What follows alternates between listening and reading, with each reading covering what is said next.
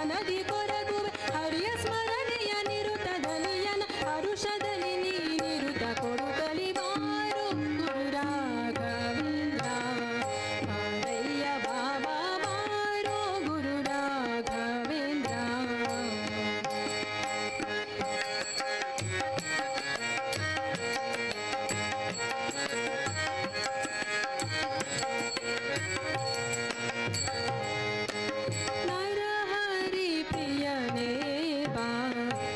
ಶ್ರೀಶ ವಿಠಲನ ಕರುಣಾ ಪಾರ್ಥನೆ ಬೇಗ ಬಾ ನರಹರಿ ಪ್ರಿಯನೇ ಬಾ ಗುರು ಶ್ರೀಶ ವಿಠಲನ ಕರುಣಾ ಪಾರ್ಥನೆ ಬೇಗ ಬಾ.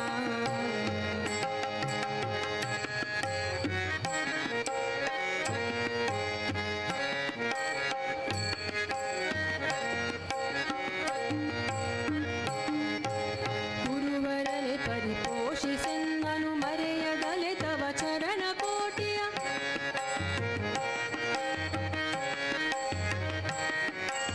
ಗುರುವರಲೆ ಪರಿಪೋಷಿಸೆನ್ನನು ಮರೆಯದಲೆ ತವ ಚರಣ ಕೋಟಿಯ ವಿರಿಸಿ ಚರಣಾಂಬುಜವ ಸ್ಮರಿಸುತ್ತ ಹರುಷದಲ್ಲಿ ಓಡೋಡಿ ಬಾಬಾ ಬಾರು ಗುರು ರಾಘವೇಂದ್ರ ಬಾರಯ್ಯ ಬಾಬಾ ಬಾರೋ ಗುರು ರಾಘವೇಂದ್ರ.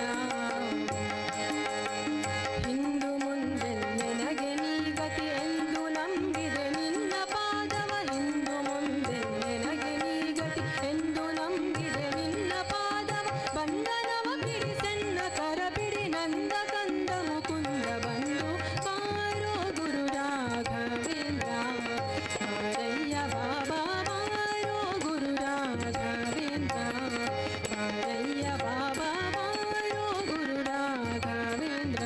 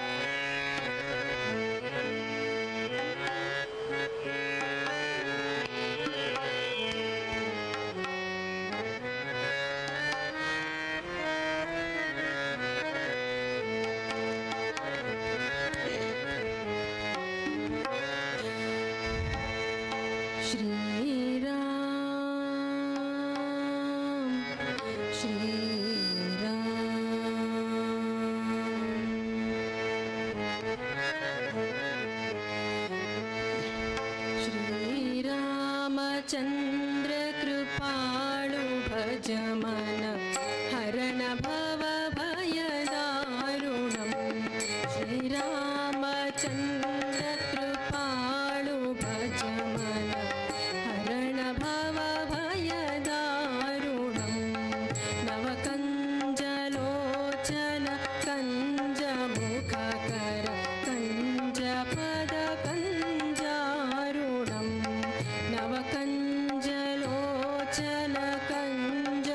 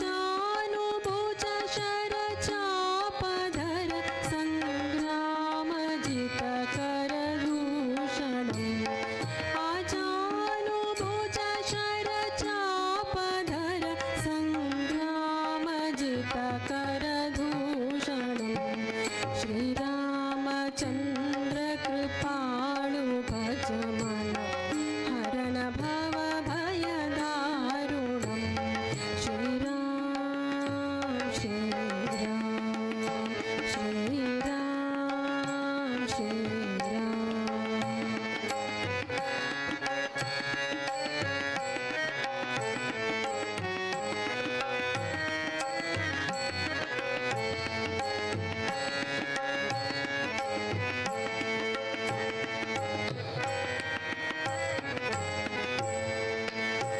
इति वदति तुलसीदास शङ्कर श्रीशमुनिमनरञ्जनम् इति वदति तुलसीदास शङ्कर श्रीशमुनिमनरञ्जनम् मम हृदय कञ्ज निवास कुरु कामादिकलदल गञ्जनम्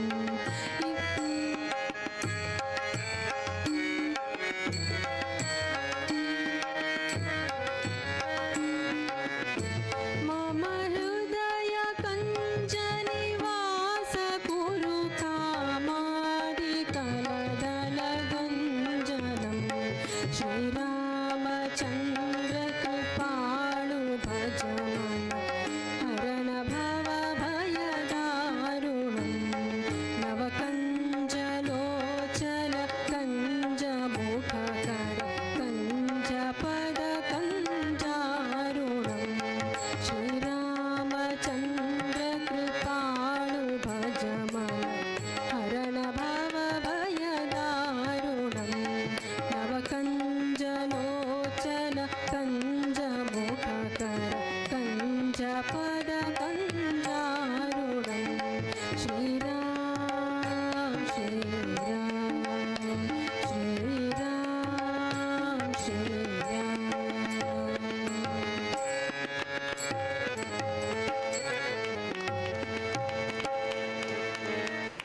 जी सर।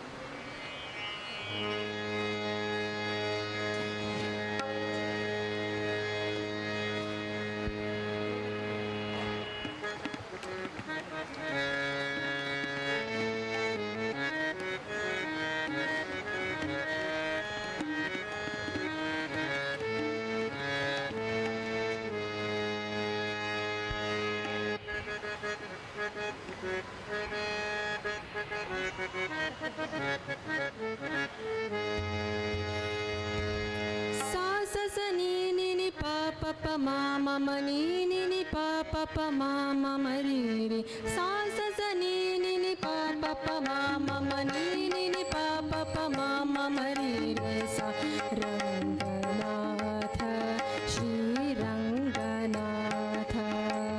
रङ्गनाथ श्रीरङ्गनाथ ರಂಗನಾಥನ ನೋಡುವ ಬನ್ನಿ ಶ್ರೀರಂಗನ ದಿವ್ಯ ವಿಮಾನದಲ್ಲಿ ಹನ ರಂಗನಾಥನ ನೋಡುವ ಬನ್ನಿ ಶ್ರೀರಂಗ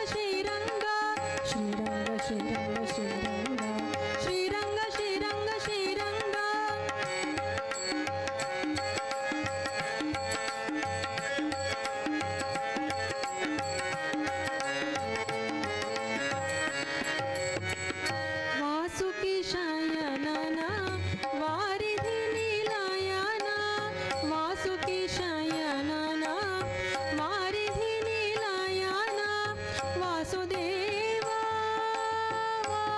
वारिजनाभन वासवादि ಭಕ್ತಿ ಹೃದಯಾಂಬುಜದಲ್ಲಿ ವಾಸವಾದಿ ಭಕ್ತಿ ಹೃದಯಾಂಬುಜದಲ್ಲಿ ವಾಸವಾದಿ ಭಕ್ತಿ ಹೃದಯಾಂಬುಜದಲ್ಲಿ ವಾಸವಗಿರುತಿಹ ವಸುದೇವ ಸುತನ ವಾಸವಾದಿ ಭಕ್ತಿ ಹೃದಯಾಂಬುಜದಲ್ಲಿ ವಾಸವಗಿರುತಿಹ ವಸುದೇವ ಸುತನ ಶ್ರೀರಂಗ ಶ್ರೀರಂಗ ಶ್ರೀರಂಗ ಶ್ರೀರಂಗ ಶ್ರೀರಂಗ ಶ್ರೀರಂಗ ಶ್ರೀರಂಗ ಶ್ರೀರಂಗ ಶ್ರೀರಂಗ ಶ್ರೀರಂಗ ಶ್ರೀರಂಗ ಶ್ರೀರಂಗ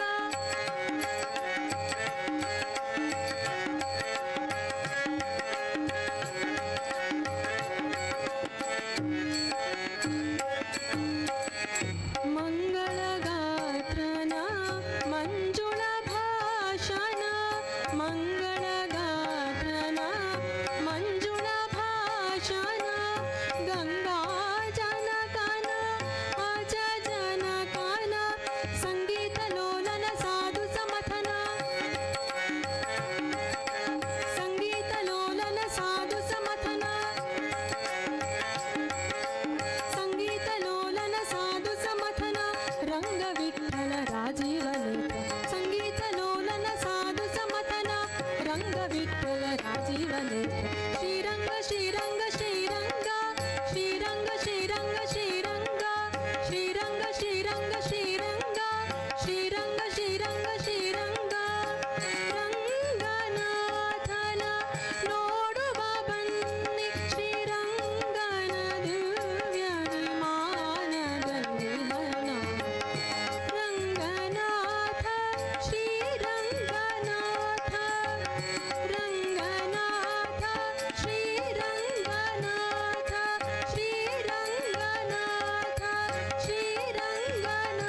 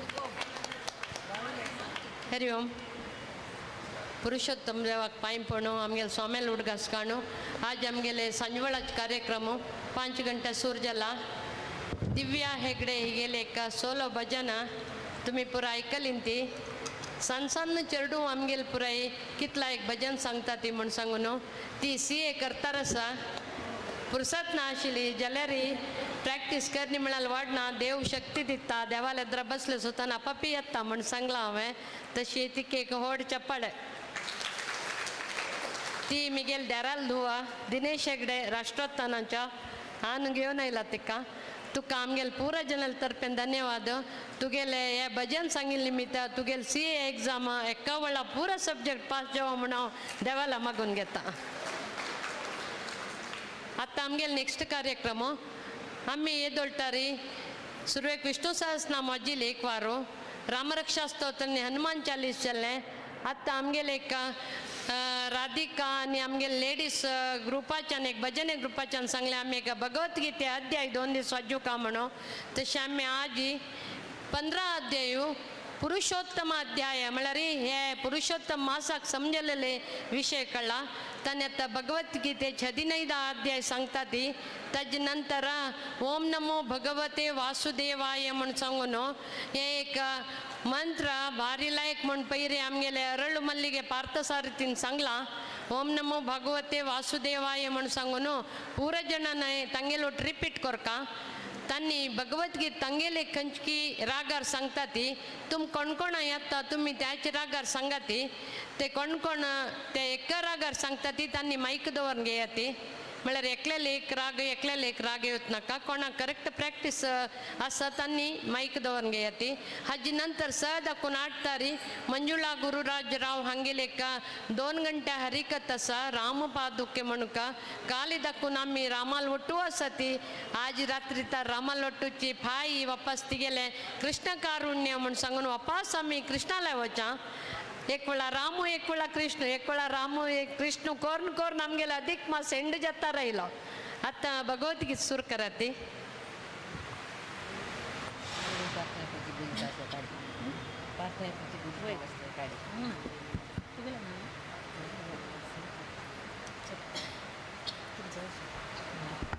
हॅलो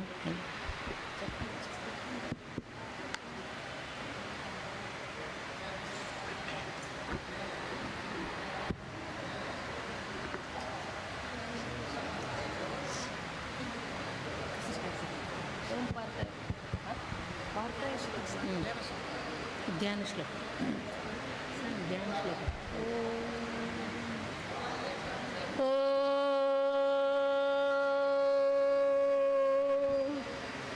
पार्थाय प्रतिबोधितां भगवता नारायणेन स्वयं व्यासेन ग्रथितां पुराणमुनिना मध्ये महाभारतम् अद्वैतामृतवर्षिणीं भगवतीम् अष्टादशाध्यायिनीम् अम्ब त्वामनुसन्दधामि भगवद्गीते भवद्वेषिणी नमोऽस्तु ते व्यास विशालबुद्धे हुल्लारविन्दाय लतपत्रनेत्र येन त्वया भारततैलपूर्णः प्रज्वालितो ज्ञानमयप्रदीपः प्रपन्नपारिजाताय स्तोत्रवेत्रैकपाणये ज्ञानमुद्राय कृष्णाय गीतामृतदुहे नमः सर्वोपनिषदो गावो दुग्धा गोपालनन्दनः पार्थो वत्स सुधीर्भोक्ता दुग्धं गीतामृतं महत् वसुदेवसुतं देवं कंसचाणूरमर्दनं देवकी परमानन्दं कृष्णं वन्दे तटा जयद्रथजला गान्धारनीलोत्पला शल्यग्राहवती कृपेण वहनी कर्णेन वेलाकुला अश्वत्थामविकर्णघोरमकरा दुर्योधनावर्तिनी सोत्तीर्णा खलु पाण्डवैरणनदी कैवर्तकः केशव पाराशर्यवचः सरोजममलं गीतार्थगन्धोत्कटं नानाख्यानककेसरं हरिकथा सम्बोधनाबोधितम् लोके सज्जन षट्पदैरहरः पेपीयमानं मुदा भूयाद्भारत पङ्कजं कलिमल प्रध्वंसिनः श्रेयसे मूकं करोति वाचालं पङ्गुं लङ्घयते गिरिं यत्कृपातमहं वन्दे परमानन्दमाधवम् यं ब्रह्मा वरुणेन्द्र रुद्रमरुतः स्तुन्वन्ति दैवैस्तवैर्वेदैः साङ्गपदक्रमोपनिषदैः गायन्ति यं सामगाः ध्यानावस्थिततद्गतेन मनसा पश्यन्ति यं योगिनो यस्यान्तं न विदुः-सुरासुरगणा देवाय तस्मै नमः देवाय तस्मै नमः। ॐ श्री परमात्मने नमः। श्रीमद्भगवद्गीता अथ पञ्चदशोऽध्यायः।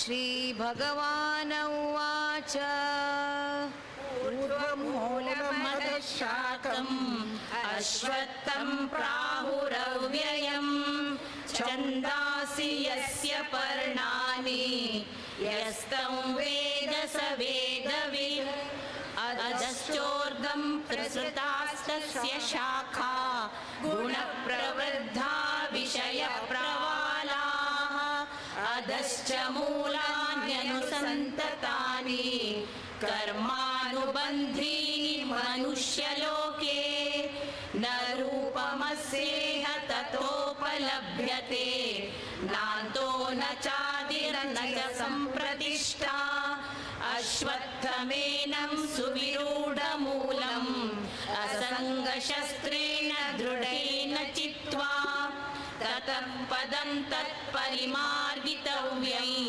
यस्मिन् गता न निवर्तन्ति भूयः तमेव चाद्यं पुरुषं प्रपद्ये यतः प्रवृत्तिः प्रसृता पुराणी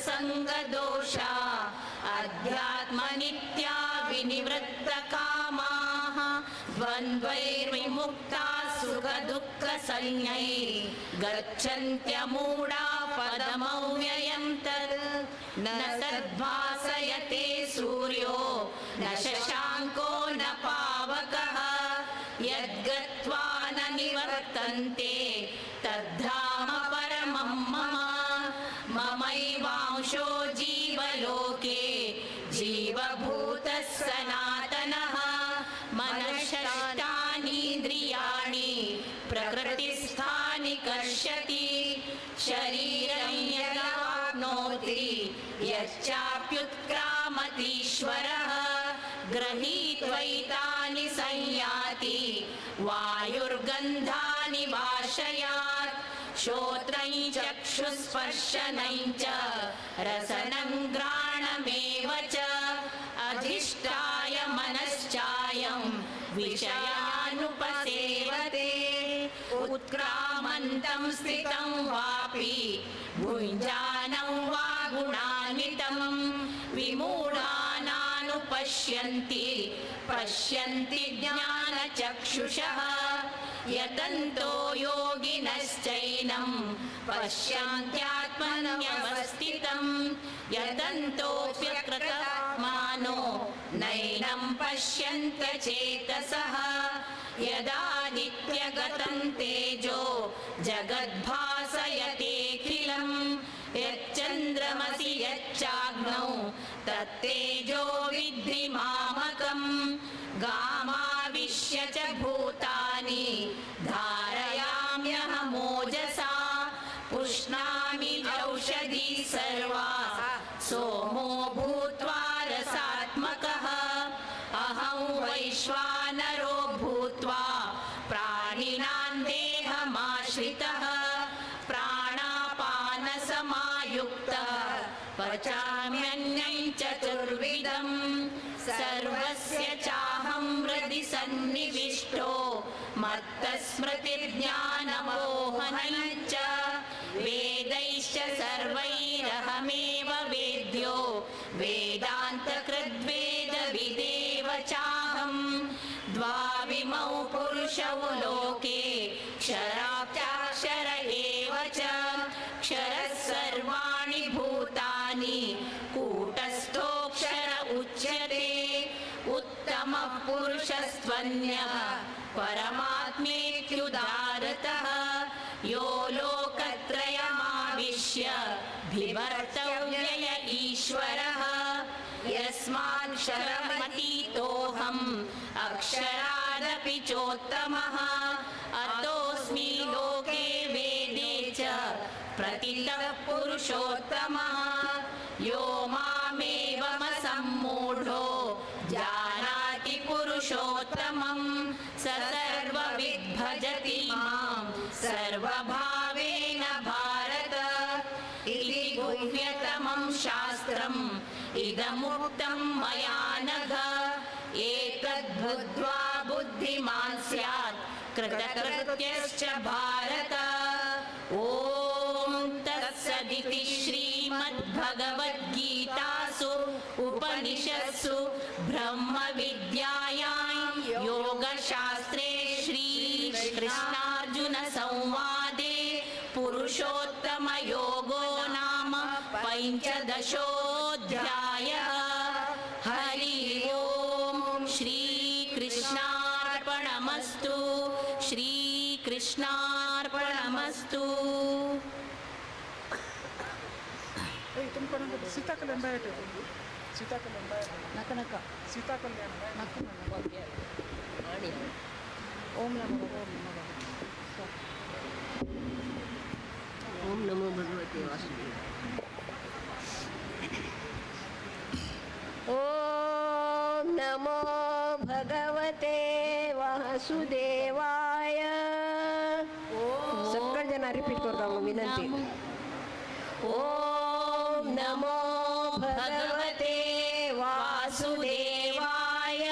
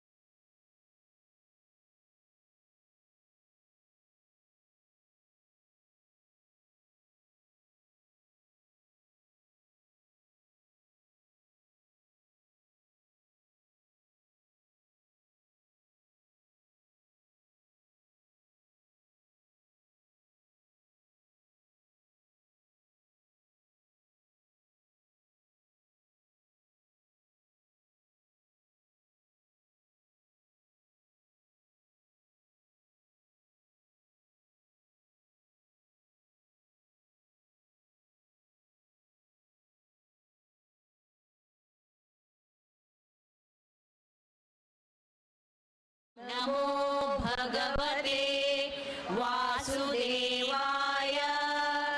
ॐ नमो भगवते वासुदेवाय ॐ नमो भगवते वासुदेवाय ॐ नमो भगवते वासुदेवाय ॐ नमो भगवते वासुदेवाय ॐ नमो भगवते वासुदेवाय ॐ नमो भगवते वासुदेवाय ॐ नमो भगवते वासुदेवाय ॐ नमो भगवते वासुदेवाय ॐ नमो भगवते वासुदेवाय ॐ नमो भगवते वासुदेवाय ॐ नमो भगवते वासुदेवाय ॐ नमो भगवते वासुदेवाय ॐ नमो भगवते वासुदेवाय ॐ नमो भगवते वासुदेवाय ॐ नमो भगवते वासुदेवाय ॐ नमो भगवते वासुदेवाय ॐ नमो भगवते वासुदेवाय ॐ नमो भगवते वासुदेवाय।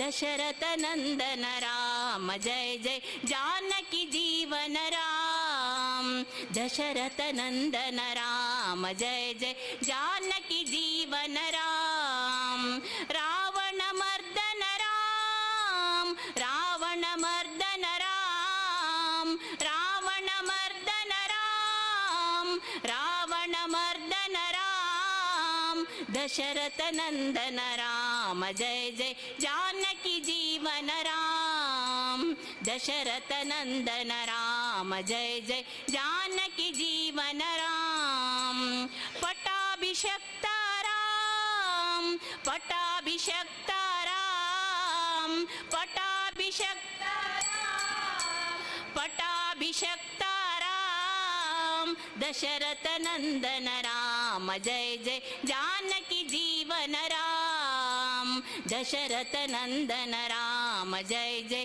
जानकी जीवन राम श्री राम जय राम श्री राम जय राम जय राम श्री राम जय राम जय राम श्री राम जय राम जय राम श्री राम जय राम जय राम श्री राम जय राम जय राम श्री राम जय राम जय राम श्री राम जय राम जय राम श्री राम जय राम जय राम श्री राम जय राम जय राम श्री राम जय राम जय राम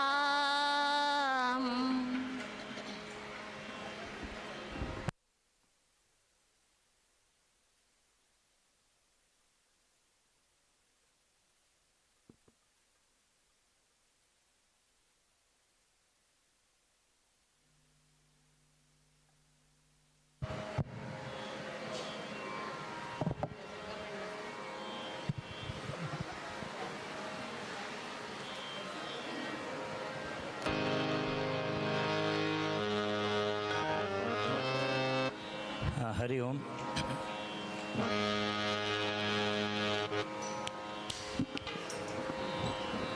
ಸೋಮವಾರ ಮಂಗಳವಾರ ಬುಧವಾರ ತಿನ್ನಿ ದಿವಸ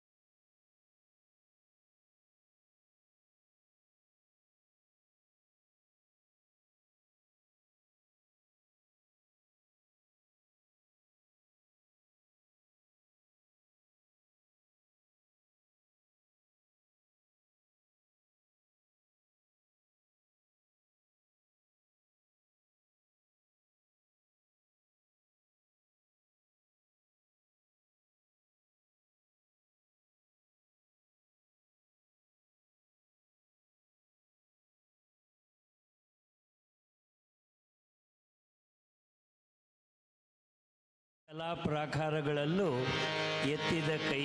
ಹಿಂದೆ ಕ್ರಿಕೆಟ್ನಲ್ಲಿ ಕಪಿಲ್ ದೇವ್ ಅಂತ ಇದ್ದರು, ಅವರು ಆಲ್ರೌಂಡರ್. ಹಾಗೆ ಇವರು ಕಲೆಯ ಎಲ್ಲ ವಿಭಾಗದಲ್ಲೂ ತಮ್ಮ ಪ್ರಖ್ಯಾತಿಯನ್ನು ಮೂಡಿಸಿದಂತಹ ಒಬ್ಬ ವಿದೂಷಕಿ, ಹರಿಕಥಾ ತಜ್ಞೆ, ಅದರ ಜೊತೆಗೆ ಸಂಗೀತ ಮತ್ತು ಇತರ ಕಲೆಗಳಲ್ಲೂ ಕೈಯಾಡಿಸಿದಂತಹ ಶ್ರೇಷ್ಠ ಕಲಾವಿದೆ. ಅವರಿಗೆ ಹೃತ್ಪೂರ್ವಕ ಚಪ್ಪಾಳೆಯೊಂದಿಗೆ ನಮ್ಮ ದ್ವಾರಕನಾಥ್ ಭವನ ಮತ್ತು ಗೌಡ ಸಾರಥ ಸಮಾಜದ ಪರವಾಗಿ ತುಂಬು ಹೃದಯದ ಸ್ವಾಗತ, ಸುಸ್ವಾಗತ.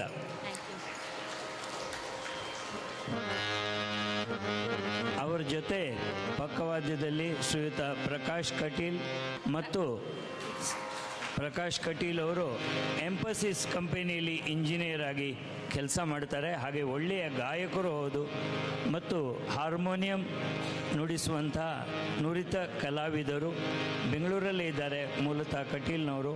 ಅವರಿಗೂ ಸುಸ್ವಾಗತ. ಹಾಗೆಯೇ ಶ್ರೀಯುತ ಸಾಗರ್ ಆಚಾರ್. ಇವನಿನ್ನೂ ವಿದ್ಯಾರ್ಥಿ, APS ಕಾಲೇಜಲ್ಲಿ ಡಿಗ್ರಿ ಓದ್ತಾ ಇದ್ದಾರೆ. ಇವರು ತಬ್ಲಾದಲ್ಲಿದ್ದಾರೆ. ಅವರಿಗೂ ಹೃತ್ಪೂರ್ವಕ ಸ್ವಾಗತ. ಒಂದು 3-4 ನಿಮಿಷ ಶ್ರೀಮತಿ ಮಂಜುಳಾ ಅವರ ಪರಿಚಯ ಮಾಡಿಕೊಡ್ತೀನಿ. ನಾನಾಗಲೇ ಹೇಳಿದೆ, ಬಹುಮುಖ ಪ್ರತಿಭೆ ಅವ್ರದ್ದು. ಅಂದರೆ ಎಲ್ಲ ವಿಭಾಗದಲ್ಲಿ ಆಲ್ರೌಂಡರ್ ಅವರು. ಕಾಸರಗೋಡು ಜಿಲ್ಲೆಯ ಉಪ್ಪಳದ ಐಲ ಗ್ರಾಮದ ದಿವಂಗತ ಪ್ರಭಾಕರ್ ಮಯ್ಯ ಮತ್ತು ಶ್ರೀಮತಿ ಲಲಿತಾ ಮಯ್ಯ ಅವರ ಪುತ್ರಿ.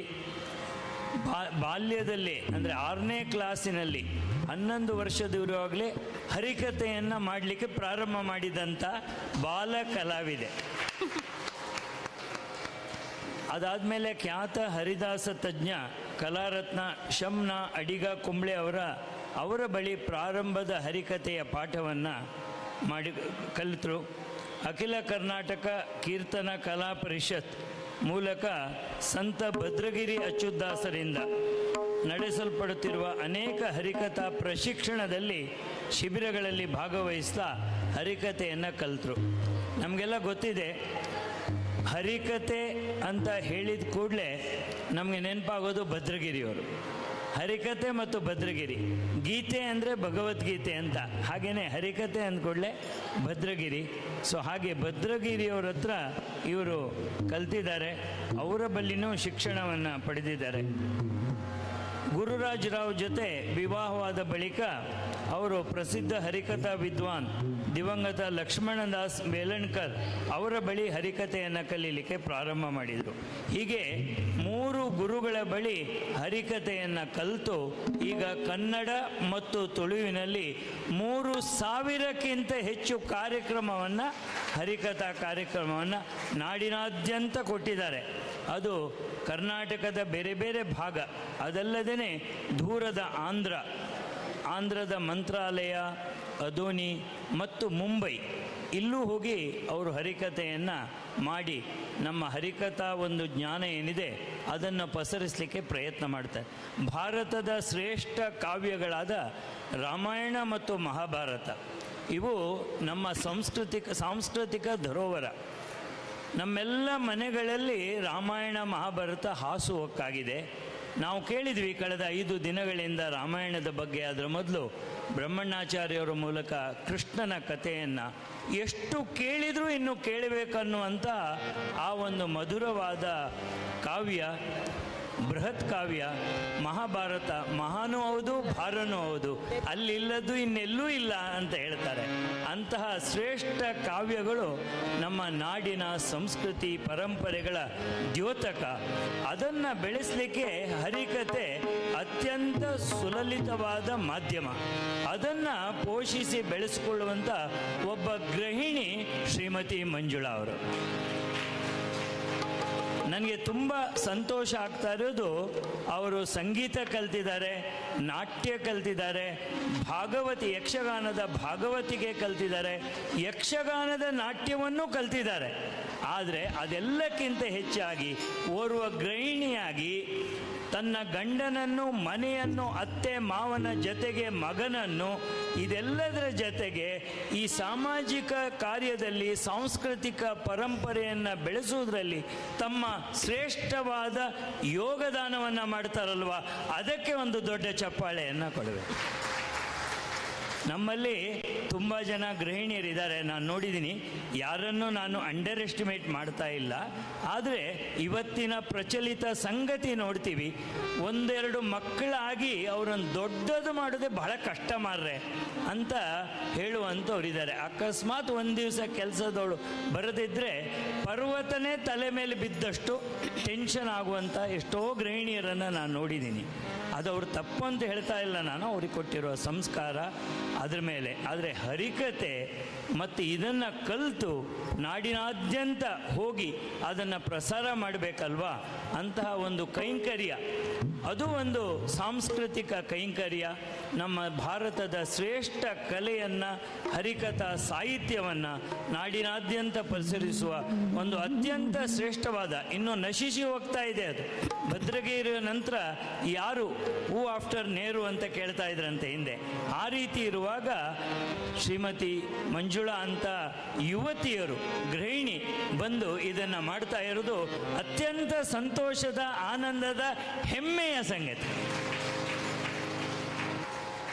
ಖ್ಯಾತ ರಂಗಗೀತೆ ಕಲಾವಿದರಾದ ಪರಮಶಿವಂ ಅವರಿಂದ ರಂಗಗೀತೆಗಳ ತರಬೇತಿ ಪಡೆದು ಅವರ ಜೊತೆ ಕಾರ್ಯಕ್ರಮ ನೀಡಿದಲ್ಲದೆ ಅನೇಕ ಧ್ವನಿ ಸುರುಳಿಗಳಲ್ಲಿ ಇವರು ಹಾಡಿದ್ದಾರೆ. ಉಪ್ಪಳದ ಕೃಷ್ಣ ಮಾಸ್ಟರ್ ಮತ್ತು ಜಲಂಧರ್ ರೈ ಅವರ ಬಳಿ ಯಕ್ಷಗಾನ ನಾಟ್ಯ ಹಾಗೂ ಯೋಗೀಶ್ ಅಳದಂಗಡಿ ಮತ್ತು ಮಾಂಬಡಿ ಸುಬ್ರಹ್ಮಣ್ಯ ಭಟ್ ಅವರಿಂದ ಯಕ್ಷಗಾನ ಭಾಗವತಿಗೆ ಅದನ್ನು ಕಲ್ತಿದ್ದಾರೆ. ಜತೆಗೆ ಭಜನೆ, ಸುಗಮ ಸಂಗೀತ ಮತ್ತು ಹಿನ್ನೆಲೆ ಗಾಯನ, ಭರತನಾಟ್ಯದ ಹಿನ್ನೆಲೆ ಗಾಯಕಿಯಾಗಿಯೂ ಕೆಲಸ ಮಾಡಿದ ಹಲವಾರು ಕಾರ್ಯಕ್ರಮ ನೀಡಿದ್ದಾರೆ. ಕೊಳಲು ಸಂಗೀತ ವಿದ್ಯಾಲಯ ಗ್ರಾಮೀಣ ಭಾಗದಲ್ಲಿ ಈ ಗ್ರಾಮದಲ್ಲಿ ಆರಂಭಿಸಿ ಕಳೆದ 20 ವರ್ಷಗಳಿಂದ ಕರ್ನಾಟಕ ಶಾಸ್ತ್ರೀಯ ಸಂಗೀತ, ಸುಗಮ ಸಂಗೀತ, ಭಜನಾ ತರಬೇತಿ ಈ ಮೂರನ್ನು ಹಳ್ಳಿಯ ಗ್ರಾಮೀಣ ಭಾಗದ ಹುಡುಗರಿಗೆ, ಮಕ್ಕಳಿಗೆ ಕೊಟ್ಟು ಅವರು ಈ ಕರ್ನಾಟಕ SLC ಬೋರ್ಡ್ ನಡೆಸುವ ಸಂಗೀತ ಪರೀಕ್ಷೆಯಲ್ಲಿ ಉನ್ನತ ಶ್ರೇಣಿಯಲ್ಲಿ ಅವರು ಉತ್ತೀರ್ಣರಾಗಲಿಕ್ಕೆ, ಜೂನಿಯರ್ ಮತ್ತು ಸೀನಿಯರ್ ಗ್ರೇಡಲ್ಲಿ ಪಾಸ್ ಆಗಲಿಕ್ಕೆ ಇವರ ಕಾಂಟ್ರಿಬ್ಯೂಷನ್ ಇದೆ. ಮತ್ತು ಅಲ್ಲದೆ ಅವರೆಲ್ಲರೂ ಒಳ್ಳೆಯ ಕಲಾಕಾರರಾಗಿ ಬೇರೆ ಬೇರೆ ಕಡೆ ಕಾರ್ಯಕ್ರಮ ನೀಡ್ತಾ ಇದ್ದಾರೆ.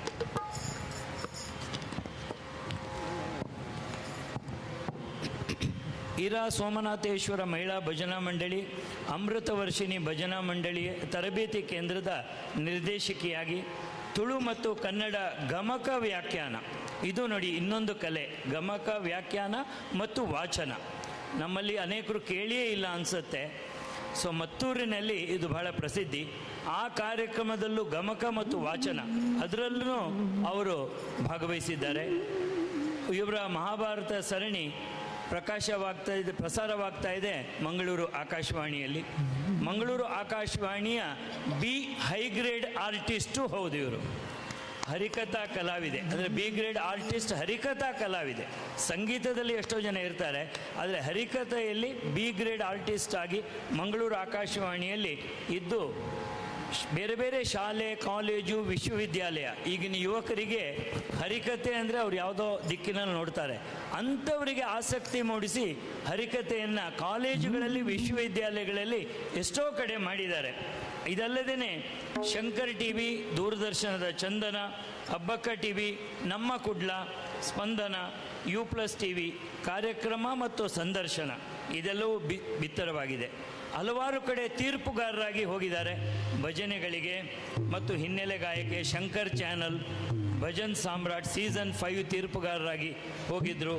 ಹೀಗೆ ಕುಣಿತ ಭಜನೆ ಇದಕ್ಕೆ ತೀರ್ಪುಗಾರರಾಗಿ, ದಕ್ಷಿಣ ಕನ್ನಡ ಜಿಲ್ಲಾ ಸಾಹಿತ್ಯ ಪರಿಷತ್ನ ಸದಸ್ಯೆಯಾಗಿ, ಧರ್ಮಸ್ಥಳ ಭಜನಾ ಪರಿಷತ್ತಿನ ಬಂಟ್ವಾಳ ತಾಲೂಕಿನ ಸಂಪನ್ಮೂಲ ವ್ಯಕ್ತಿಯಾಗಿ, ಬೆಂಗಳೂರಲ್ಲಿ ಕನ್ನಡ ಹೇಳಿದರೆ ಗೊತ್ತಾಗೋಲ್ಲ, ಸಂಪನ್ಮೂಲ ವ್ಯಕ್ತಿ ಅಂದರೆ ರಿಸೋರ್ಸ್ ಪರ್ಸನ್ ಆಗಿ, ಹೀಗೆ ಹಲವಾರು ಪ್ರಶಸ್ತಿಗೂ ಇವರಿಗೆ ಸಿಕ್ಕಿದೆ.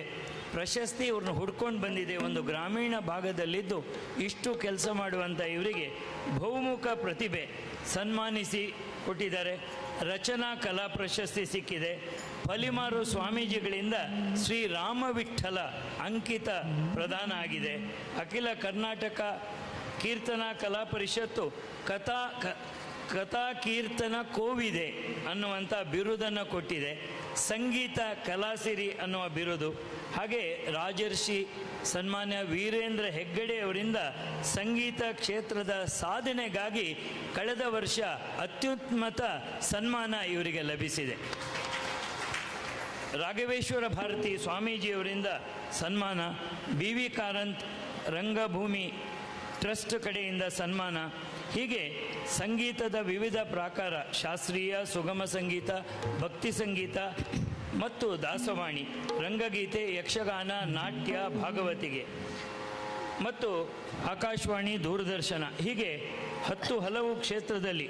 ವಿಶೇಷವಾಗಿ ನನಗೆ ನೆನಪಾಗೋದು, ಹರಿಕತೆ ಕಲಿಯುವವರು ಇಲ್ಲ ಅನ್ನುವ ವೇದನೆ ನಮಗೆ ಕಣ್ಣ ಮುಂದೆ ಇದ್ದಾಗ ಮಂಜುಳಾ ಅವರಂಥ ಸಾಧನೆ ಬಹಳ ದೊಡ್ಡದಾಗಿ ಕಾಣ್ತಾ ಇದೆ. ಈ ಒಂದು ಕ್ಷೇತ್ರದಲ್ಲಿ ಅವರ ಸಂವೇದನೆ ನಮಗೆಲ್ಲರಿಗೂ ಬೇರೆಯವರಿಗೆ ಕಲೀರಿ ಅನ್ನೋ ನಿವೇದನೆ ಮಾಡುವಂತೆ ಇದೆ. ಹೀಗೆ ಬಹುಮುಖ ಪ್ರತಿಭೆಯ ಕಲಾವಿದೆ ದೂರದಿಂದ ಬಂದು ಇವತ್ತು ಮೊನ್ನೆಯಿಂದ ರಾಮನ ಕಥೆ ಆಗ್ತಾ ಇದೆ. ರಾಮ ಪಾದುಕೆಯ ಬಗ್ಗೆ ಇವತ್ತು ಹರಿಕಥಾ ಕಾಲಕ್ಷೇಪ ಮಾಡ್ತಾ ಇದ್ದಾರೆ ಅವರು. ಹರಿಕತೆ ಅಂತೇಳಿದ್ರೆ ಅದರಲ್ಲಿ ಸಂಗೀತ ಇದೆ, ಸಾಹಿತ್ಯ ಇದೆ, ಉಪಕಥೆಗಳಿವೆ, ಒಂದು ರೀತಿಯಲ್ಲಿ ಹೇಳಬೇಕಾದ್ರೆ ಜೋಕ್ಸೂ ಇದೆ.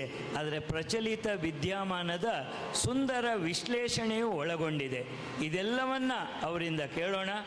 ಸುಂದರವಾದ ಹರಿಕಥಾ ಕಾಲಕ್ಷೇಪಕ್ಕೆ ಮತ್ತೊಮ್ಮೆ ಅವರಿಗೆ ಆತ್ಮೀಯ ಸ್ವಾಗತವನ್ನು ಕೋರಿ ವೇದಿಕೆಯನ್ನು ಬಿಟ್ಟುಕೊಡ್ತಾ ಇದ್ದೀನಿ. ಶ್ರೀಮತಿ ಮಂಜುಳಾ ಗುರುರಾಜರಾವ್.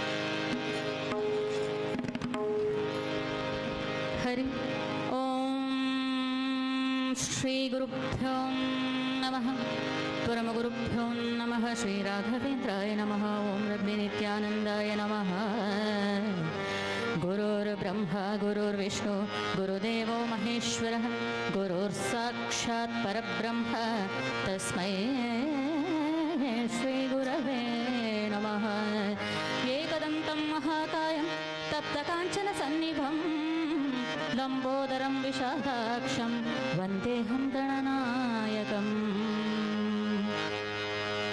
बालाय नीलवपुषे नवकिङ्किणीकजालाभिरामजगणाय दिगम्बराय शार्दूलदिव्यनखभूषणभूषिताय नन्दात्मजाय नवनीतमुषे सरस्वती नमस्तुभ्यं वरदे कामरूपिणी विद्यारम्भं करिष्यामि सिद्धिर्भवतु मे सदा नमस्ते रामचन्द्राय भरताय महात्मने त्यक्तदेहादिसौख्याय लक्ष्मणाय तपस्विने श्रीराम राम रामेति रमे रामे मनोरमे सहस्रनाम तत्तुल्यं रामनामवरानने श्रीरामचन्द्र भगवान की जय गजमुख निम्ननो भजिसुवे सततदे निजमते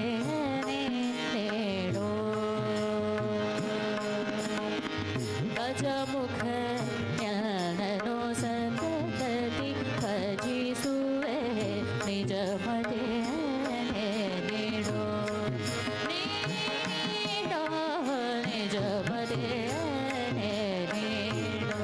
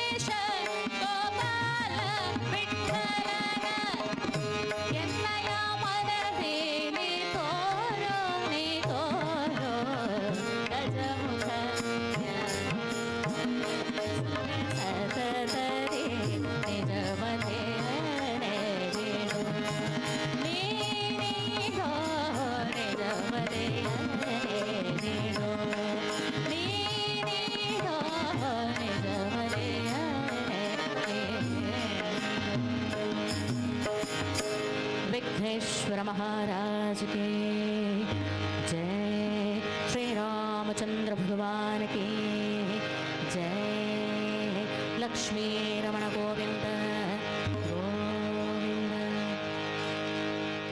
ಮರೆಯಬೇಡ ಮನವೇ ನೀನು ಹರಿಯ ಸ್ಮರಣೆಯ, ಮರೆಯಬೇಡ ಮನವೇ ನೀನು ಹರಿಯ ಸ್ಮರಣೆಯ, ಮರೆಯಬೇಡ ಮನವೇ ನೀ ಮರೆಯಬೇಡ ಮನವೇ, ಮರೆಯಬೇಡ ಮನವೇ ನೀನು ಹರಿಯ ಸ್ಮರಣೆಯ.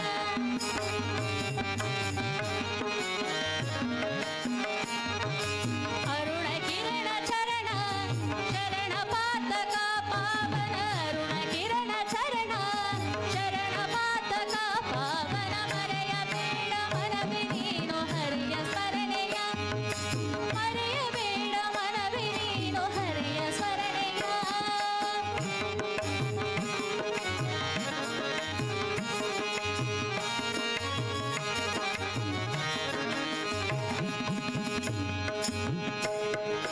ಸತಿಯು ಸುತರು ಹಿತರು ಯಾದು ಮತಿಯ ಕೆಟ್ಟು ತಿರುಗಬೇಡ, ಮತಿಯು ಕೆಟ್ಟು ಹೋದ ಮೇಲೆ ಸತಿಯು ಸುತರು ಬರುವರೇನು, ಸತಿಯು ಸುತರು ಹಿತರು ಯಾದು ಮತಿಯ ಕೆಟ್ಟು,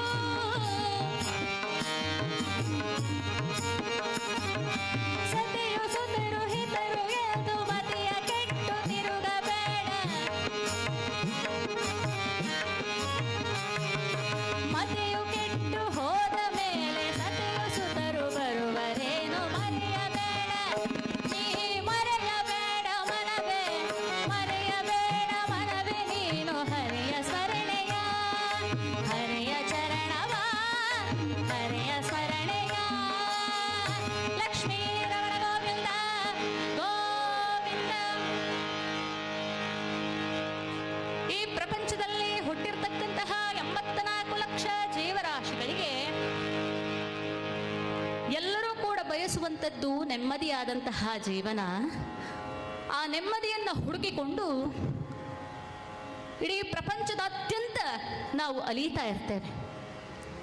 ಆದರೆ ದಾಸರು ಹೇಳುತ್ತಾ ಇದ್ದಾರೆ, ಹೇ ಮನಸ್ಸೇ, ಮನಯೇವ ಮನುಷ್ಯಾಣಾಂ ಕಾರಣಂ ಬಂಧ ಮೋಕ್ಷಯೋ, ನಿನ್ನ ಬಂಧನಕ್ಕೂ ಬಿಡುಗಡೆಗೂ ಮನಸ್ಸೇ ಕಾರಣವಾದದ್ದರಿಂದ ನಿನಗೆ ಸುಖ ದುಃಖ ಎರಡನ್ನೂ ಕೂಡ ಅನುಭವಿಸಲಿಕ್ಕೆ ಅನುವು ಮಾಡಿಕೊಡುವಂಥದ್ದು ನಿನ್ನ ಮನಸ್ಸಾದ ಕಾರಣ ಆ ಆನಂದವನ್ನು ಹುಡುಕಿಕೊಂಡು ನೀನು ಪ್ರಪಂಚದಾದ್ಯಂತ ಅಲಿಯಬೇಕಾದ ಅಗತ್ಯ ಇಲ್ಲ. ಯಾಕೆ? ಮರೆಯಬೇಡ ಮನವೇ ನೀನು, ನೀನು ಮರೆತರೆ ಆಗ ನಿನಗೆ ದುಃಖ. ನೀನು ಯಾವಾಗ ಭಗವಂತನ ಸ್ಮರಣೆಯನ್ನು ಮಾಡುತ್ತೀಯೋ ಆಗ ನಿನಗೆ ಸುಖ. ಶ್ರವಣಂ ಕೀರ್ತನಂ ವಿಷ್ಣೋಸ್ಮರಣಂ ಪಾದಸೇವನಂ ಅರ್ಚನಂ ವಂದನಂ ದಾಸ್ಯ ಸತ್ಯ ಆತ್ಮನಿವೇದನಂ ಎಂಬತಕ್ಕಂತಹ 9 ವಿಧವಾಗಿರತಕ್ಕಂತಹ ನವವಿಧ ಭಕ್ತಿ. ಬಹುಶಃ ಇದಿನ್ನು ಕೊನೆ 2-3 ದಿವಸಗಳು ಮಾತ್ರ ಬಾಕಿ ಇದೆ ಅಂತ ಕಾಣಿಸ್ತದೆ. ಅಷ್ಟೂ ದಿನಗಳಿಂದ ನೀವು ಕೇಳ್ಕೊಂಡು ಬಂದಿರುವಂಥದ್ದು ಇದೇ ವಿಚಾರಗಳನ್ನು. ಒಂದಷ್ಟು ದಿವಸ ನಾರಸಿಂಹ ಪುರಾಣವನ್ನು ಹೇಳಿದ್ರು, ಒಂದಷ್ಟು ದಿನ ಭಾಗವತ ಮಹಾತ್ಮೆಯನ್ನು ಹೇಳಿದ್ರು, ಅದರಲ್ಲಿ ನವವಿಧ ಭಕ್ತಿಯ ಕುರಿತೇ ನೀವು ಕೇಳಿರುವಂಥದ್ದು. ಇನ್ನೊಂದಷ್ಟು ದಿವಸ ರಾಮಾಯಣದ ಬಗ್ಗೆ ಕೇಳಿದ್ದೀರಿ. ಬಹುಶಃ ಎಲ್ಲವನ್ನ ತಿಳಿದವರಾಗಿರ್ತಕ್ಕಂತಹ ನಮಗೆ ಆ ಭಗವಂತನ ನವವಿಧವಾದಂತಹ ಭಕ್ತಿಯಲ್ಲಿ ಮೊದಲನೇ ಭಕ್ತಿ ಶ್ರವಣ ಭಕ್ತಿ. ಭಗವಂತನ ಕುರಿತಾದಂತಹ ಏನು ಮಂಗಳಕರವಾದಂತಹ ವಿಚಾರಗಳುಂಟು ಅದನ್ನ ಕೇಳುತ್ತಾ ಕೇಳುತ್ತಾ ಕೇಳುತ್ತಾ ದಾಸರೊಬ್ಬರೇ ಹೇಳುವುದಲ್ಲ, ಜೊತೆಗೆ ನೀವೆಲ್ಲರೂ ಕೂಡ ಸೇರಿದ್ದೀರಿ. ಜೊತೆಗೆ ಕೀರ್ತನೆಯನ್ನ ಮಾಡುತ್ತಾ ಏನು ಶ್ರವಣಿಸಿದ್ದೇನೋ, ಯಾವುದನ್ನ ಕೀರ್ತಿಸಿದ್ದೇನೋ ಅದನ್ನೇ ಚಿಂತನ ಮಂಥನಗಳಿಗೆ ನಿರಂತರವಾಗಿ ವಿಷಯವಾಗಿರಿಸುತ್ತಾ ಅದನ್ನೇ ಸ್ಮರಣೆ ಮಾಡುತ್ತಾ ಮತ್ತೆ ಅದಕ್ಕೆ ಪಾದ ಸೇವನೆಯ ರೂಪವನ್ನು ಕೊಡುವಂಥದ್ದು ಪಾದಸೇವನಾ ಭಕ್ತಿ ಅನ್ನುವಂಥದ್ದು 4ನೆಯ ಭಕ್ತಿ. ಇವತ್ತು ಶ್ರೀಕೃಷ್ಣ ಕಾರುಣ್ಯ ಕಥೆ ಮಾಡುವುದು ಅಂತ ಹೇಳಿ, ಆದರೆ ಮಧ್ಯಾಹ್ನಕ್ಕೆ ಶ್ರೀರಾಮ ಕಲಸ ಪೂಜೆ ಇಲ್ಲಿ ನಡೆಯುತ್ತಾ ಇದೆ. ಆದ್ದರಿಂದ ರಾಮನ ಕುರಿತಾದಂತಹ ಕಥೆಯನ್ನ ಇವತ್ತೇ ಮಾಡೋಣ ಅಂತ ಹೇಳಿ ಹಿರಿಯರಾಗಿರತಕ್ಕಂತಹ ಶೋಭಾ ಹೆಗಡೆಯವರು ಮತ್ತು ವೆಂಕಟೇಶ್ ಹೆಗಡೆಯವರು ನಮ್ಮ ಅಣ್ಣಪ್ಪ ಪ್ರಭುಗಳು ಹೇಳಿರೋದ್ರಿಂದ ಇವತ್ತು ಕಥೆಯನ್ನ ಆ ಕಡೆ ಈ ಕಡೆ ಮಾಡ್ಕೊಂಡ್ಬಿಟ್ಟಿದ್ದೀವಿ. ಇವತ್ತು 4ನೆಯ ಭಕ್ತಿ, ನಾಳೆ 7ನೆಯ ಭಕ್ತಿ, ಸಖ್ಯ ಭಕ್ತಿ. ಆದ್ದರಿಂದ ಇವತ್ತು 4ನೆಯ ಭಕ್ತಿ ಶ್ರವಣಿಸಿದ್ದನ್ನ, ಕೀರ್ತಿಸಿದ್ದನ್ನ ಸ್ಮರಣೆ ಮಾಡಿಕೊಂಡು ಕಡೆಗೊಮ್ಮೆ ಪಾದ ಸೇವನೆಯ ರೂಪವನ್ನು ಕೊಡುವಂಥದ್ದು ಪಾದ ಸೇವನಾ ಭಕ್ತಿ. ಪರನಿಂದನೆ, ಪರದೂಷಣೆ ಮಾಡುವುದು ಬೇಡ, ಅದರ ಬದಲು ಪಾದ ಭಜನೆಯನ್ನ ಮಾಡಿ ಅಂತ ಹೇಳುವಂಥದ್ದನ್ನ ಹೇಳುತ್ತಾ ಇದ್ದಾರೆ. ಯಾಕೆ? ಹೇ ಮನಸ್ಸೇ, ನೋಡಿ ನೀವು ಎಲ್ಲ ಹಾಡುಗಳನ್ನು ಗಮನಿಸಿ. ನಮ್ಮ ದಾಸರು ಅಸಂಖ್ಯಾತ ಹಾಡುಗಳನ್ನು ಬರೆದಿದ್ದಾರೆ. ನಮ್ಮಲ್ಲಿ 18 ಪುರಾಣ ಇದೆ ಅಂತ ಗೊತ್ತುಂಟು. ನಮಗೆ ಓದಿಕೊಳ್ಳಿಕ್ಕೆ ಆಗುವುದಿಲ್ಲ, ಸಂಸ್ಕೃತ ಭಾಷೆಯಲ್ಲಿದೆ, ಓದ್ಲಿಕ್ಕೆ ಆಗುವುದಿಲ್ಲ, ಅರ್ಥ ಆಗುವುದಿಲ್ಲ ಅಂತ ಹೇಳುವವರಿಗೆ ಎಲ್ಲ ಪುರಾಣಗಳ ಸಾರ ಸರ್ವಸ್ವವೇ ಆಗಿರತಕ್ಕಂತಹ ದಾಸ ಸಾಹಿತ್ಯದ ಅನೇಕಾನೇಕ ಹಾಡುಗಳನ್ನು ಹೊರಗೆ ಹಾಕಿದ್ರು. ಆ ಎಲ್ಲ ಹಾಡುಗಳಲ್ಲಿ ಉಪನಿಷತ್ತುಗಳಲ್ಲಿ ಬಂದಿರತಕ್ಕಂತಹ ಸಂದೇಶಗಳೇ ಇದ್ದಾವೆ. ಯಾವ ಹಾಡನ್ನ ಬೇಕಾದರೂ ನೋಡಿ. ಎಲೆಮನ ಮುರಾರಿಯನ್ನು ಕೊಂಡಾಡು, ಮರಿಬೇಡ ಮನಸ್ಸೇ ಹರಿಯ ಸ್ಮರಣೆಯ, ಈ ರೀತಿಯಾಗಿ ಪದೇ ಪದೇ ಹೇಳಿರುವಂಥದ್ದು ಯಾರಿಗೆ? ಮನಸ್ಸಿಗೆ. ಯಾಕೆ ಅಂತ ಹೇಳಿದ್ರೆ, ನಮಗೆ ಕೈಗೆ ಒಂದು ಕಡೆ ಗಾಯ ಆಯಿತು, ಕಾಲಿಗೊಂದು ಕಡೆ ಗಾಯ ಆಯಿತು ಅಂತ ಹೇಳಿದ್ರೆ ಎಲ್ಲ ಕಡೆ ಮುಲಾಮ್ ಹಚ್ಚಿ ಸರಿ ಮಾಡ್ಕೊಳ್ಬೋದು. ಮನಸ್ಸಿಗೆ ಗಾಯ ಆಯಿತು ಅಂತ ಹೇಳಿದ್ರೆ ಕೈ ಹೋಗಲ್ಲ. ಮನಸ್ಸು ಎಲ್ಲಿದೆ ಅಂತ ಗೊತ್ತಿದೆ. ಕೆಲವರನ್ನು ಕೇಳಿದ್ರೆ ಇಲ್ಲಿ ಅಂತಾರೆ, ಇನ್ನು ಕೆಲವರನ್ನು ಕೇಳಿದ್ರೆ ಇಲ್ಲಿ ಅಂತಾರೆ. ಮನಸ್ಸು ಎಲ್ಲಿದೆ ಅಂತ ಗೊತ್ತಿಲ್ಲ, ಮನಸ್ಸು ಇದೆ ಅಂತ ಗೊತ್ತಿದೆ. ಆದ್ದರಿಂದ ಆ ಮನಸ್ಸಿಗೆ ಮುಲಾಮ್ ಹಚ್ಚಲಿಕ್ಕೆ ಆಗುವುದಿಲ್ಲ ನಿನ್ನ ಕೈಯಲ್ಲಿ. ಭಗವಂತನ ನಾಮಸ್ಮರಣೆಯೇ ಅದಕ್ಕೆ ಮುಲಾಮ್, ಅದಕ್ಕೆ ಔಷಧ. ಇವತ್ತು ನಮಗೆ ಬಹಳಷ್ಟು ಚಿಂತೆ ಇದ್ರೂ ಕೂಡ ಭಗವಂತನ ನಾಮಸ್ಮರಣೆಯನ್ನ ಮಾಡಿಬಿಟ್ರೆ ನಮ್ಮ ಚಿಂತೆಗಳ ದೂರ ಆಗುತ್ತದೆ. ಯಾಕೆ? ಅವನ ಪಾದ ಭಜನೆಯನ್ನ ಮಾಡು. ಅಪ್ರಾಕೃತ ಶರೀರಿ ನಿರುಪಮ ಸೌಂದರ್ಯದ ಕನಿಯಾಗಿರ್ತಕ್ಕಂತಹ ನಿರಯವನ ಸಾಕಾರ ರೂಪವನ್ನಿ, ಆ ಸಾಕಾರ ರೂಪದಲ್ಲಿ ನಮಗೆ ಟಕುವಂಥದ್ದು ಯಾವುದು ಅಂತ ಹೇಳಿದ್ರೆ, ಅವ ಹೇಗಿದ್ದಾನೆ ಪರಮಾತ್ಮ ಅಂತ ಹೇಳಿದ್ರೆ, ಇಡೀ ಬ್ರಹ್ಮಾಂಡವನ್ನ ಹೊತ್ತುಕೊಂಡಿರುವಂತವ, ಅಷ್ಟು ದೊಡ್ಡ ಶರೀರಿಯಾಗಿರ್ತಕ್ಕಂತಹ ಅವನ ಸಾಕಾರ ರೂಪದಲ್ಲಿ ನಮಗೆ ಪ್ರಾಪ್ತವಾಗುವುದು ಅವನ ಪಾದ ಮಾತ್ರ. ಆದ್ದರಿಂದ ಆ ಪಾದ ಭಜನೆಯನ್ನ ನೀನು ಮಾಡಬೇಕು. ನಿನಗೆ ಚಿಂತೆ ಇದೆ ಅಂತ ಹೇಳ್ತಾ ಇದೆಯಲ್ಲ, ಆ ಚಿಂತೆಯನ್ನೆಲ್ಲ ತಗೊಂಡು ಹೋಗಿ ಅವನ ಕಾಲಬುಡದಲ್ಲಿ ಇಟ್ಟು ಬಿಡು ನೀನು. ಅವನು ಹೊತ್ತುಕೊಳ್ತಾನೆ ನಿನ್ನ ಚಿಂತೆಯನ್ನ. ಒಬ್ಬ ನನ್ನ ಹಾಗೆ ಮಂಗಳೂರಿಂದ ಬೆಂಗಳೂರಿಗೆ ಬಂದ. ಬರಬೇಕಾದ್ರೆ ರೈಲಲ್ಲಿ ಬರ್ತಾನೆ. ಬರುವಾಗ ತಲೆಯ ಮೇಲೆ ಒಂದು ದೊಡ್ಡ ಲಗೇಜನ್ನು ಇಟ್ಕೊಂಡಿದ್ದಾನವ, ಕೂತ್ಕೊಂಡಿದ್ದಾನೆ. ಆಗ ಒಬ್ಬ ಹೇಳದ್ನಂತೆ, ಅಲ್ಲಪ್ಪ, ಲಗೇಜನ್ನು ತಲೆಯ ಮೇಲೆ ಇಟ್ಕೊಂಡು ನೀನು ಈ ಥರ ಸೀಟಲ್ಲಿ ಕೂತಿದೀಯಲ್ಲ, ಅದು ಯಾಕೆ ಲಗೇಜನ್ನು ಇಟ್ಕೊಂಡಿದೀಯಾ? ಇಳಿಸಿ ಬಿಡು. ಇಲ್ಲ, ಹೇಳಿದ್ದಾರೆ ಲಗೇಜಿಗೆ ಎಕ್ಸ್ಟ್ರಾ ಚಾರ್ಜ್ ಆಗ್ತದೆ ಅಂತ ಹೇಳಿ ನನಗೆ ಅಷ್ಟು ಕೊಡ್ಲಿಕ್ಕಿಲ್ಲ, ಸೊ ಅದಕ್ಕೂ ನಾನು ಹೊತ್ಕೊಂಡಿದ್ದೇನೆ ಅಂತ ಹೇಳದ್ನಂತೆ. ಅವನಿಗೆ ಗೊತ್ತಿಲ್ಲ, ಅವನನ್ನು ಹೊತ್ತುಕೊಂಡಿರ್ತಕ್ಕಂತಹ ರೈಲೆಯ ಅವನ ತಲೆಯ ಲಗೇಜಿನ ಭಾರವನ್ನು ಹೊತ್ತುಕೊಂಡಿದೆ ಅಂತ. ಅದರ ಬದಲು ಅವನೊಮ್ಮೆ ಇಳಿಸಬಹುದಲ್ಲ ಅದನ್ನ. ನಾವು ಅಂದುಕೊಂಡಿದ್ದೇವೆ ಅದೇ ರೀತಿ. ನಾವು ಈ ಸಂಸಾರ ಎಂಬಂತಹ ರೈಲಿನಲ್ಲಿ ಓಡಾಡ್ತಿದ್ದೇವೆ. ತಲೆಯಲ್ಲಿ ಹೆಂಡತಿ, ಮಕ್ಕಳು, ಗಂಡ, ದನ, ಧಾನ್ಯ, ಸಂಪತ್ತು, ಬಂಧು ಬಳಗ, ಕೆಲಸ, ಅದು ಇದು ಎಲ್ಲವನ್ನ ಹೊತ್ತುಕೊಂಡಿದ್ದೇವೆ. ದೇವರು ಹೇಳ್ತಾನೆ, ನಿನ್ನ ತಲೆಯಲ್ಲಿರುವ ಲಗೇಜನ್ನು ಇಳಿಸಪ್ಪ, ಒಂದು ಸ್ವಲ್ಪ ಇಳಿಸು, ಭಾರ ಕಡಿಮೆ ಆಗ್ತದೆ. ಯಾಕೆ? ನಿಮ್ಮೆಲ್ಲರನ್ನ ಹೊತ್ತುಕೊಂಡಿರ್ತಕ್ಕಂತಹ ನನಗೆ ನಿಮ್ಮ ಭಾರಗಳನ್ನು ಹೊತ್ತುಕೊಳ್ಳಿಕ್ಕೆ ಆಗುವುದಿಲ್ವೇ? ಹಾಗಾದ್ರೆ ನಿಮ್ಮ ಭಾರವನ್ನು ಇಡಬೇಕಾದ ಜಾಗ ಯಾವುದು ಅಂತ ಕೇಳಿದ್ರೆ ಪರಮಾತ್ಮನ ಕಾಲಬುಡ. ಅವನ ಪಾದ ಬುಡದಲ್ಲಿ ಆ ಚಿಂತೆಯನ್ನ ಇಟ್ಟಾಗ ಅವನ ಮನರಕ್ಷಣೆ ಮಾಡ್ತಾನೆ. ನೋಡಿ, ಇದು ಹಿಂದಿನಿಂದಲೂ ಕೂಡ ನಡ್ಕೊಂಡು ಬಂದಿದೆ. ಒಂದು ನಿದರ್ಶನ ಹೇಳಿದಾಸರೆ ಅಂತ ಹೇಳಿದ್ರೆ, ಕೌರವರಿಗೆ ಮತ್ತೆ ಅರ್ಜುನನಿಗೆ, ದುರ್ಯೋಧನನಿಗೆ ಮತ್ತೆ ಅರ್ಜುನನಿಗೆ ಕೃಷ್ಣ ನಮ್ಮ ವಶ ಆಗಬೇಕು, ನಮ್ಮ ಪಕ್ಷಕ್ಕೆ ಬರಬೇಕು ಅಂತ ಯುದ್ಧದ ಸಮಯದಲ್ಲಿ ಅನ್ನಿಸ್ತದೆ. ಆ ಸಮಯದಲ್ಲಿ ಕೃಷ್ಣನ ಹತ್ರ ಕೇಳಬೇಕಲ್ಲ, ಕೃಷ್ಣ ಮಲಗಿದ್ದಾನೆ, ಅಲ್ಲಿ ಹೋಗಿ ಎಲ್ಲಿ ನಿಲ್ಲದು? ಆ ಪರಮಾತ್ಮನ ಕಾಲಬುಡದಲ್ಲಿ ನಿಲ್ಲುವ ಅಂತ ಹೇಳಿದ್ರೆ ದುರ್ಯೋಧನನಿಗೆ ಅಹಂಕಾರ. ಯಾಕೆ? ನಾನು ರಾಜ, ಅದೇನು ಅವನ ಕಾಲಬುಡದಲ್ಲಿ ನಿಂತುಕೊಂಡು ಅವನ ಹತ್ರ ಕೇಳಬೇಕಾದಂತಹ ಅವಶ್ಯಕತೆ ಇಲ್ಲ ನನಗೆ ಅಂತ ಹೇಳಿ ತಲೆ ಭಾಗದಲ್ಲಿ ನಿಲ್ತಾನೆ ಮತ್ತು ಆಲೋಚನೆ ಮಾಡ್ತಾನೆ. ಯಾರಾದರೂ ನೋಡಿ ಕಣ್ಣು ಬಿಟ್ಟ ತಕ್ಷಣ ಹೀಗೆ ಮೇಲೆ ನೋಡ್ತಾರೆ. ಆವಾಗ ಯಾರ ಮುಖ ಮೊದಲು ಕಂಡಿತೋ ಅವರ ಪಕ್ಷಕ್ಕೆ ಶ್ರೀಕೃಷ್ಣ ಪರಮಾತ್ಮ ಒಪ್ಪಂದಾಗಿ ಬಂದದ್ದು. ಸರಿ, ಅರ್ಜುನ ಹೋಗಿ ಭಗವಂತನ ಕಾಲಬುಡದಲ್ಲಿ ಕೈ ಮುಗಿದು ನಿಂತ, ತಲೆಬುಡದಲ್ಲಿ ಅಹಂಕಾರದಲ್ಲಿ ನಿಂತ. ಭಗವಂತ ಕಣ್ಣು ಬಿಟ್ಟ. ಭಕ್ತಿಗೊಲಿದಂತಹ ಸ್ವಾಮಿ ಕಣ್ಣ ಮುಂದೆ ಇರುವಂತಹ ಅರ್ಜುನನನ್ನು ನೋಡಿ ಮಾತನಾಡಿಸದ ಕೃಷ್ಣ ಅರ್ಜುನನ ಪಕ್ಷ. ಆದ್ದರಿಂದ ಎಂದೆಂದಿಗೂ ನಿನ್ನ ಪಾದಾರವಿಲ್ಲವೇ ಗತಿಗೆಂದು ನಂಬಿದೆನೋ. ಎಂದೆಂದಿಗೂ ನಿನ್ನ ಪಾದಾರವಿಲ್ಲವೇ ಗತಿಗೆಂದು ನಂಬಿದೆನೋ. ಬರದು ಬಳಗವ ಬಿಟ್ಟು ಕೃಷ್ಣ ಬಂದೆ ನಿನ್ನ ಮನೆಗೆಂದು. ಮಂಥರದರ ಗೋವಿಂದ ವಿಠಲನೇ ಎನ್ನ ಬಂಧು ಕೃಷ್ಣ.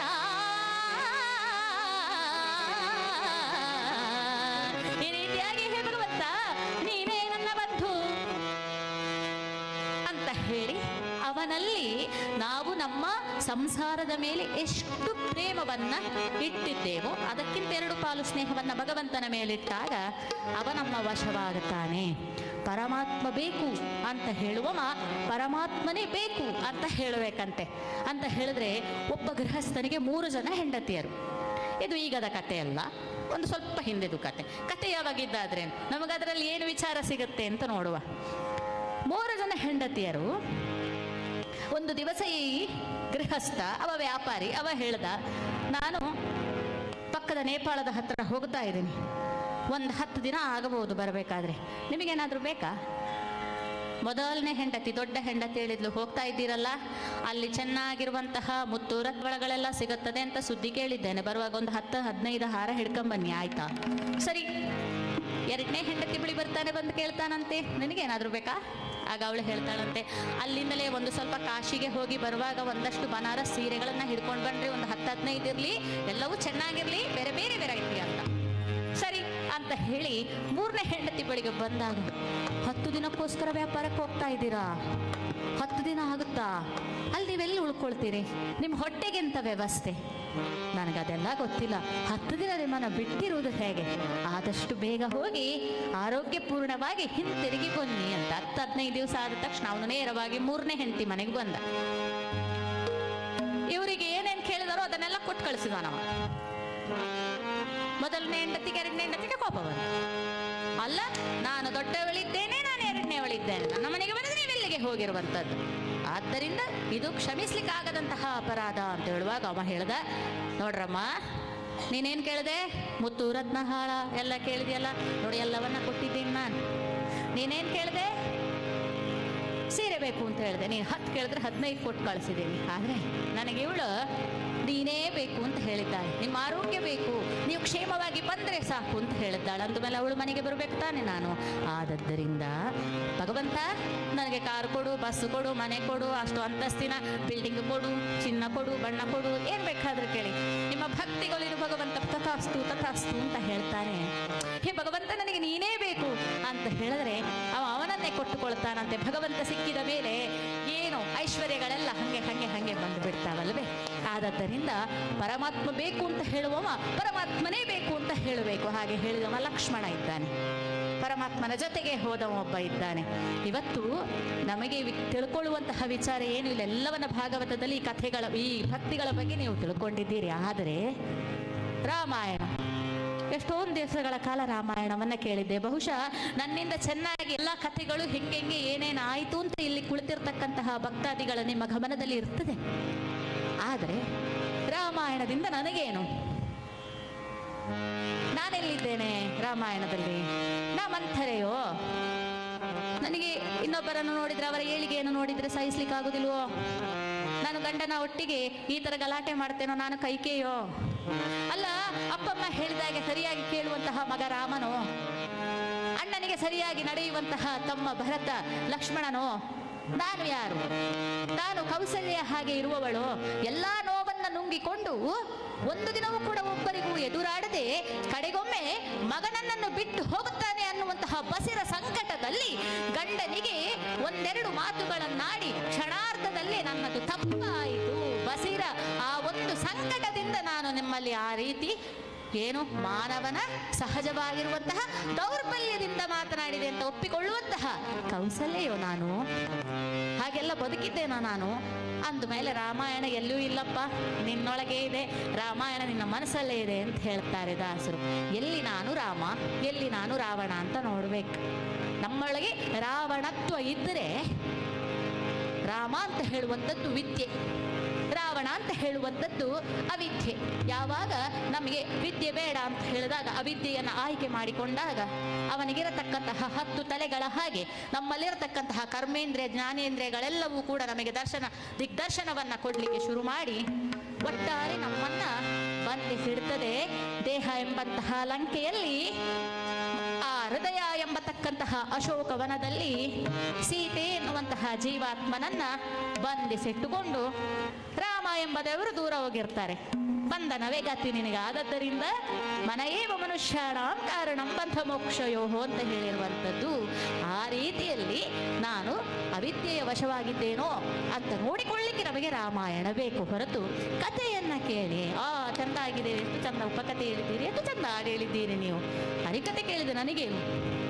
ಆದದ್ದರಿಂದ ಒಂದು ಇಷ್ಟರ ಮಟ್ಟಿಗೆ ನಾವು ಬದಲಾಯಿತು ಅಂತ ಆದ್ರೆ ಭಗವಂತನ ಆ ಕರುಣೆ, ಆ ಆಶೀರ್ವಾದ ಹಾಗೆ ಹಾಗೆ ಹಾಗೆ ಹಾಗೆ ಹರಿದು ಬರ್ತದೆ ನಮ್ಮ ಹಿಂದೆ. ಆದದ್ದರಿಂದ ಇವತ್ತು ನಮ್ಮ ಗುರಿ ಏನಪ್ಪ ಅಂತ ಹೇಳಿದ್ರೆ ಭಗವಂತನ ಪಾದವನ್ನು ಸೇರುವಂಥದ್ದು ಅಂತಿಮ ಲಕ್ಷ್ಯ.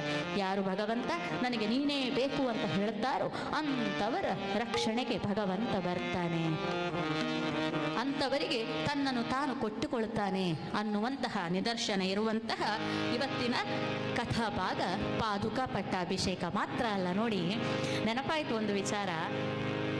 ಆ ದೇವ್ರ ಮೇಲೆ ಎಷ್ಟು ಚಂದ ಹೂ ಹಾಕಿದಾರಲ್ಲ, ಎಷ್ಟು ಚೆನ್ನಾಗಿದೆ ಅಲಂಕಾರ. ನಾವು ಮನೆಯಲ್ಲಿ ದೇವರಿಗೆ ಪೂಜೆ ಮಾಡ್ತೇವೆ ನೋಡುವ, ಮೊಗ್ಗನ್ನೆಲ್ಲ ತಕೊಂಡು ಬಂದು ದೇವರ ಚರಣಕ್ಕೆ ಇಡ್ತೇವ, ಅಲಂಕಾರಕ್ಕೆ ಇಡ್ತೇವ? ಇಲ್ಲ. ಅರೆಬಿರಿದ ಹೂಗಳನ್ನು ತಕೊಂಡು ಬರ್ತೇವೆ, ದೇವರಿಗೆ ಅರ್ಪಣೆ ಮಾಡ್ತೇವೆ, ಅದು ಚೆನ್ನಾಗಿ ಅರಳುತ್ತದೆ ಮಧ್ಯಾಹ್ನ ಆಗುವಾಗ. ಅದೇ ರೀತಿ ಬಾಡಿದ ಹೂವನ್ನು ತಂದು ದೇವರಿಗೆ ಹಾಕೋದಿಲ್ಲ ಅಲ್ವಾ? ಹಾಗಾದ್ರೆ ಹರಿಕತೆಗೆ ಮಾತ್ರ ಕೂದಲು ಬಿಳಿಯಾದವರು ಮಾತ್ರ ಬರ್ಬೇಕಂತ ಹೇಳಿ ಏನದು? ಯಾಕೆಂತ ಹೇಳಿದ್ರೆ ನೋಡಿ, ನಾವು ಕೇಳಬೇಕು, ರಾಮಾಯಣದಲ್ಲಿ ಅಯೋಧ್ಯ ಕಾಂಡ, ಬಾಲಕಾಂಡ, ಯುದ್ಧಕಾಂಡ, ಸುಮಾರು ಕಾಂಡಗಳುಂಟು. ಅದರಲ್ಲಿ ಮುಖ್ಯವಾದದ್ದು ಯಾವುದು ಅಂತ ಹೇಳಿದ್ರೆ ತಾರುಣ್ಯ ಕಾಂಡ. ಯಾಕೆ ಅಂತ ಹೇಳಿದ್ರೆ, ಹೇಗೆ ದೇವರಿಗೆ ನಾವು ಮೊಗ್ಗಾದಂತಹ ಹೂವನ್ನ ಅಥವಾ ಬಾಡಿದ ಹೂಗಳನ್ನ ಹಾಕಿ ಅರ್ಚನೆ ಮಾಡುವುದಿಲ್ವೋ, ಹಾಗೆ ಭಗವಂತನನ್ನ ಅರ್ಪಣೆ ಮಾಡ್ಲಿಕ್ಕೆ ಸಣ್ಣ ಮಕ್ಕಳಾದ್ರೆ ಸಣ್ಣ ಮಕ್ಕಳಾಯ್ತು, ದೊಡ್ಡವರಾದ ಮೇಲೆ ಈಗ ಯಾಕೆ ಸಂಸಾರ ಸಾಕಬೇಕಲ್ಲ, ಪುರ್ಸೋದಿಲ್ಲ, ಬಿಸಿ ಕಂಡ ಬಟ್ಟೆ ಬಿಸಿ, ನಾವು ಹುಟ್ಟುವುದರಲ್ಲೇ ಬಿಸಿ, ಪ್ರಪಂಚದಲ್ಲಿ ಶಾಂತಿ ನೆಮ್ಮದಿಯನ್ನು ಹುಡುಕುವುದರಲ್ಲೇ ಬಿಸಿ. ಅದೆಲ್ಲ ಯಾರಿಗೆ? ಕೂದಲು ಬಿಳಿಯಾದವರಿಗೆ ಅಂತ ಹೇಳಿ ಕಾಡುವಂಥದ್ದು ಅವರೇ, ಬೇರೆ ಯಾರು ಕೂಡ ನಮಗೆ ಕಾಣಿಸುವುದಿಲ್ಲ. ಹಾಗೆ ಮಾಡಬಾರ್ದು. ಯಾಕೆ?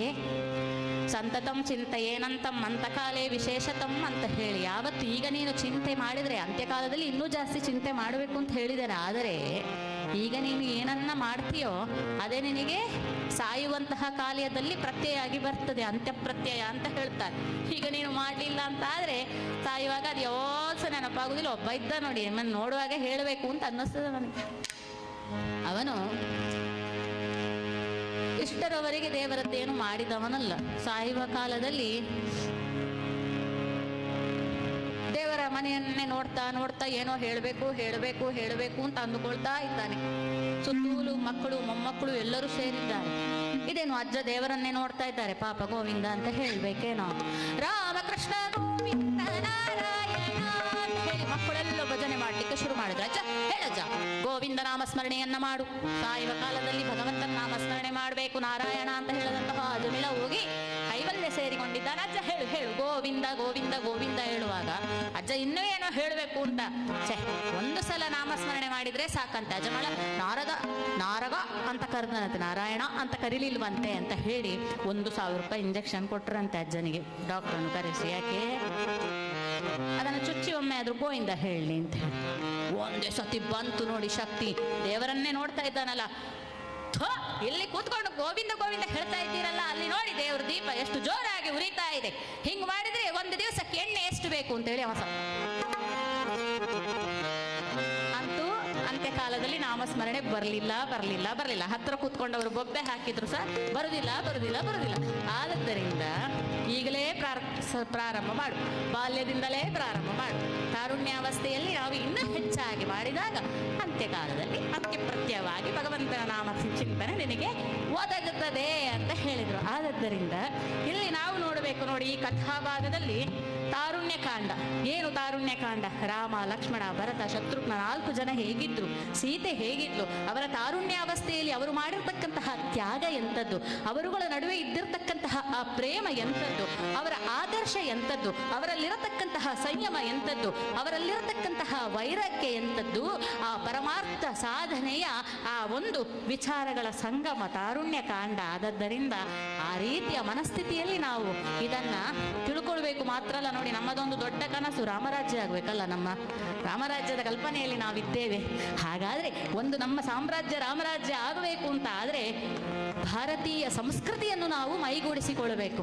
ಏನದು ಭಾರತೀಯ ಸಂಸ್ಕೃತಿ ಅಂತ ಹೇಳಿದ್ರೆ ಪೂಜೆ ಮಾಡುವುದು, ಭಜನೆ ಮಾಡುವುದು ಅಲ್ಲ. ಅದರ ಜೊತೆಯಲ್ಲಿ ಯಜ್ಞವನ್ನ ಮಾಡಬೇಕು, ಆತ್ಮಾರ್ಪಣೆಯನ್ನ ಮಾಡಬೇಕು ಭಗವಂತನಿಗೆ. ಯಜ್ಞ ಮಾಡುವುದು ಅಂತ ಹೇಳಿದ್ರೆ ಅವನನ್ನೇ ಚಿಂತನ ಮಂಥನಗಳಿಗೆ ನಿರಂತರವಾಗಿ ತಪಸ್ಸು ಕೂಡ, ಆ ಜಪ ಕೂಡ ಯಜ್ಞವೇ ಆಗುತ್ತದೆ. ಆ ರೀತಿ ಮಾಡಬೇಕು. ದಾನವನ್ನ ಮಾಡಬೇಕು, ಒಂದು ದೀಕ್ಷೆಗೆ ಬದ್ಧನಾಗಿರಬೇಕು, ತಪಸ್ಸನ್ನ ಮಾಡುವಂಥದ್ದು, ತ್ಯಾಗವನ್ನ ಮಾಡಬೇಕು. ಎಲ್ಲರೂ ಪರಸ್ಪರರು ಕೂಡ ಈ ರೀತಿ ಮಾಡಿದಾಗ ನಮ್ಮ ಸಾಮ್ರಾಜ್ಯ ರಾಮರಾಜ್ಯ ಆಗುತ್ತದೆ. ಆ ರೀತಿ ಮಾಡಿದವ ಒಬ್ಬ ಇದ್ದಾನೆ ಭರತ. ಇಲ್ಲಿ ನಮ್ಮ ಈ ಕಥೆಯಲ್ಲಿ, ಇವತ್ತು ಬರುವಂತಹ ಕಥೆಯಲ್ಲಿ ರಾಮ ಏನನ್ನು ಮಾಡದೇ ಮಾಡಿದವ, ಅವ ರಾಜ್ಯಭಾರ ಮಾಡಿದ್ದು ರಾಮ ಅಂತ ಹೇಳುದು ಭರತ ಎಲ್ಲವನ್ನ ಮಾಡಿಯೂ ಕೂಡ ಮಾಡದವ.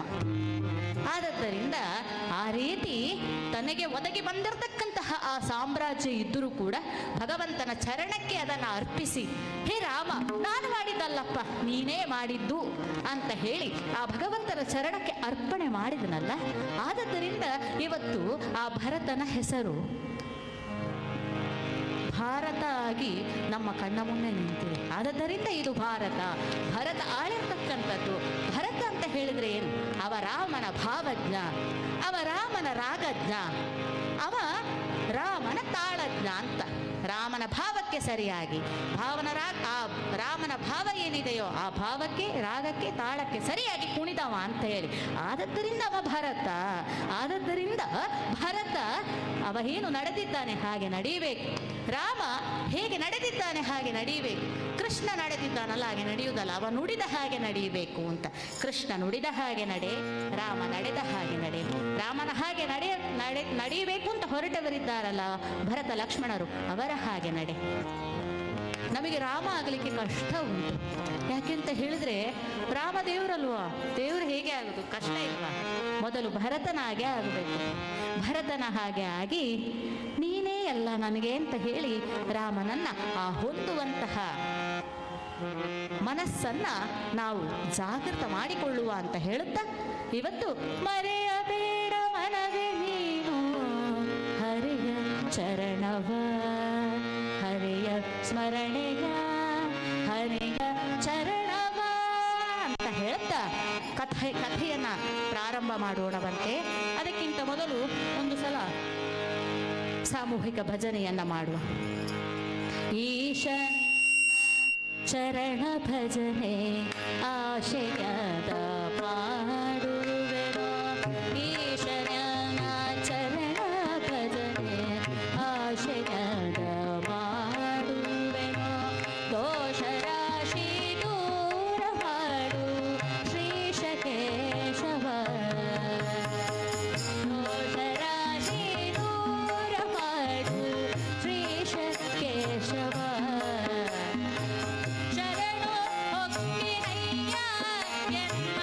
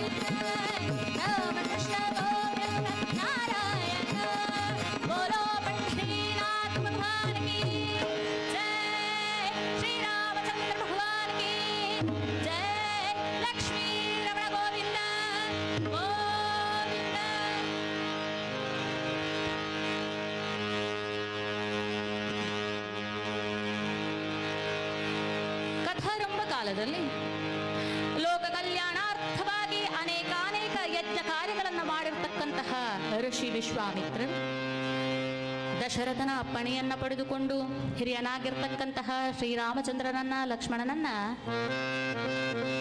ಕರ್ಕೊಂಡು ಹೋಗಿದ್ದಾರಂತೆ. ಕೇಳಿರುವಂಥದ್ದು ರಾಮನನ್ನು ಕರ್ಕೊಂಡು ಹೋಗುತ್ತೇನೆ, ಯಾಕೆ?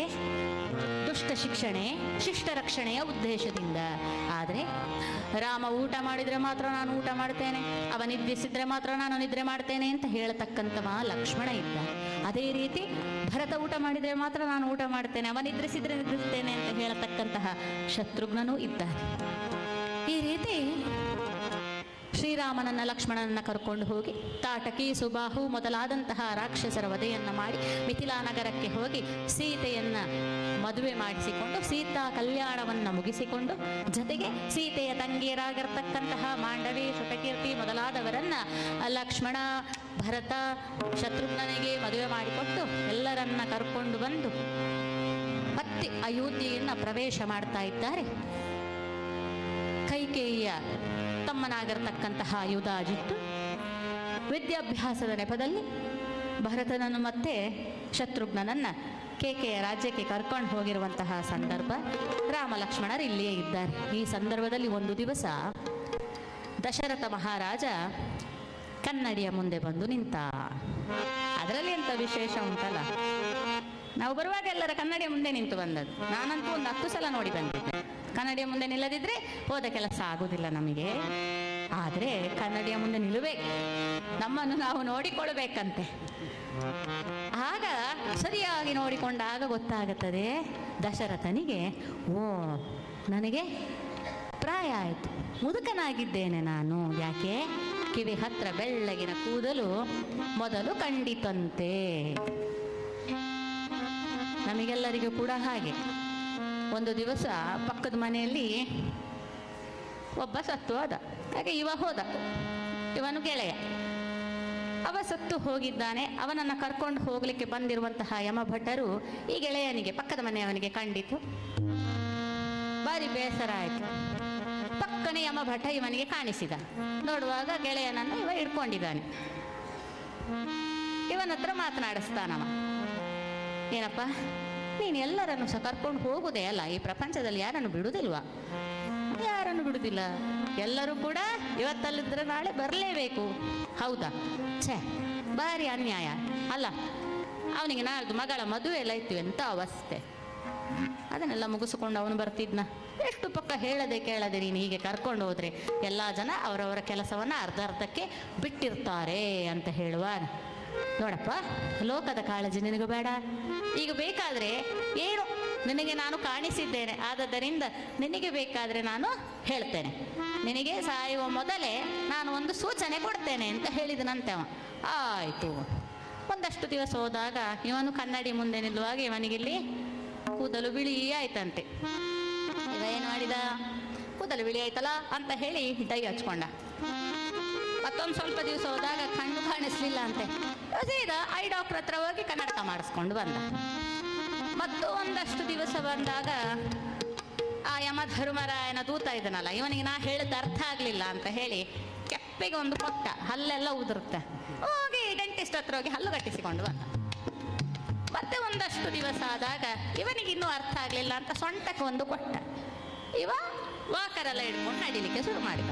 ಒಟ್ಟಿನಲ್ಲಿ ನಾನು ಮುದುಕ ಅಥವಾ ಮುದುಕಿ ಅಂತ ಒಪ್ಪಿಕೊಳ್ಳಿಕ್ಕೆ ಸಿದ್ಧರಿಲ್ಲ ನಾವು. ಒಂದು ದಿವಸ ಸತ್ತ. ಮತ್ತೆ ಅದೇ ಯಮನ ಭಟ ಬಂದ. ಅಲ್ಲ, ನೀನು ಹೀಗೆ ಮಾಡ್ಬೋದಾ? ನಾನು ಹೇಳಿದ್ದಲ್ಲ, ಒಂದು ಸೂಚನೆ ಕೊಡು, ನೀನು ಈಗ ನೇರ ಬಂದು ಕರ್ಕೊಂಡು ಹೋಗುದಾ ಅಂತ ಹೇಳುವಾಗ, ಯಾರು ಹೇಳಿದ್ರು? ಮೊದಲು ನಿನ್ನ ಕಿವಿ ಹತ್ರ ಬಂದು ಹೇಳಿದ, ನಿನಗೆ ಪ್ರಾಯ ಆಯ್ತು ಮರೆಯ, ಅದಕ್ಕೆ ಇಲ್ಲಿಂದ ಕೂದಲು ಬಿಳಿ ಆಗ್ತಾ ಬಂತು, ನೀನು ಅದಕ್ಕೆ ಬಣ್ಣ ಹಚ್ಚಿದ್ಯಾಕೆ? ನಾನು ಹೇಳಿಲ್ಲ. ಮತ್ತೆ ನಿನ್ನ ಕಣ್ಣಿಗೆ ಒಂದು ತಿವಿದು ಹೇಳಿದೆ, ನಾನು ಕನ್ನಡಕ ಹಾಕ್ಕೊಂಡೆ, ನೀನು ಕೆಪ್ಪೆಗೊಂದು ಕೊಟ್ಟೆ ಹೇಳಿದೆ, ಹಲ್ಲನ್ನು ಸರಿ ಮಾಡಿಸಿಕೊಂಡೆ, ಕಟ್ಟಿಸಿಕೊಂಡೆ, ನೀನು ಸೊಂಟಕ್ಕೊಂದು ಗೊತ್ತಿದೆ, ಗೊತ್ತಾಗ್ಲಿಲ್ಲ ನಿನಗೆ, ಏನೇ ಮಾಡೋದು, ಮಾತಾಡ್ಲಿಕ್ಕಿಲ್ಲ, ನಡಿ ಹೋಗು. ಹೀಗೆ ಭಗವಂತ ಆಯಾಯ ಕಾಲಕ್ಕೆ ಬೇಕಾದದ್ದನ್ನ ಹೇಳ್ತಾನೆ, ನಮಗೆ ಅರ್ಥ ಆಗಬೇಕು. ದಶರಥನಿಗೆ ಅರ್ಥ ಆಯಿತು ಅಂತ ಅವ ಹೇಳ್ತಾನಂತೆ, ನನಗೆ ರಾಜ್ಯಭಾರವನ್ನು ನಾನು ಮಾಡಿದ್ದೇನೆ, ಬಹಳ ಸುಂದರವಾಗಿ ನಡೆಸಿದ್ದಾನೆ. ಯಾಕಂತ ಹೇಳಿದ್ರೆ ದಶರಥನ ಹಾಗಿದ್ದಂತಹ ಓರ್ವ ರಾಜಕಾರಣಿ ಇರಲಿಲ್ಲ ಅಂತ, ಅಷ್ಟು ಚೆನ್ನಾಗಿ ರಾಜ್ಯಭಾರವನ್ನ ಅತೀವ ಆಸಕ್ತಿಯಿಂದ ಬಹಳ ಒಳ್ಳೆಯತನದಲ್ಲಿ ನೀತಿವಂತನಾಗಿ ಮಾಡಿದವ ದಶರಥ ಅಂತ ಹೇಳಿ. ಆ ಒಂದು ರಾಜ್ಯಭಾರವನ್ನು ಅವನ ಹತ್ರ ಕಲಿಯಬೇಕು ಅಂತ ಹೇಳುತ್ತಾರೆ. ಅಂಥವನಿಗೆ ಇವತ್ತು ರಾಜ್ಯವನ್ನು ಬಿಟ್ಟುಕೊಡುವ ಅಂತ ಮನಸ್ಸಾಗುತ್ತದೆ. ಆದದ್ದರಿಂದ ಏನು ಮಾಡುವುದು? ಆ ರಾಜ್ಯವನ್ನು ಬಿಟ್ಟು ಕೊಡಬೇಕು ಅಂತ. ಆದರೆ ನನಗೆ 4 ಜನ ಮಕ್ಕಳಿದ್ದಾರೆ. ರಾಮ ಇದ್ದಾನೆ, ಭರತ ಇದ್ದಾನೆ, ಲಕ್ಷ್ಮಣ ಇದ್ದಾನೆ, ಶತ್ರುಘ್ನ ಇದ್ದಾನೆ. ನಮ್ಮಲ್ಲಿ ಹಿರಿಯನಿಗೆ ಪಟ್ಟ ಕೊಟ್ಟುವಂಥದ್ದು ಸಂಪ್ರದಾಯ. ಆದ್ದರಿಂದ ತಾನು ವಸಿಷ್ಠರನ್ನೆಲ್ಲ ಕರೆದು ಹೇಳ್ತಾನಂತೆ, ಸ್ವಾಮಿ ನನಗೆ ಪ್ರಾಯ ಆಯಿತು, ರಾಜ್ಯಭಾರವನ್ನ ನನ್ನ ಹಿರಿಯ ಮಗನಾಗಿರ್ತಕ್ಕಂತಹ ರಾಮನಿಗೆ ವಹಿಸಿಕೊಡಬೇಕು ಅಂತ ಆಲೋಚನೆ ಮಾಡಿದ್ದೇನೆ. ಬನ್ನಿ ನಾವೆಲ್ಲರೂ ಸೇರಿ ಈ ಬಗ್ಗೆ ವಿಚಾರವನ್ನ ಮಾಡೋಣ ಅಂತ ಹೇಳ್ತಾ ಪಟ್ಟಾಭಿಷೇಕದ ಜಾತನೆಗೈದ ಅಯೋಧ್ಯಾಧಿಪತಿ ರಾಜ ದಶರಥ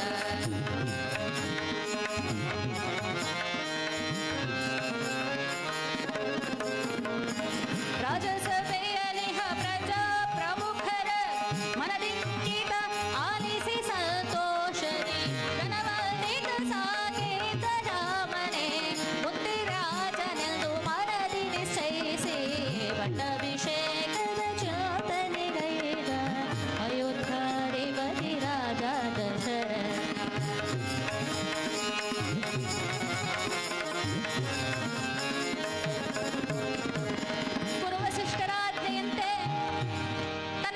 ಪ್ರಮುಖರೆಲ್ಲರನ್ನ ಕರೆಸಿಕೊಂಡು ಅವರತ್ರ ವಿಚಾರವನ್ನ ಮಾಡಿ ಇಚ್ಛಾಮೋಹಿ ಮಹಾಭಾಗಂ ರಘುವೀರಂ ಮಹಾಬಲಂ ಎನ್ನುತ್ತ ನಮಗೆಲ್ಲರಿಗೂ ಕೂಡ ಸಾಕೇತರಾಗಿರ್ತಕ್ಕಂತಹ ಆ ರಾಮ ರಾಜ ಆಗಬೇಕು ಅಂತ ಬಯಸಿದ್ದೇವೆ.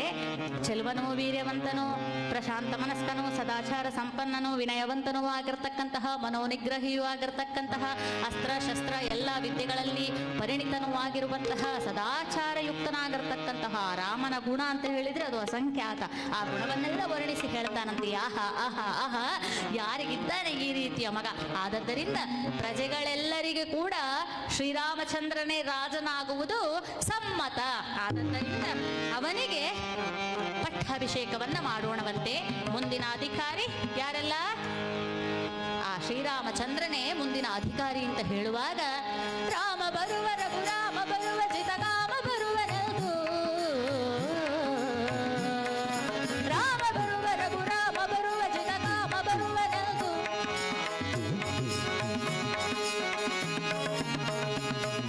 ಜಯ ಜಯಕಾರ ಹಾಕಿ ಸಂತೋಷದಿ ಜನರೆಲ್ಲ ಕಿಕ್ಕಿರಿದು ಶ್ರೀರಾಮಚಂದ್ರ ಭಗವಾನ್ ಕಿ ಜಯ ಎನ್ನುತ್ತಾ ಶ್ರೀರಾಮಚಂದ್ರ ಮುಂದಿನ ನಮ್ಮ ದೊರೆಯಂತೆ ಎಂಬುದಾಗಿ ಇಡೀ ಅಯೋಧ್ಯೆಯ ಆ ಜನರೇ ಕುಣಿದು ಕುಪ್ಪಳಿಸುತ್ತಾ ಇರಬೇಕಾದ್ರೆ ಒಬ್ಬರಿಗೆ ಬೇಜಾರಾಯ್ತಂತೆ. ಅದು ಯಾರದು? ಗೋನು ಬೆನ್ನಿನ ವಾರೆ ಮೋರೆಯ ಮುದುಕಿ ಮಂಥರೆ ಅಂತ ಅವಳ ಹೆಸರು ನೋಡಿ.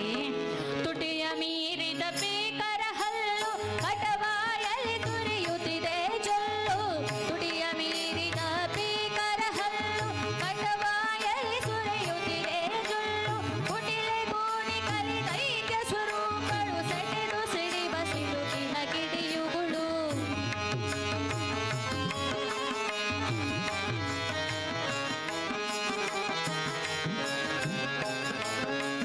ಚಾಡಿ ತರಲೆಗಳ ಮೋಡಿಯ ಮುದುಕಿ ಓಡಿ ಬಂದಳ ಕೈಗೆಯ ಹುಡುಕಿ,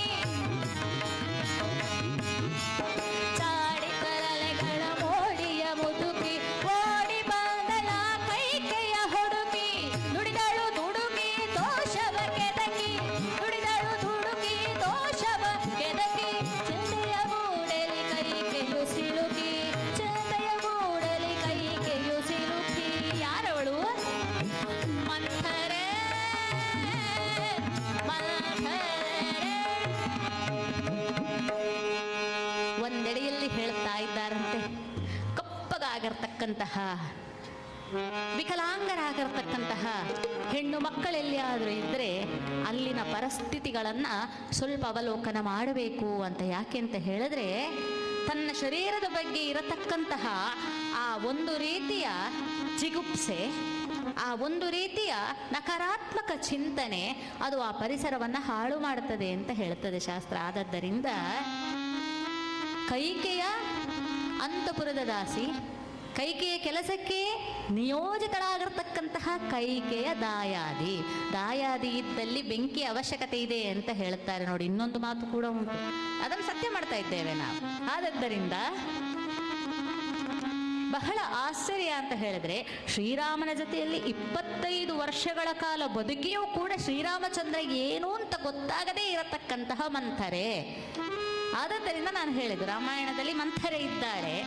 ಆ ರೀತಿ ಅವಳಿಗೆ ಬಂದಿರತಕ್ಕಂತಹ ಚಿಂತನೆಗಳು ನಮಗೆ ಬರ್ತದೋ, ಮನೆಹಾಳು ಬುದ್ಧಿ ಬಂತು ಅಂತಾದರೆ ನಾನು ಮಂಥರೆಯೇ, ನನ್ನಲ್ಲಿ ಉಂಟಾ ಅಂತಹ ಚಿಂತನೆ ಅಂತ ಹೇಳಿದ್ರೆ, ಅದನ್ನು ಆಲೋಚನೆ ಮಾಡಿ ಅದನ್ನು ಬಿಸಾಡಲಿಕ್ಕೆ, ಕಿತ್ತು ಬಿಸಾಡಲಿಕ್ಕೆ ನಾವು ಸಿದ್ಧರಾಗಿರಬೇಕು.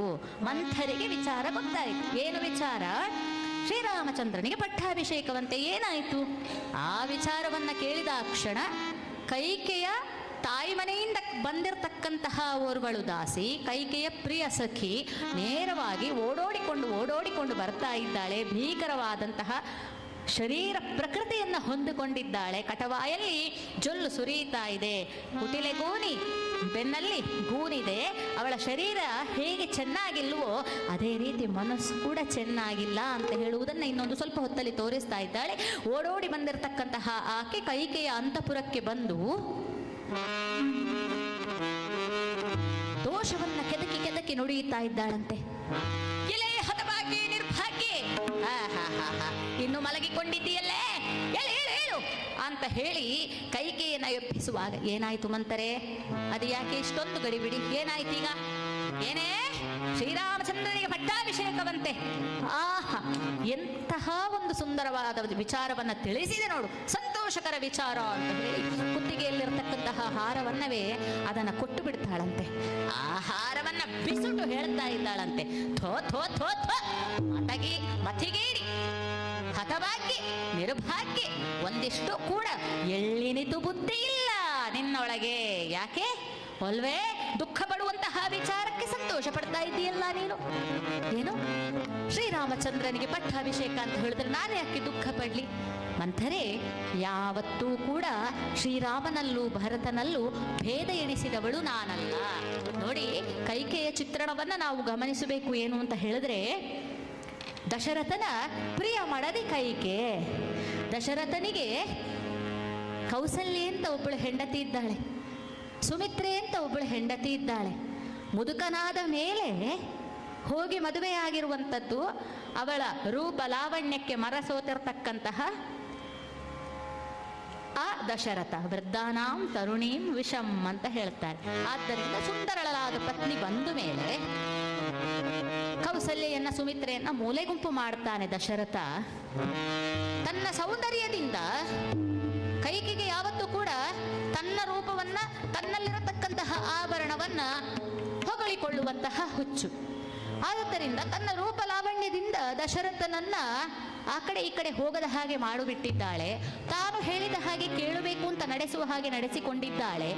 ತಾನು ದಶರಥ ಮಹಾರಾಜನೇ ಕೈಕೆಯ ಮಾತನ್ನ ಕೇಳ್ತೇನೆ ಅಂತ ಆದ ಮೇಲೆ ಸುತ್ತಮುತ್ತಲಿನ ಪರಿವಾರ ಕೂಡ ಹಾಗೆ ನಡ್ಕೊಳ್ತದೆ.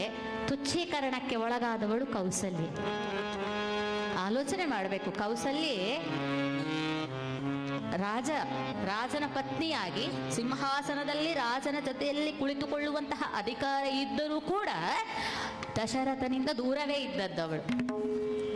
ಆದದ್ದರಿಂದ ಅಂತಹ ಕೈಕೆಯಲ್ಲಿ ಕೋಪ, ಸಿಡುಕುತನ, ಸಿಟ್ಟು, ಅಸೂಯೆ, ಮಾತ್ಸರ್ಯ ಇದೆಲ್ಲವೂ ಅವಳ ಹುಟ್ಟುಗುಣವಾಗಿ ಬಂದಿರತಕ್ಕಂಥದ್ದು. ಅದಿದ್ದರೂ ಕೂಡ ಶ್ರೀರಾಮಚಂದ್ರನಲ್ಲಿ ಬಹಳಷ್ಟು ಪ್ರೀತಿ.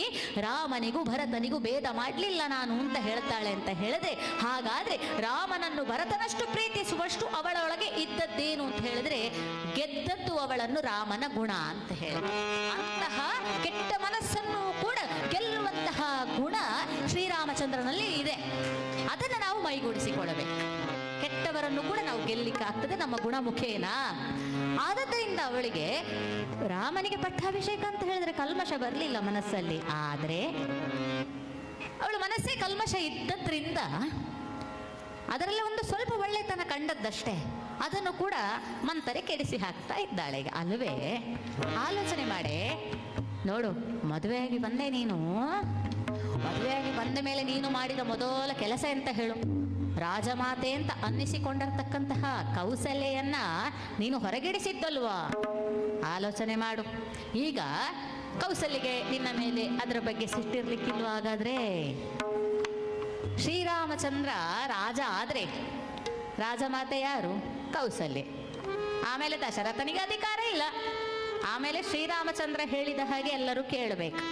ಎಲ್ಲಿಯಾದ್ರೂ ನಾನು ರಾಜಮಾತೆ ಎನ್ನುವಂತಹ ಗೌರವದಲ್ಲಿ ಆ ಒಂದು ಅಧಿಕಾರವನ್ನ ಅವಳು ನಿನ್ನ ಮೇಲೆ ಚಲಾಯಿಸಿದ್ರೆ, ಇಷ್ಟು ದಿವಸ ನೀನು ಅವಳಿಗೆ ಕಷ್ಟ ಕೊಟ್ಟದ್ದು, ಇನ್ನು ಅವಳು ನಿನಗೆ ಕೊಟ್ರೆ ನಿನ್ನ ಗತಿ ಏನಾಗಬಹುದು? ಆಲೋಚನೆ ಮಾಡು.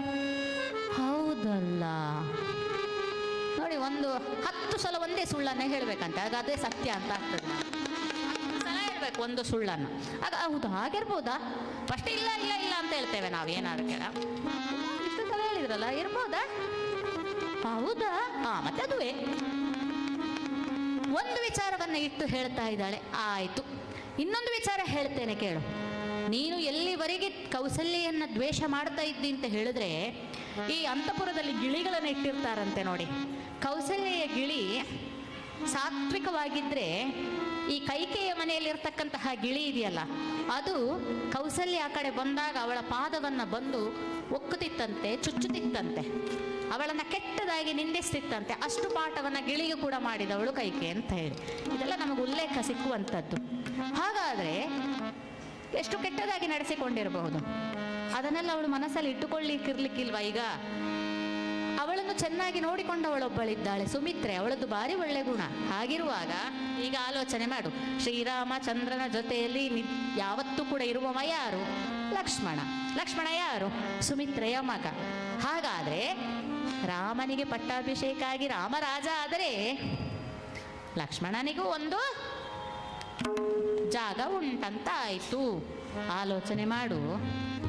ರಾಮನೂ ಭದ್ರ, ಕೌಸಲ್ಯವು ಭದ್ರ, ಲಕ್ಷ್ಮಣನೂ ಭದ್ರ, ಜೊತೆಯಲ್ಲಿ ಸುಮಿತ್ರೆಗೂ ಜಾಗ ಭದ್ರ ಆಯ್ತು.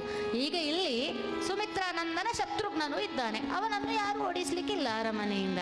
ಅವರಿಗೆ ಹೊರಗೆ ಹೋಗ್ಬೇಕಾದವ್ರು ಯಾರು? ಇಷ್ಟು ವರ್ಷ ಕಷ್ಟ ಕೊಟ್ಟಿರುವಂತ ಕೈಕೆ ಮತ್ತೆ ನಿನ್ನ ಮಗ ಭರತ. ಆದ್ದರಿಂದ ಕೈಕೆ ಅಂತ ಹೇಳುವಾಗ ಇವಳಿಗೆ ಹೆದರಿಕೆ ಶುರುವಾಯಿತು.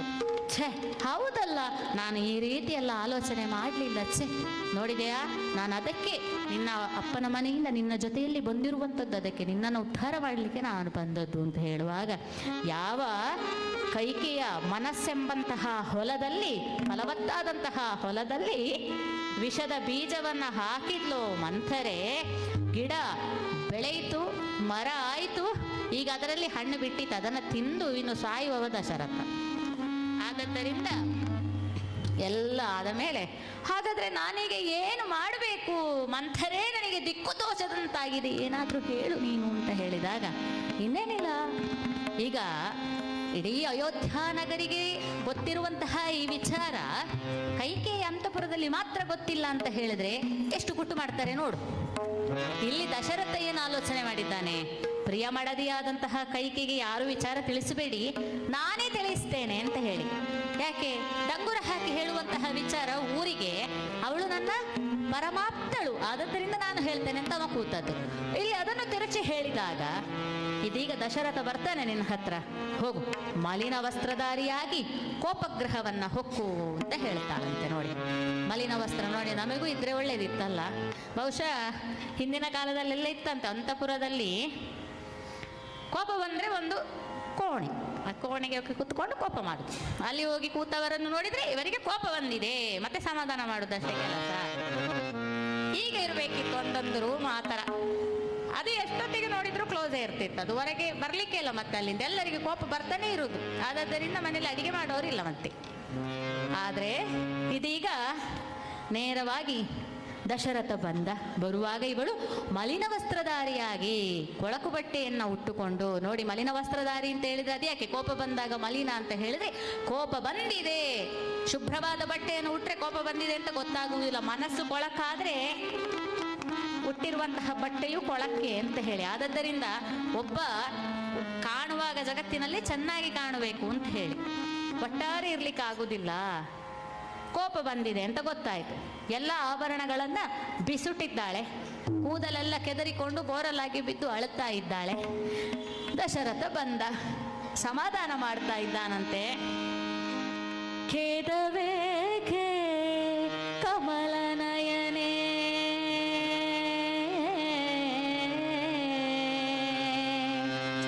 ಅಳುವೆಯೇಕೆ ಸುಮ್ಮನೆ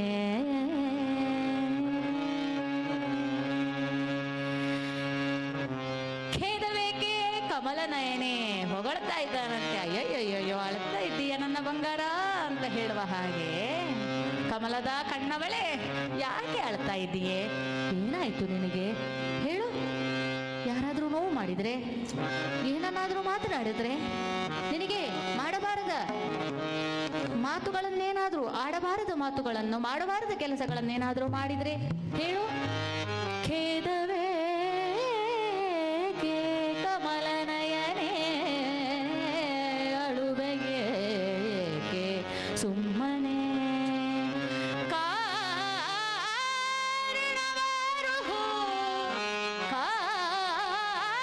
ಕಾರಣವಾರುಹು ಎನ್ನ ಮನದನ್ನೇ ಕಾರಣವಾರುಹು. ಹೇಳಮ್ಮ, ಏನಾಯ್ತು ನಿನಗೆ? ಹೇಳು ಹೇಳು, ಯಾಕೆ ಎಷ್ಟು ಕೋಪ?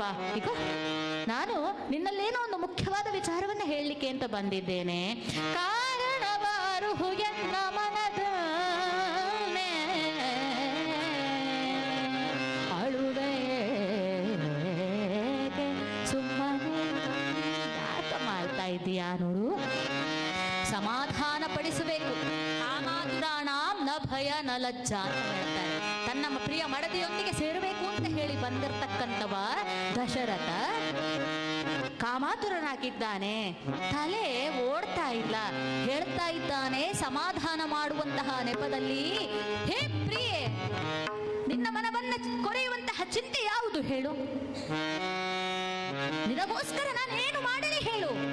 ನನಗೆ ಅದೆಲ್ಲ ಗೊತ್ತಿಲ್ಲ. ನೀನು ಅಳಬಾರ್ದು. ನೀನು ಸಂತೋಷ ಆಗಬೇಕು ಅಂತ ಆದ್ರೆ ಏನು ಮಾಡ್ಲಿ? ಯಾವುದಾದ್ರೂ ನಿರ್ಗತಿಕನನ್ನ ಧನಿಕನನ್ನಾಗಿ ಮಾಡಬೇಕು. ಯಾವುದಾದ್ರೂ ಧನಿಕನಿದ್ದರೆ ಅವನನ್ನ ನಿರ್ಗತಿಕನನ್ನಾಗಿ ಮಾಡಬೇಕು. ಎಂತ ಮಾತು ನೋಡಿ. ದಶರಥನಿಗೆ ಸಲ್ಲುವ ಮಾತಲ್ಲ ಇದು. ತಪ್ಪು ತಪ್ಪು ಮಾತನಾಡ್ತಾ ಇದ್ದಾನವ. ಯಾವ ನಿರಪರಾಧಿಗೆ ಶಿಕ್ಷೆಯಾಗಬೇಕು ಹೇಳು? ಯಾವ ಅಪರಾಧಿಯನ್ನು ನಿರಪರಾಧಿ ಅಂತ ಹೇಳಿ ಸಾಬೀತುಪಡಿಸಬೇಕು ಹೇಳು ಅಂತ ಹೇಳ್ತಾನಂತೆ. ಯಾಕೆ?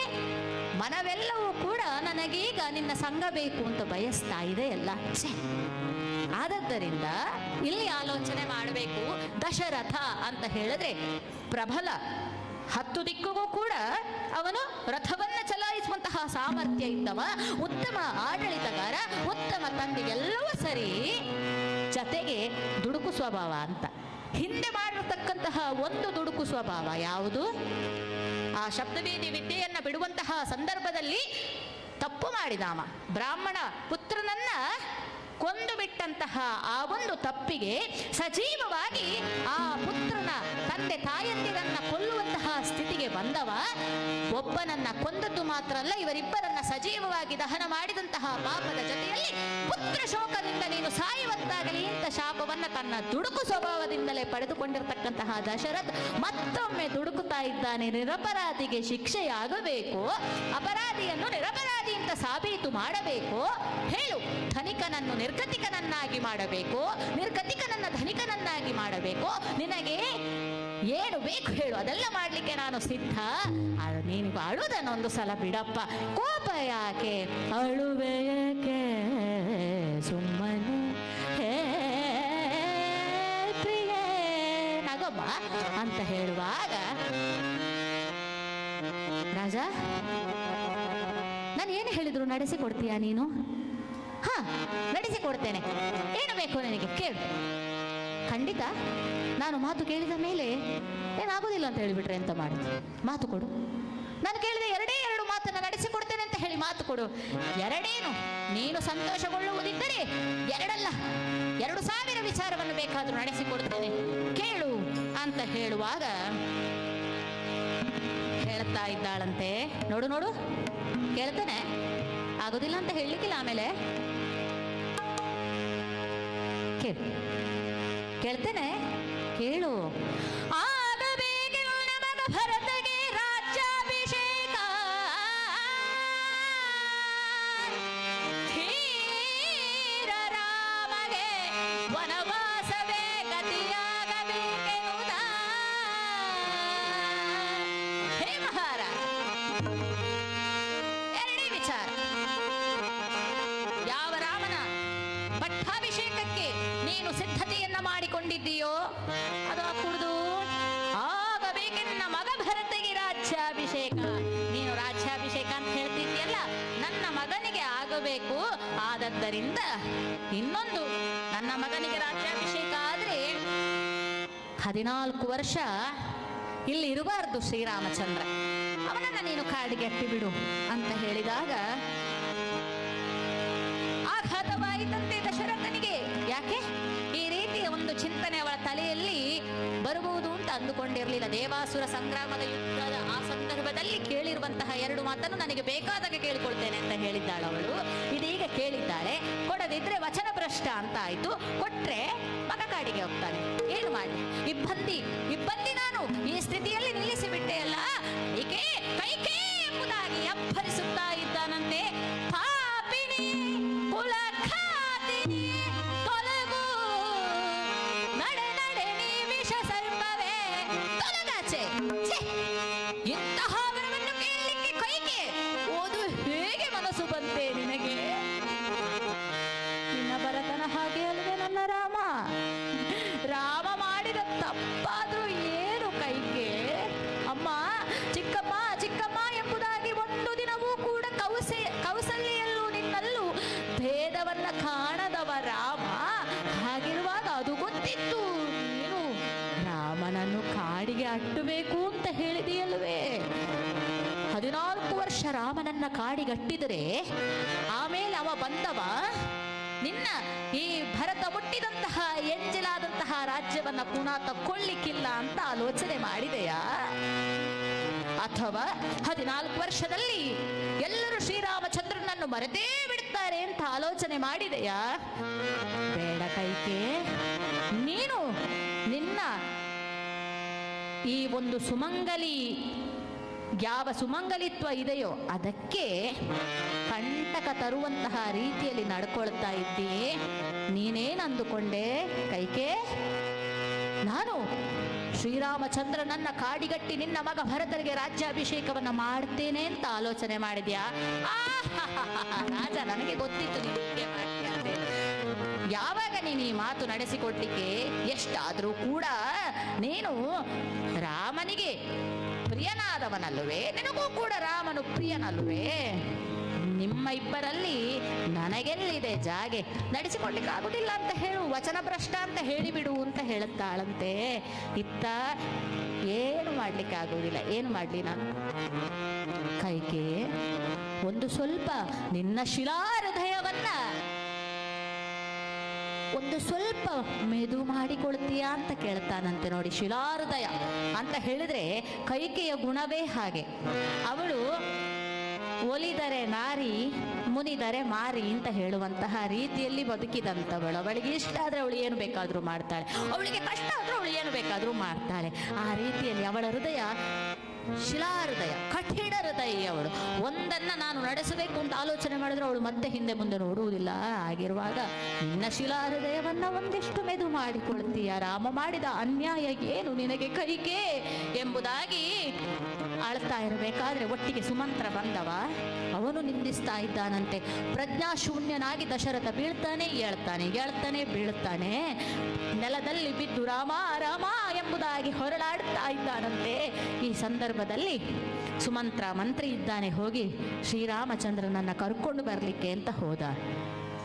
ಶ್ರೀರಾಮಚಂದ್ರನು ತನ್ನ ಹೆಂಡತಿಯ ಜೊತೆಯಲ್ಲಿ ಅಂತಃಪುರದಲ್ಲಿ ಸುಂದರವಾದಂತಹ ಕಥೆಗಳನ್ನಾಡುತ್ತಾ ಸರಸ ಸಲ್ಲಾಪದಲ್ಲಿದ್ದಾನೆ. ಯಾಕೆ? ನಾಳೆ ಪಟ್ಟಾಭಿಷೇಕ ಅಂತ ಹೇಳಿ ಗೊತ್ತಾಗಿದೆ. ಅದಕ್ಕೂ ಬೇಕಾದಂತಹ ಸಿದ್ಧತೆಗಳನ್ನೆಲ್ಲ ಮಾಡಿಕೊಳ್ತಾ ಇದ್ದಾರೆ ಸುಮಂಗಲಿಯರು. ನಾಳೆಗೆ ಬೇಕಾದ ರೀತಿಯಲ್ಲಿ ಶ್ರೀರಾಮಚಂದ್ರನಿಗೆ ಬೇಕಾದಂತಹ ಎಲ್ಲ ವಸ್ತುಗಳನ್ನು ತಂದು ಕೊಡ್ತಾ ಇದ್ದಾರೆ. ಒಂದು ರೀತಿಯ ಸಂತೋಷದ ವಾತಾವರಣ ಇರುವಾಗ ಸುಮಂತ್ರ ಬಂದು ಹೇಳಿದ, ನೀವು ನಿಮ್ಮ ಚಿಕ್ಕಮ್ಮನ ಮನೆಗೆ ಬರಬೇಕಂತೆ. ಆಹಾ, ಇದೇನಿದು, ಚಿಕ್ಕಮ್ಮನ ಮನೆಗೆ ಬರಬೇಕು ಅಂತ ಕರೆದಿದ್ದಾರೆ. ನನ್ನ ತಂದೆ ಬಹುಶಃ ಅಲ್ಲಿದ್ದಾರೆ, ಅಪ್ಪನನ್ನು ಅಮ್ಮನನ್ನು ಇನ್ನೊಮ್ಮೆ ಒಟ್ಟಿಗೆ ನೋಡುವ ಭಾಗ್ಯ ಅಂತ ಹೇಳಿ ಶ್ರೀರಾಮಚಂದ್ರ ಬಂದಾಗ ಅಲ್ಲಿನ ಅವಸ್ಥೆಯನ್ನು ನೋಡ್ತಾ ಇದ್ದಾನಂತೆ. ಏನು, ನೆಲದಲ್ಲಿ ಬಿದ್ದು ಹೊರಳಾಡುತ್ತಾ ಇದ್ದಾನಲ್ಲ ದಶರಥ. ಓಡಿ ಬಂದು ಅವನನ್ನ ತನ್ನ ತೊಡೆಯ ಮೇಲೆ ಮಲಗಿಸಿ ಹೇಳ್ತಾ ಇದ್ದಾನಂತ, ಅಪ್ಪ ಏನಾಯ್ತು, ಯಾಕೆ ಹೇಳ್ತಾ ಇದ್ದೀರಿ ಅಂತ ಹೇಳುವಾಗ, ಮಗನೇ ಬಾದೆ ಮನುಕುಲಾಂಬರ,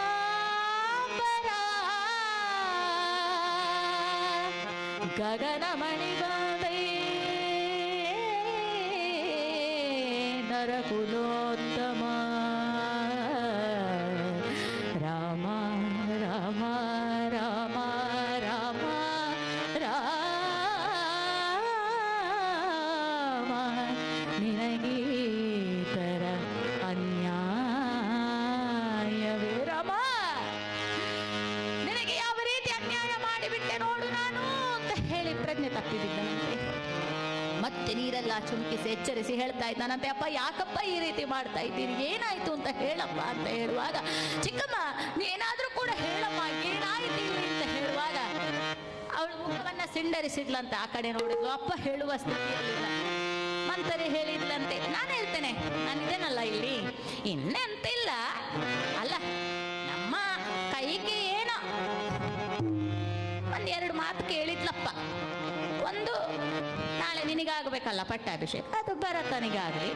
ಮತ್ತೆ ನೀನೊಂದು 14 ವರ್ಷ ಅಷ್ಟೇ, 14 ವರ್ಷ ಕಾಡಿಗೆ ಹೋಗ್ಲಿಕ್ಕೆ ಹೇಳಿದ್ದು, ಅಷ್ಟಕ್ಕೆ ಇಷ್ಟು ಮಾಡ್ತಾ ಇದ್ದಾನೇವ ಅಂತ ಹೇಳುವಾಗ, ಅಷ್ಟೇ ನೋಡಿ, ನಾಳೆ ನಿನಗೆ ಪಟ್ಟಾಭಿಷೇಕ ಅಂತ ಒಂದು ಕಡೆಯಿಂದ ವಿಚಾರ ಬಂದಾಗ ಮನಸ್ಸು ಹೂವಾಗಿ ಅರಳುವಂತಹ ಸಂದರ್ಭದಲ್ಲಿ ನಿನಗೆ ಪಟ್ಟಾಭಿಷೇಕ ಇಲ್ಲ, ಅದು ಬೇರೆ ಜನಕ್ಕೆ, ನೀನು ಕಾಡಿಗೆ ಹೋಗಬೇಕು ಅಂತ ಹೇಳಿದ್ರೆ ನಾವಾದ್ರೆ ಎಂತ ಮಾಡ್ತಾ ಇತ್ತು ಆ ಸಂದರ್ಭದಲ್ಲಿ ಅಂತ ಆಲೋಚನೆ ಮಾಡ್ಬೇಕು. ಅದಕ್ಕೆ ಅವ ರಾಮ ಗಟ್ಟಿ ನಿಲ್ತಾನೆ ಅಂತ ಹೇಳಿ ಆ ಸಂದರ್ಭದಲ್ಲಿ ಅದನ್ನ ಆಲೋಚನೆ ಮಾಡಬೇಕು.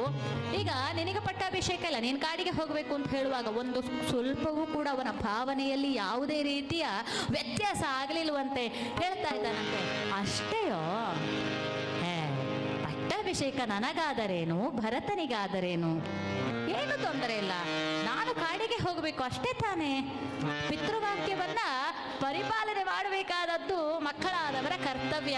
ಅಪ್ಪ ಅದು ಯಾಕೆ ಚಿಂತೆ ಮಾಡುವಂಥದ್ದು, ಚಿಕ್ಕಮ್ಮ ಆಶಿಸಿದಂತೆ ನಾನು ಕಾಡಿಗೆ ಹೋಗ್ತೇನೆ, ನಾಳೆ ಆಗಬೇಕಾಗಿರ್ತಕ್ಕಂತಹ ಆ ಪಟ್ಟಾಭಿಷೇಕವನ್ನ ಭರತನಿಗೆ ಮಾಡಿ ಸಂತೋಷದಿಂದ ಒಪ್ಪಿದ್ದೇನೆ ಅಂತ ಹೇಳಿ ನೇರವಾಗಿ ಈ ವಿಚಾರವನ್ನ ಕೌಸಲ್ಯಗೆ ತಿಳಿಸ್ಲಿಕ್ಕೆ ಬರ್ತಾ ಇದ್ದಾನೆ. ನೋಡಿ, ನಾನು ಆಗಲೇ ಹೇಳಿದೆ, ಕೌಸಲ್ಯ ಅಂತ ಹೇಳಿದರೆ ಇವತ್ತಿಗೂ ಕೂಡ ಬೆಳ್ಳಂಬೆಳಿಗ್ಗೆ ಕೌಸಲ್ಯ ಹೆಸರನ್ನು ನಾವೆಲ್ಲರೂ ಕೇಳ್ತಾ ಇದ್ದೇವೆ. ಕೌಸಲ್ಯ ಆ ರೀತಿಯಲ್ಲಿ ನಿಂತಿದ್ದಾಳೆ ಅಂತ ಆಗಲಿಕ್ಕೆ ಅವಳ ಗುಣವೇ ಕಾರಣ ಅಂತ ನಾವಿವತ್ತು ಅಮ್ಮಂದರು ಏನಿದ್ದೇವೋ ಆ ರೀತಿ ಇರಬೇಕು. ಯಾಕೆಂತ ಹೇಳಿದ್ರೆ, ನಾನು ಆಗಲೇ ಹೇಳಿದೆ, ಕೌಸಲ್ಯೆ ಒಂದು ರೀತಿಯಲ್ಲಿ ಯಾರಿಗೂ ಬೇಡವಾಗಿ ಇರತಕ್ಕಂಥವಳು. ಕೋಸಲ ದೇಶದ ಆ ರಾಣಿ ಆಗಿದ್ರೂ ಕೂಡ ದಶರಥನ ಮೊದಲನೇ ಪತ್ನಿಯಾಗಿ ರಾಜ್ಯಾಧಿಕಾರದಲ್ಲಿ ಅವನೊಟ್ಟಿಗೆ ಸಹಭಾಗಿತ್ವವನ್ನು ಪಡೆದಿದ್ದರೂ ಕೂಡ ಕೈಕೇಯಿ ಬಂದ ಮೇಲೆ ಕೌಸಲ್ಯ ಇದ್ದದ್ದು ಹೊರಗೆ.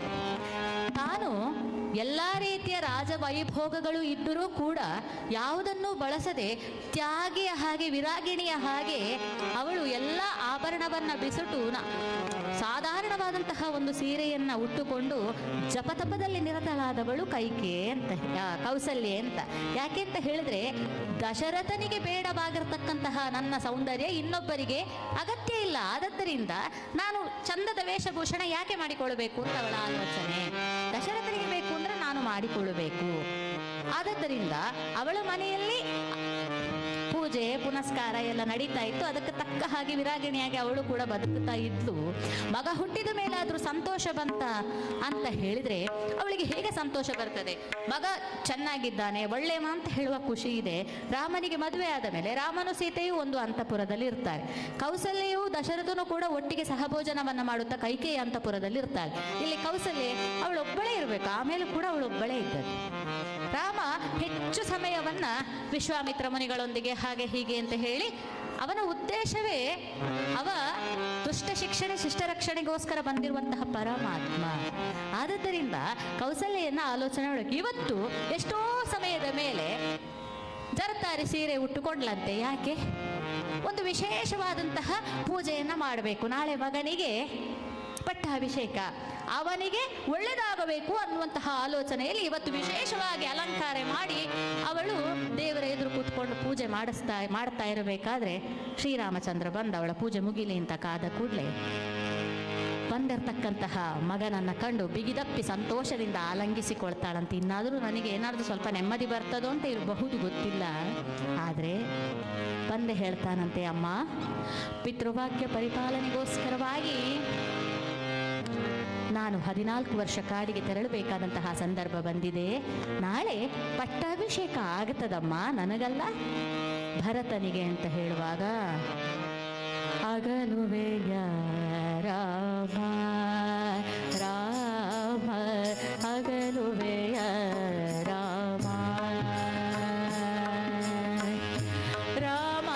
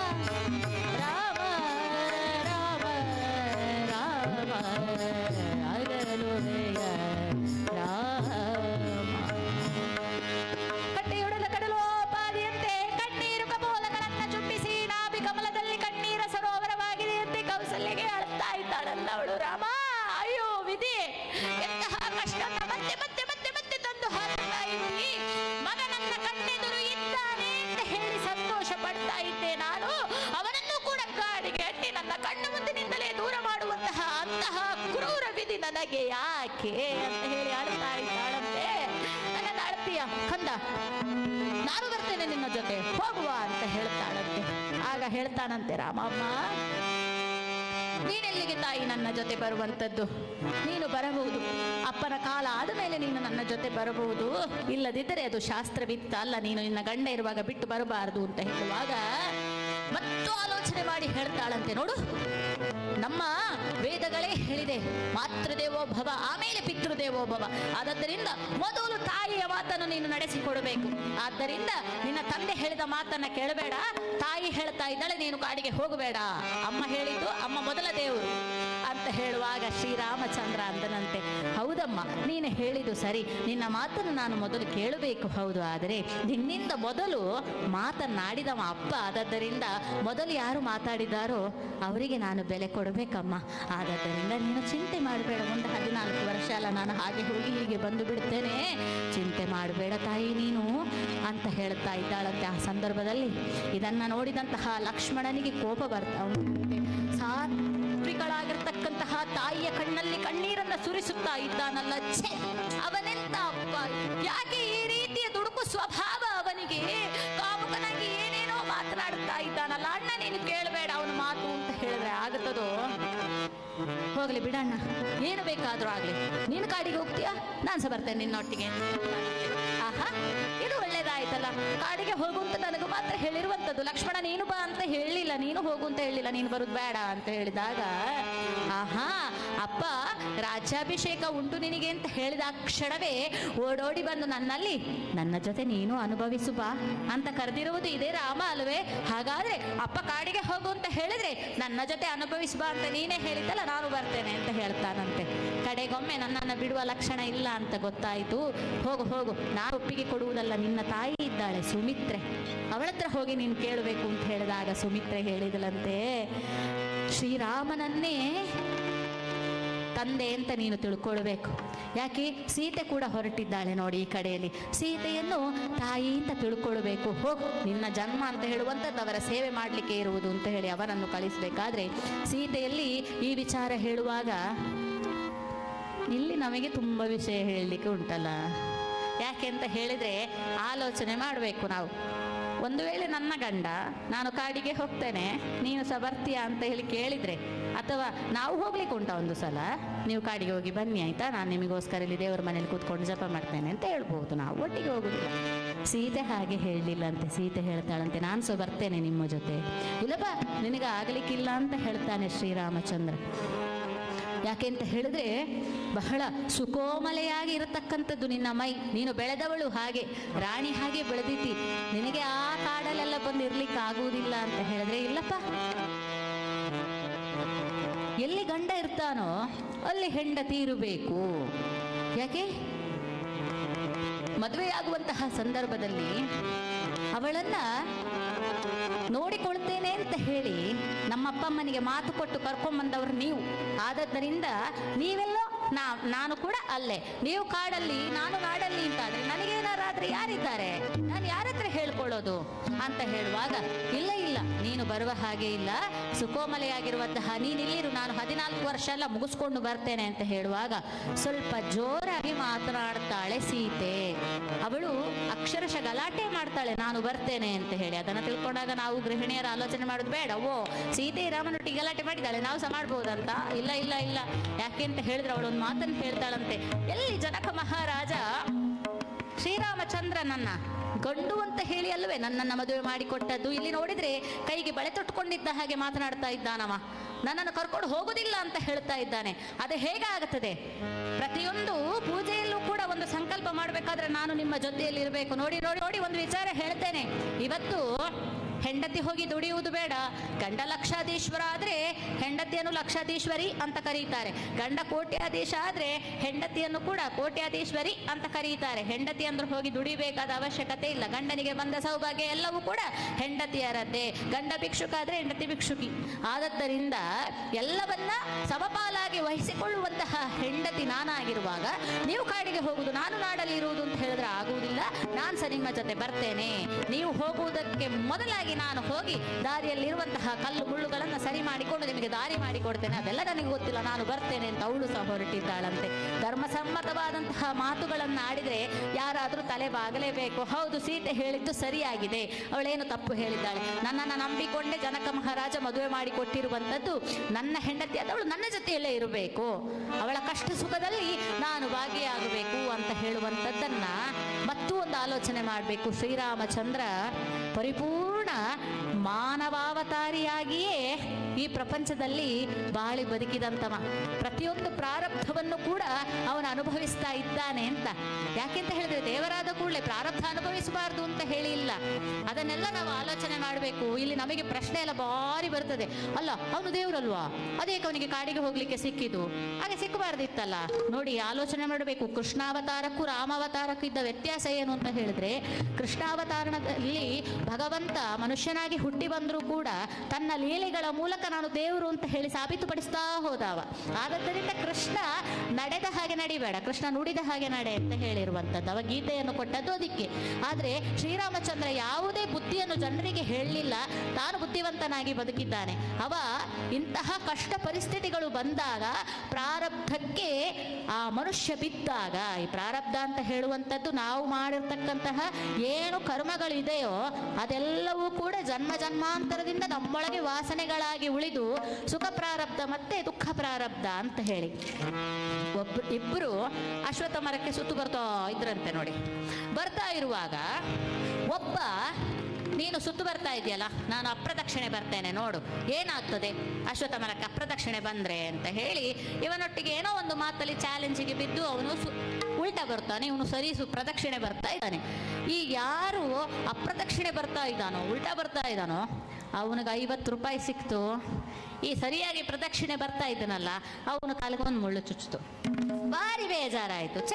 ನಾನು ಎಲ್ಲ ಶನಿವಾರ ಅಶ್ವತ್ಥ ಕಟ್ಟೆಯನ್ನು ಸುತ್ತಲಿಕ್ಕೆ, ಅಶ್ವತ್ಥ ಮರಕ್ಕೆ ಬಂದರೆ ಅಲ್ಲ, ಇವನು ನನ್ನ ಹತ್ರ ಚಾಲೆಂಜ್ ಮಾಡಿ ಉಲ್ಟಾ ಸುತ್ತು ಬಂದವನಿಗೆ 50 ರೂಪಾಯಿ ಸಿಕ್ಕಿದೆ, ನಾ ಸರಿ ಬಂದವನಿಗೆ ಕಾಲಿಗೆ ಮುಳ್ಳು ಚುಚ್ಚಿದೆ. ಈಗ ಗೊತ್ತಾಯ್ತಲ್ಲ, ಸರಿ ಇರಬಾರ್ದು ಈಗ ಪ್ರಪಂಚದಲ್ಲಿ ಅಂತ ಹೇಳಿ ಆಲೋಚನೆ ಬರುವಂತಹ ಸಮಯದಲ್ಲಿ ಇವನಿಗೆ ಭಾರಿ ಬೇಜಾರಾಯಿತು. ಹೋಗಿ ಒಂದು ಪ್ರಶ್ನೆಯವರ ಹತ್ರ ಕೇಳ್ತಾರೆ, ತಪ್ಪಲ್ವಾ, ನೀವು ಹೇಳಿ ನೋಡುವ, ಅದು ಯಾಕೆ ಹಾಗತ್ತೆ, ಹೇಳಿ ಪ್ರಶ್ನೆ ಇಟ್ಟು ಹೇಳಿ ಅಂತ ಹೇಳುವಾಗ ಹೇಳಿದ್ರೆ, ಎಂತ ಮಾಡುದು ಮಾರೆಯ ನೋಡು, ಅವನಿಗೆ ಇವತ್ತು ಸುಖ ಪ್ರಾರಬ್ಧ ಬರೆದಿತ್ತು ಅವನ ಜಾತಕದಲ್ಲಿ, ಯೋಗ ಸುಖ ಪ್ರಾರಬ್ಧ ಹೇಳಿದ್ರೆ ಅವನಿಗೆ ಒಂದು 50,000 ರೂಪಾಯಿ ಸಿಕ್ಕುದಿತ್ತು. ಅವ ಉಲ್ಟ ಬಂದ ಕಾರಣ 50 ರೂಪಾಯಿಯಲ್ಲಿ ಆ ಸುಖ ಹೋಯ್ತು ಅವನದು. ಇನ್ನು ನಿನಗೆ ಇವತ್ತೊಂದು ಆಕ್ಸಿಡೆಂಟ್ ಆಗಿ ಕಾಲು ಮುರಿಯುವುದಿತ್ತು, ಆದ ಕಾರಣ ಬಲಗಾಲಿಗೆ ಮುಳ್ಳು ಚುಚ್ಚಿ ನಿನ್ನ ಪ್ರಾರಬ್ಧ ಹೀಗೆ ಹೋಯಿತು. ಈಗ ಆಲೋಚನೆ ಮಾಡಿ, ಅನುಭವಿಸಬೇಕಾದದ್ದನ್ನು ಅನುಭವಿಸಲೇಬೇಕು. ಆದ್ದರಿಂದ ಶ್ರೀರಾಮಚಂದ್ರ ದೇವರಾದರೂ ಕೂಡ ಮನುಷ್ಯಾವತಾರಿಯಾಗಿ, ಪೂರ್ಣ ಮನುಷ್ಯಾವತಾರಿಯಾಗಿ ಪ್ರತಿಯೊಂದು ಕಷ್ಟಗಳನ್ನು ಅನುಭವಿಸಿದ ಮಾತ್ರ ಅಲ್ಲ, ಅವ ಅನುಭವಿಸಿದ್ದು ಯಾರಿಗೋಸ್ಕರ? ಭಗವಂತನಿಗೆ ಯಾವುದೇ ನಿಯಮಗಳು ಇಲ್ಲ. ಯಾಕೆ? ನಿಯಮಗಳನ್ನು ಹಾಕಿದ್ದೆ ಭಗವಂತ. ಆದರೆ ನಾನು ನಿಯಮಗಳನ್ನು ಹಾಕಿ ಆ ನಿಯಮದಲ್ಲಿ ನಾನು ಬದುಕಲಿಲ್ಲ ಅಂತ ಆದರೆ ಜನರಿಗೆ ಗೊತ್ತಾಗುವುದು ಹೇಗೆ? ನಾನು ಮಾರ್ಗದರ್ಶಿ ಆಗಬೇಕು, ನಾನು ಮಾರ್ಗದರ್ಶಕ ಆಗಬೇಕು ಅಂತ ಹೇಳಿದ್ರೆ ನಿಯಮ ಹಾಕಿದವನೇ ನಿಯಮದ ಪ್ರಕಾರ ನಡೆದು ತೋರಿಸಬೇಕು. ಆಗ ಒಟ್ಟಿಗಿದ್ದವರು ಅವನ ಹಿಂದೆ ಬರ್ತಾರೆ, ಆಗ ಅವ ಮಾದರಿ ಆಗ್ತಾನೆ, ಅವ ಮಾರ್ಗದರ್ಶಿ ಆಗುತ್ತಾನೆ. ಆ ಮಾರ್ಗದರ್ಶಿತ್ವಕ್ಕೋಸ್ಕರವಾಗಿ ಶ್ರೀರಾಮಚಂದ್ರ ಇವತ್ತು ಭೂಮಿಯಲ್ಲಿ ಹುಟ್ಟಿ ಬಂದಿದ್ದಾನೆ. ಬಾ ನನ್ನ ಹಿಂದೆ ಬಾ ಅಂತ ಕರೀತಾ ಇದ್ದಾನೆ. ಅಂದ್ರೆ ಅವರಿಗೆ ಅದು ಅನುಭವಿಸುವುದು ಅವನು ಹಾಕಿಕೊಂಡದ್ದು. ಆದರೂ ಕೂಡ ಎಲ್ಲೂ ಕೂಡ ತೋರಿಸಿಕೊಳ್ಳಿಲ್ಲ, ಮನುಷ್ಯನಾಗಿ ಬಂದವ ಈ ರೀತಿಯ ಕಷ್ಟಗಳಿಗೆ ಬಿದ್ದಾಗ ಯಾವ ರೀತಿ ವಿವೇಕಯುಕ್ತನಾಗಿ ಎದ್ದೇಳಬೇಕು ಅನ್ನುವಂತಹ ಮಾರ್ಗವನ್ನು ತೋರಿಸಿಕೊಟ್ಟವ ಶ್ರೀರಾಮಚಂದ್ರ. ಆದದ್ದರಿಂದ ಇವತ್ತು ಹೆಂಡತಿಯನ್ನು ಕರ್ಕೊಂಡು, ತಮ್ಮನನ್ನು ಕರ್ಕೊಂಡು, ಅಮ್ಮನಿಗೆ ಇಚ್ಛೆ ಇಲ್ಲದಿದ್ರೂ ಅವಳನ್ನ ಒಪ್ಪಿಸಿ ಧರ್ಮೋ ರಕ್ಷತಿ ರಕ್ಷಿತ, ಯಾವ ಧರ್ಮವನ್ನು ರಕ್ಷಣೆ ಮಾಡಲಿಕ್ಕೆ ರಾಮ ಹೋಗ್ತೀಯೋ ಹೋಗು ನೀನು ಅಂತ ಹೇಳಿ ಅವಳಿಂದ ಆಶೀರ್ವಾದವನ್ನು ಪಡೆದು ಕಡೆಗೊಮ್ಮೆ ಪುನಃ ಅಪ್ಪನಿಗೆ ಹೇಳಬೇಕಲ್ಲ, ಇಡೀ ತನ್ನ ಹುಟ್ಟಿರ್ತಕ್ಕಂತಹ ಬಟ್ಟೆಯನ್ನೆಲ್ಲ ಬಿಚ್ಚಿ ನಾರುಮುಡಿಯನ್ನು ಉಟ್ಟು ತಾವು ತಾಪಸಿಗಳ ಹಾಗೆ 3 ಜನ ಹೊರಟು ನಿಂತು ದಶರಥನ ಹತ್ತಿರ ಬಂದು, ಅಪ್ಪ ನಾವಿನ್ನು ಹೋಗ್ತೇವೆ ಅಂತ ಹೇಳಿದಾಗ ದಶರಥ ಹೇಳಿದನಂತೆ, ರಾಮ ಪಡಬಾರದ ಕಷ್ಟವನ್ನ ಪಡ್ತಾ ಇದ್ದೀಯೆ, ಕೊಡಬಾರದ ಶಿಕ್ಷೆಯನ್ನ ನಾನು ನಿನಗೆ ಕೊಟ್ಟೆ, ಇವತ್ತೊಂದು ದಿವಸ ಇಲ್ಲಿ ನಿಲ್ತೀಯ ಮಗ ಅಂತ ಕೇಳುವಾಗ, ಇಲ್ಲಪ್ಪ ಒಂದು ದಿನ ನಾನಿಲ್ಲಿ ನಿಂತೆ ಅಂತ ಆದರೆ ನನ್ನ ಮನಸ್ಸು ಬದಲಾಗಿ ಹೋಗುತ್ತದೆ, ಆದ್ದರಿಂದ ನನ್ನನ್ನು ತಡಿಬೇಡ, ನಾನು ಹೊರಟು ನಿಂತಿದ್ದೇನೆ, ಹೋಗಿ ಬಿಡ್ತೇನೆ ಅಂತ ಹೇಳಿ, ಸುಮಂತ್ರ ನಡೆ ನಡೆ ಅಂತ ಹೇಳಿ ಶ್ರೀರಾಮಚಂದ್ರ ಹೇಳುವಾಗ ದಶರಥ ತಡೆ ತಡೆ ಶ್ರೀರಾಮ ಅಂತ ಹೇಳಿದನಂತೆ. ಅವನ ತಡೆಯನ್ನ ಇವನು ಕೇಳಲಿಲ್ಲ. ಹೋಗ್ತಾ ಇರಬೇಕಾದ್ರೆ ಕೋರವನಕ್ಕೆ ಪೊರಟಿಹ ಶ್ರೀರಾಮನ ಕಂಡು ಪ್ರಜಾ ಜನರೆಲ್ಲ ರೋಗಿಸುತ್ತ ಅಯೋಧ್ಯೆಗೆ ವಿಚಾರ ಗೊತ್ತಾಗಿದೆ. ಎಲ್ಲರೂ ಕೂಡ ಅಳ್ತಾ ಇದ್ದಾರೆ, ರಾಮ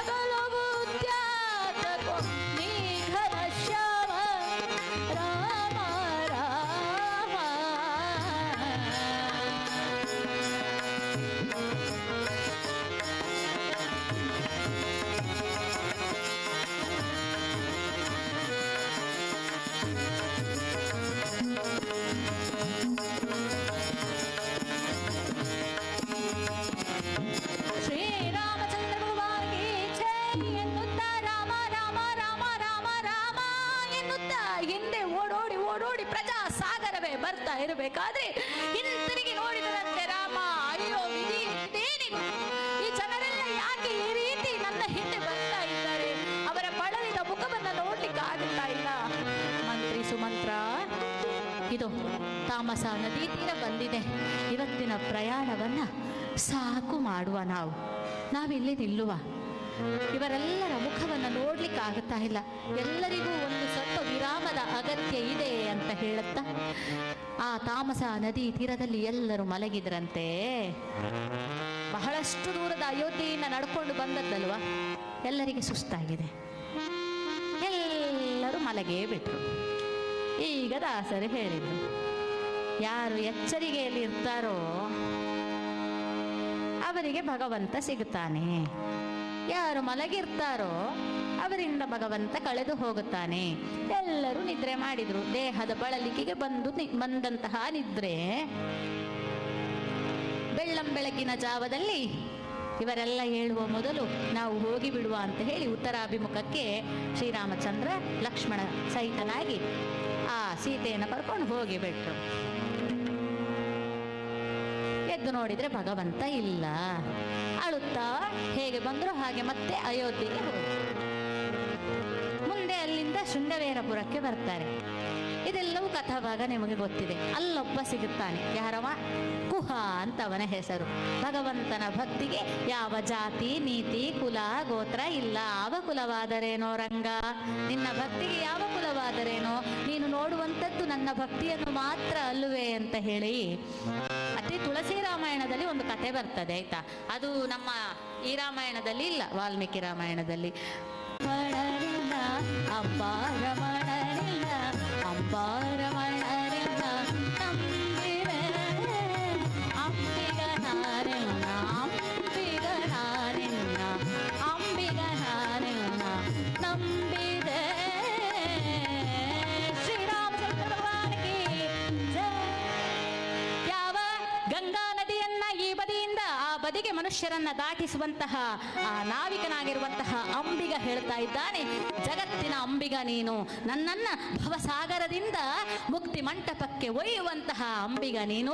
ಹೇ ಪ್ರಭು, ನಾನು ಇದನ್ನ ದಾಟಿಸ್ತೇನೆ, ನೀನು ಇದನ್ನ ಅಲ್ಲಿಗೆ ದಾಟಿಸ್ತೀಯಾ ಅಂತ ಕೇಳ್ತಾನೆ ಅಂತ ಹೇಳುವಂಥದ್ದು ಒಂದು ವಿಚಾರ. ಏನೇ ಆಗಲಿ ಗುಹ ಪುಣ್ಯವಂತ, ಭಗವಂತನ ಪಾದ ಸೇವನೆ ಮಾಡತಕ್ಕಂತಹ ಆ ಒಂದು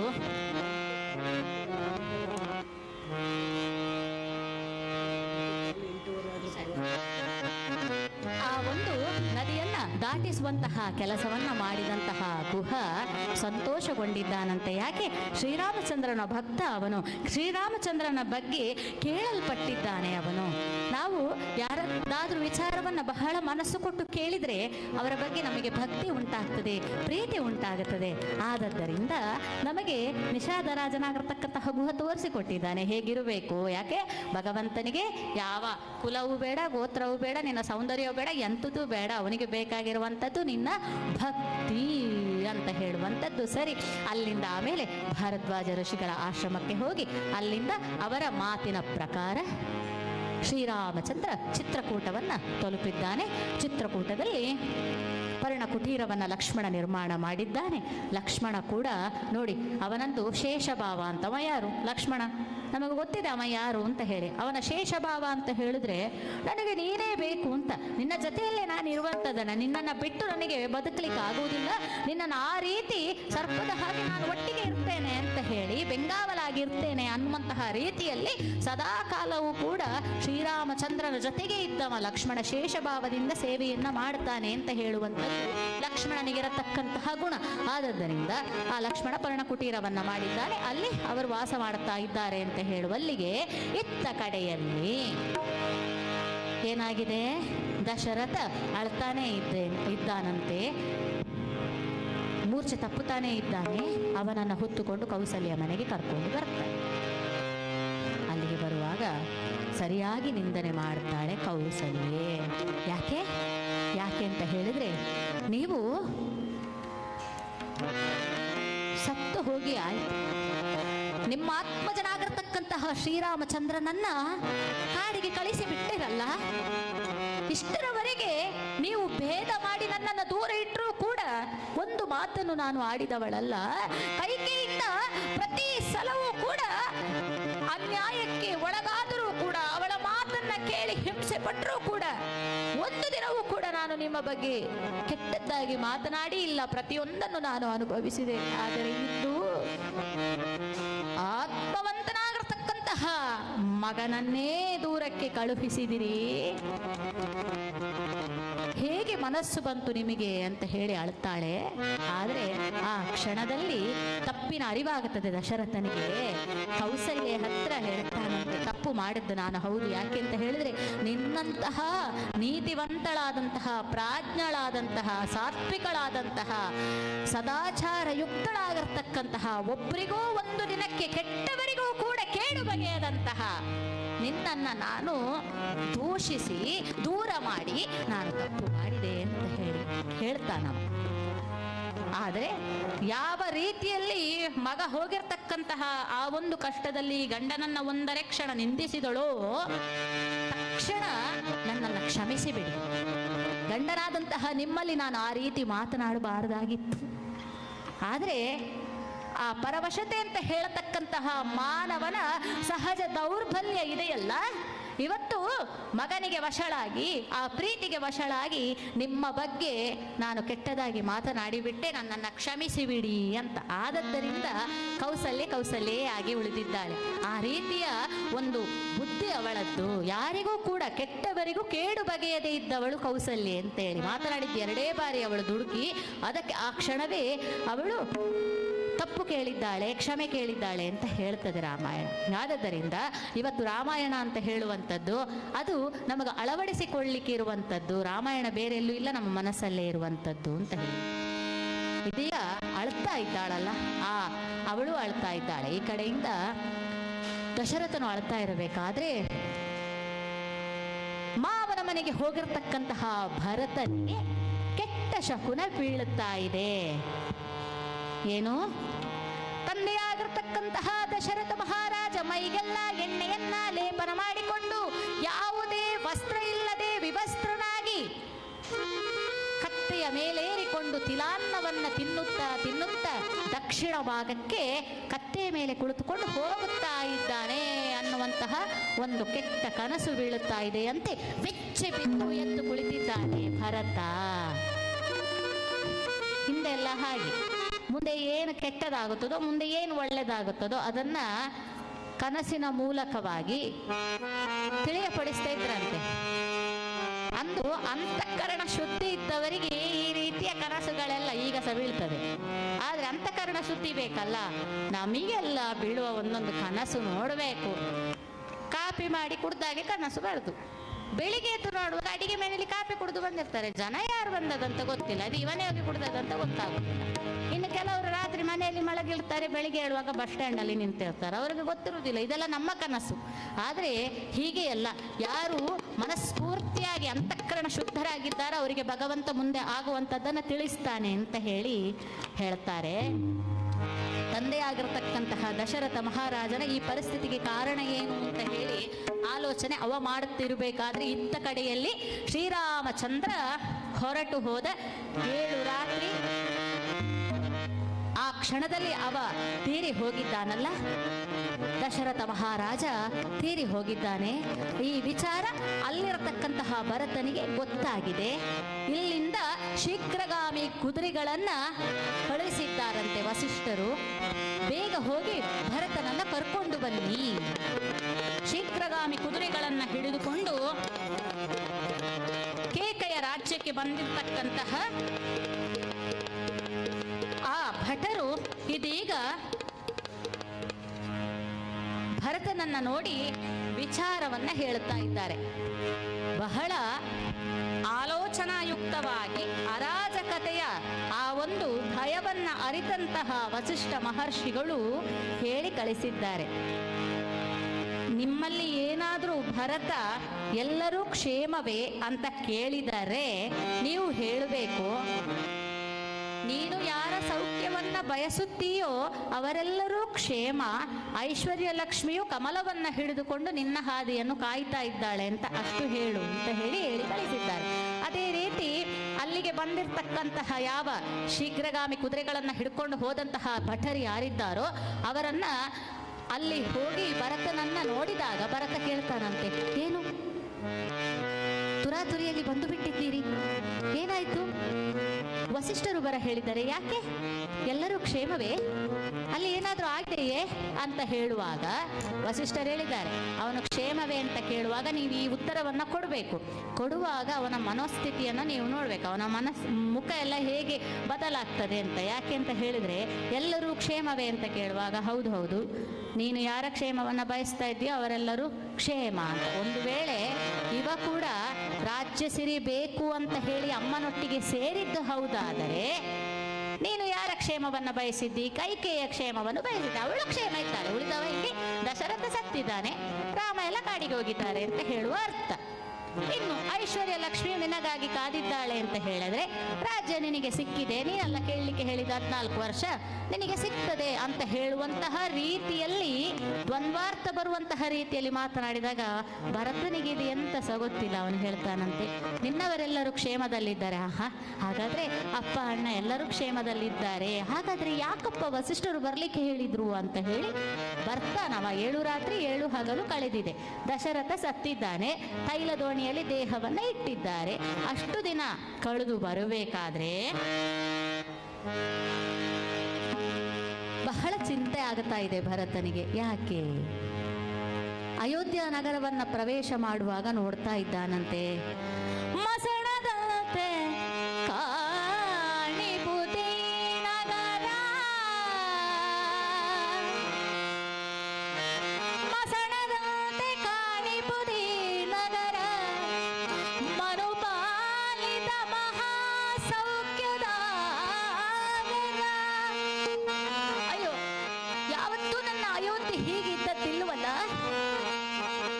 ಸ್ಮಶಾನ ಮೌನ ಅಂತ ಹೇಳುತ್ತಾರಲ್ಲ, ಆ ರೀತಿಯ ಮೌನ ಆವರಿಸಿದೆ. ಯಾರೊಬ್ಬರು ಮಾತನಾಡುತ್ತಾ ಇಲ್ವಲ್ಲ, ನನ್ನ ಮುಖವನ್ನ ನೋಡಿದ್ರೆ ಶಿ ಅಂತ ಹೇಳಿ ಮುಖ ತಿರುಗಿಸಿ ಹೋಗುತ್ತಾ ಇದ್ದಾರೆ. ನಾನೇನು ಮಾಡಿದೆ? ಅಯ್ಯಯ್ಯೋ, ರಾಜಬೀದಿಯ ಹತ್ತಿರ ಬಂದಿದ್ದೇನೆ ನಾನು. ಇದೇನಿದು? ಬಹಳ ಕಷ್ಟಪಟ್ಟು 7 ದಿನ 7 ರಾತ್ರಿ ಪ್ರಯಾಣವನ್ನ ಮಾಡಿಕೊಂಡು ಬಂದಿರತಕ್ಕಂತಹ ಭರತ ಇವತ್ತು ಇಲ್ಲಿಗೆ ಬಂದಾಗ ಇದೇನು ನನ್ನನ್ನ ಎಲ್ಲರೂ ಪ್ರೀತಿಯಿಂದ ಬರಮಾಡಿಕೊಳ್ಳುತ್ತಾರೆ ಅಂತ ಹೇಳಿ ನಾನು ನೋಡಿದರೆ, ಇಲ್ಲಿ ನೋಡಿದರೆ ಯಾರೂ ಕೂಡ ನನ್ನನ್ನು ಮಾತನಾಡಿಸುತ್ತಾ ಇಲ್ವಲ್ಲ. ಏನಾಗಿದೆ? ನಾನೇನಾದ್ರೂ ತಪ್ಪು ಮಾಡಿದ್ದೇನೋ? ರಾಜಬೀದಿಯನ್ನ ಗುಡಿಸಲಿಲ್ಲ, ಕಸ ಎಲ್ಲ ಹಾರಾಡಿ ಹೋಗುತ್ತಾ ಇದೆ. ಅಯೋಧ್ಯ ನಗರ ಅಂದ್ರೆ ಹೇಗೆ ಗೊತ್ತೇ? ಪ್ರತಿಯೊಂದು ಮನೆಯ ಎದುರಿನಲ್ಲಿ ಸ್ತ್ರೀಯರೆಲ್ಲರೂ ಸಿಂಗರಿಸಿಕೊಂಡು ರಂಗೋಲಿಯನ್ನ ಬಿಟ್ಟು ಆಹಾ ಆಹಾ ಆಹಾ ಆಹಾ, ಅದೇನದು, ಎಲ್ಲರ ಮನೆಯ ಮೇಲೆ ಹಕ್ಕಿಗಳೆಲ್ಲವೂ ಕುಳಿತು ಸುರ್ರೆಂದು ಅನಂತ ಆಕಾಶದಲ್ಲಿ ಹಾರಿಕೊಂಡು ಹೋಗುತ್ತಾ ಇರ್ತದೆ. ಮನೆ ಮನೆಗಳಲ್ಲಿ ಘಂಟಾನಾದ ಮೊಳಗುತ್ತಾ ಇರ್ತದೆ, ಪೂಜೆ ಪುನಸ್ಕಾರ ನಡೀತಾ ಇರ್ತದೆ. ಇದು ಯಾವ ಕೂಡ ಇಲ್ವಲ್ಲ, ಏನಿದು? ಯಾಕೆ ಅಯೋಧ್ಯ ನಗರ ಹಿಂಗೆ ಕಾಣಿಸ್ತಾ ಇದೆ ನನಗೆ? ಏನಾಗಿದೆ ಇಲ್ಲಿ ಅಂತ ಹೇಳಿ ಮುಖ್ಯ ದ್ವಾರವಾದ ವೈಜಯಂತ ಅಂತ ಒಂದು ದ್ವಾರ ಇದೆ, ಅಲ್ಲಿಂದ ಬರಬೇಕಾದ್ರೆ ಅಲ್ಲೊಬ್ಬ ಸಾರಥಿ ಹೋದನಂತೆ. ಅವನು ಕೂಡ ಅಪ್ಪ ಯಾಕೋ ಇಲ್ಲಿದು ಪರಿಸ್ಥಿತಿ ನೋಡಿದ್ರೆ ಮನಸ್ಸಿಗೆ ಭಯ ಆಗುತ್ತಾ ಇದೆ, ಏನೋ ಆಗಬಾರದು ಆಗಿದೆ ಅಂತ ಹೇಳಿ ನನ್ನ ಮನಸ್ಸು ಶಂಕಿಸ್ತಾ ಇದೆ. ಏನಾಗಿದೆ ಇಲ್ಲಿ? ನೀನಾದ್ರೂ ಸ್ವಲ್ಪ ಹೇಳ್ತೀಯಾ? ಈ ಭರತನಿಗೆ ಯಾರೊಬ್ಬರು ಕೂಡ ಏನನ್ನು ಹೇಳುತ್ತಾ ಇಲ್ಲ, ನನಗೆ ತುಂಬಾ ಭಯ ಆಗುತ್ತಾ ಇದೆ, ಏನಾಗಿದೆ ಅಂತ ಹೇಳ್ತೀಯಾ ಅಂತ ಹೇಳಿದ್ರೆ ಅವನು ಕೂಡ ಮುಖ ತಿರುಗಿಸಿಕೊಂಡು ನೇರವಾಗಿ ಸಿಟ್ಟಿನಿಂದ ಹೋದನಲ್ಲ. ಛೇ, ಇದೇನಿದು? ಭರತನನ್ನ ನೋಡಿ ಯಾಕೆ ಎಲ್ಲರಿಗೆ ಸಿಟ್ಟು? ನಾನೇನಾದ್ರೂ ತಪ್ಪು ಮಾಡಿದೆ ಅಂತ ಹೇಳಿ ಇವರು ನನ್ನನ್ನು ತಪ್ಪಾಗಿ ಅರ್ಥೈಸಿಕೊಂಡಿರಬಹುದೇ? ಇರಲಿ ಇರಲಿ, ನಾನು ಹೋಗಿ ಇದೀಗ ಅಪ್ಪನ ಹತ್ರನೇ ಈ ವಿಚಾರ ಕೇಳಬೇಕು. ನನ್ನ ಅಪ್ಪ ಎಲ್ಲಿರ್ತಾರೆ ಅಂತ ಹೇಳಿದ್ರೆ ನನ್ನ ಅಮ್ಮನ ಗೃಹದಲ್ಲೇ ಹೆಚ್ಚಾಗಿ ಅವರು ಇರುವಂತದ್ದು. ಆದ್ದರಿಂದ ಕೈಕಯ್ಯ ಆ ಭವನಕ್ಕೆ ನಾನು ಹೋಗುತ್ತೇನೆ ಅಂತ ಹೇಳಿ ಒಳಗೆ ಬರ್ತಾ ಇದ್ದಾನಂತೆ. ಬರುವಾಗ ಅಪ್ಪ ಯಾವಾಗಲೂ ಕುಳಿತುಕೊಳ್ಳತಕ್ಕಂತಹ ಒಂದು ಮಂಚ ಇದೆ, ಆ ಮಂಚದಲ್ಲಿ ಅಪ್ಪ ಇಲ್ಲ. ಹಾಗಾದ್ರೆ ಅಪ್ಪ ಇಲ್ವೇ? ಅಲ್ಲಿ ಎಲ್ಲಿ ಹೋದ್ರು ಇವರು? ಇಲ್ಲಿಗೆ ಬಂದಿಲ್ವೇ ಹಾಗಾದ್ರೆ ಅಂತ ನೋಡ್ತಾ ಇದ್ದಾನೆ. ಯಾವುದೇ ದೀಪಗಳನ್ನು ಕೂಡ ಉರಿಸಿಲ್ಲ. ಯಾವ ರಾಜರ ಮನೆಯಲ್ಲಿ ಇರಬೇಕಾದಂತಹ ಯಾವ ರೀತಿಯ ಒಂದು ಇದು ಕಾಣಿಸ್ತಾ ಇಲ್ಲ, ಯಾವ ರೀತಿಯ ಒಂದು ವಿಚಾರವೂ ಅಲ್ಲಿ ಕಾಣಿಸ್ತಾ ಇಲ್ಲ. ಅಮ್ಮ ಎಲ್ಲಿದ್ದಾಳೆ ಅಂತ ಹೇಳಿದ್ರೆ ಆಹಾ, ಚಿನ್ನದ ಸಿಂಹಾಸನದ ಮೇಲೆ ಇನ್ನೊಂದು ಸಿಂಹಾಸನದ ಮೇಲೆ ಅವಳು ಕುಳಿತಿದ್ದಾಳೆ. ನೋಡಿ, ಕೈಕೇಯಲ್ಲಿ ಆಲೋಚನೆ ಮಾಡಬೇಕು. ಸೂತಕ ಬಂದಾಗ ಆ ರೀತಿ ಆಸನಗಳಲ್ಲೆಲ್ಲ ಕುಳಿತುಕೊಳ್ಳಬಾರದು ಅಂತ ಹೇಳಿ ಶಾಸ್ತ್ರ ಹೇಳುತ್ತದೆ. ಹಾಗಾದ್ರೆ ಇವಳು ಚಿನ್ನದ ಆಸನದಲ್ಲಿ ಕುಳಿತಿದ್ದಾಳೆ ಅಂತ ಹೇಳಿದ್ರೆ ಇವ್ಯಾವುದು ಹೇಳುದು ನಾನು ಕೇಳುವುದಿಲ್ಲ ಅಂತ ಅವಳ ಅರ್ಥ. ಅದನ್ನ ನೋಡಿ ಓಡೋಡಿ ಬಂದು ಹೇಳ್ತಾ ಇದ್ದಾನಂತೆ, ಅಮ್ಮ ಅಮ್ಮ ಅಪ್ಪ ಎಲ್ಲಿ ಅಮ್ಮ? ಯಾಕಮ್ಮ ಅಯೋಧ್ಯೆಗೆ ಏನಾಗಿದೆ ಅಮ್ಮ? ಯಾಕೆ ಎಲ್ಲರೂ ಚಿಂತೆಯಲ್ಲಿದ್ದಾರಲ್ಲಮ್ಮ? ಯಾರೊಬ್ರು ನನ್ನನ್ನು ನೋಡಿ ಮಾತನಾಡಿಸ್ತಾ ಇಲ್ವಲ್ಲ? ನಾ ಬಂದಾಗ ನನ್ನನ್ನು ಕಂಡವರೆಲ್ಲ ಮನೆಯ ಬಾಗಿಲನ್ನ ಮುಚ್ಚುತ್ತಾ ಇದ್ದಾರೆ. ಯಾಕಮ್ಮ ಏನಾಯ್ತು ಅಂತ ಹೇಳುವಾಗ ಮಗನ ಚಿಂತೆಯನ್ನ ನೋಡಿ ಅವಳು ಹೇಳ್ತಾಳಂತೆ, ಬಂದೆಯ ಮಗ, ಹೇಗಿದ್ದೀ? ಚೆನ್ನಾಗಿದೆಯಾ? ನನ್ನ ತಂದೆಯ ಮನೆಯಲ್ಲಿ ಎಲ್ಲರೂ ಕ್ಷೇಮವೇ ಅಂತ ಹೇಳಿ ತನ್ನ ಬುಡದವರ ವಿಚಾರವನ್ನು ತಿಳ್ಕೊಳ್ತಾ ಇದ್ದಾಳೆ ಅಷ್ಟೇ ಹೊರತು ಇಲ್ಲಿ ಪ್ರಕ್ಷುಬ್ಧಗೊಂಡಿರ್ತಕ್ಕಂತಹ ಮನಸ್ಸನ್ನ ಸಂತೈಸುವುದಿಲ್ಲ ಅವಳು. ಕಡೆಗೊಮ್ಮೆ ಅಮ್ಮ ನಾನು ಕೇಳ್ತಾ ಇದ್ದೇನೆ ಪ್ರಶ್ನೆ ಏನಾಗಿದೆ ಅಯೋಧ್ಯೆಗೆ? ಅಪ್ಪ ಎಲ್ಲಿ? ಯಾಕೆ ಎಲ್ಲರೂ ಒಂದು ರೀತಿಯಲ್ಲಿ ನನ್ನನ್ನು ನೋಡ್ತಾ ಇದ್ದಾರೆ? ಯಾಕೆ ಮೌನ ಅಯೋಧ್ಯೆಯಲ್ಲಿ? ಅದಕ್ಕೆ ಉತ್ತರ ಹೇಳಮ್ಮ ಅಂತ ಹೇಳಿದಾಗ, ಅಯ್ಯಯ್ಯೋ ಮಗ ತುಂಬಾ ಚಿಂತೆಯಾಗಿದ್ದಾನೆ, ಆದ್ದರಿಂದ ಮಗ ಹೇಳ್ತೇನೆ ಗಡಿಬಿಡಿ ಮಾಡಬೇಡ, ನಾನು ಹೇಳಿದ ವಿಚಾರ ಕೇಳಿದ್ರೆ ಈಗ ಅವನಿಗೆ ಭಾರಿ ಖುಷಿ ಆಗ್ತದೆ ಅಂತ ಹೇಳಿ, ಗುಣಭರಿತ ಭರತ ತಿರಗಾಗಿ, ಗುಣಭರಿತ ಭರತ ನಿನಗಾಗಿ, ಎರಡು ವರಗಳ ಕೇಳಿದೆ ಛಲಕ್ಕಾಗಿ, ಎರಡು ವರಗಳ ಕೇಳಿದೆ ಛಲಕ್ಕಾಗಿ, ಗುಣಭರಿತ ಭರತ ನಿನಗಾಗಿ, ಗುಣಭರಿತ ಭರತ ನಿನಗಾಗಿ.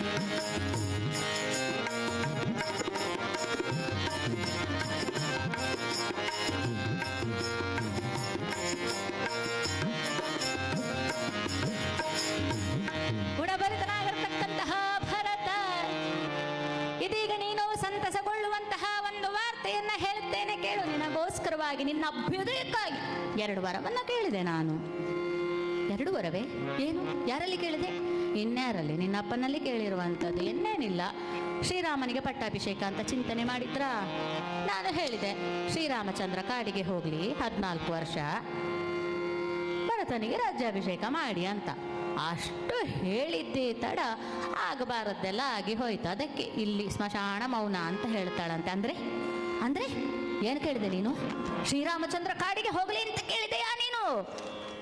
ನನಗೆ ಈ ಭರತನಿಗೆ ಪಟ್ಟಾಭಿಷೇಕ ಆಗಬೇಕು ಅಂತ ಹೇಳಿದೆಯಾ ನೀನು? ನಿನ್ನ ಮಾತನ್ನ ಕೇಳಿ ಶ್ರೀರಾಮಚಂದ್ರ ಏನಾದ್ರೂ ಕಾಡಿಗೆ ಹೋದನೆ?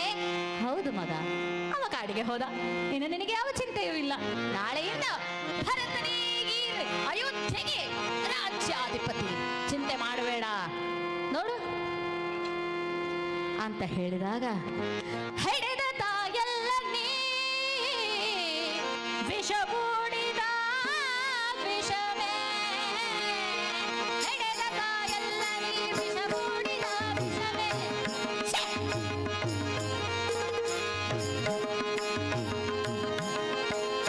ಮಾತೆಯಲ್ಲ ನೀ ಹೃದಯ ಹೀನೆ. ಈ ಮಾತನ್ನು ಕೇಳಿದಂತಹ ಅಪ್ಪ ಪ್ರಾಣ ಬಿಟ್ಟನೆ. ನನ್ನ ಅಪ್ಪನನ್ನು ಕೊಂದು ಬಿಟ್ಟೆಯಾ ನೀನು? ತನ್ನ ಪ್ರಾಣವನ್ನು ತಿಂದ ಪಾತಕಿಯು ನೀನಾದೆ. ಪರಮಾತ್ಮ ರಾಮನನ್ನು ಹಾಡಿಗಟ್ಟಿದ ಪ್ರಶ್ನೆ ಹೇಳಿದಿರಹಿದೆ. ಹೋಗಿ ನನ್ನ ಕಣ್ಣ ಮುಂದೆ ಇರಬೇಡ, ಇದೀಗ ನಿನ್ನ ಕತ್ತನ್ನು ಹಿಡಿದು ನಾನು ಕಡಿದು ಬಿಡ್ತೇನೆ ಅಂತ ಹೇಳಿ ತನ್ನ ಒರೆಯಿಂದ ಖಡ್ಗವನ್ನ ಹಿಡಿದು ಕೊಲ್ಲಬೇಕು ಅಂತ ಹೊರಡ್ತಾನೆ. ಅಷ್ಟೇ ನೋಡಿ, ಇದು ವಿಚಾರ. ಯಾವ ನಿನ್ನ ಈ ಮಾತನ್ನ ಕೇಳಿ ನನ್ನ ಅಪ್ಪ ದಶರಥ ಪ್ರಾಣವನ್ನೇ ಬಿಟ್ಟನಲ್ಲೇ. ಯಾಕೆ ಅಂತ ಹೇಳಿದ್ರೆ ಶ್ರೀರಾಮಚಂದ್ರ ಹೋಗಿದ್ದಾನೆ ಅಂತ ಹೇಳಿದ್ರೆ ದಶರಥ ಇದ್ದಾನೆ ಅಂತ ಹೇಳುವಂಥದ್ದು ಸುಳ್ಳು ಆಗುತ್ತದೆ. ದಶರಥನ ಪ್ರಾಣವೇ ರಾಮ. ಹಾಗಿರುವಾಗ ರಾಮ ಹೊರಟು ಹೋದ ಅಂತ ಹೇಳಿದ್ರೆ ದಶರಥ ಬದುಕಿ ಪ್ರಯೋಜನ ಇಲ್ಲ. ಅವನ ಪ್ರಾಣವನ್ನು ತಿನ್ನಂತಹ ಪಾತಕೀನಾಗಿ ಬಿಟ್ಟೆಯಲ್ಲ. ಅಯ್ಯೋ ಅಯ್ಯೋ ಅಯ್ಯೋ ಅಯ್ಯೋ, ಯಾರಿಗೂ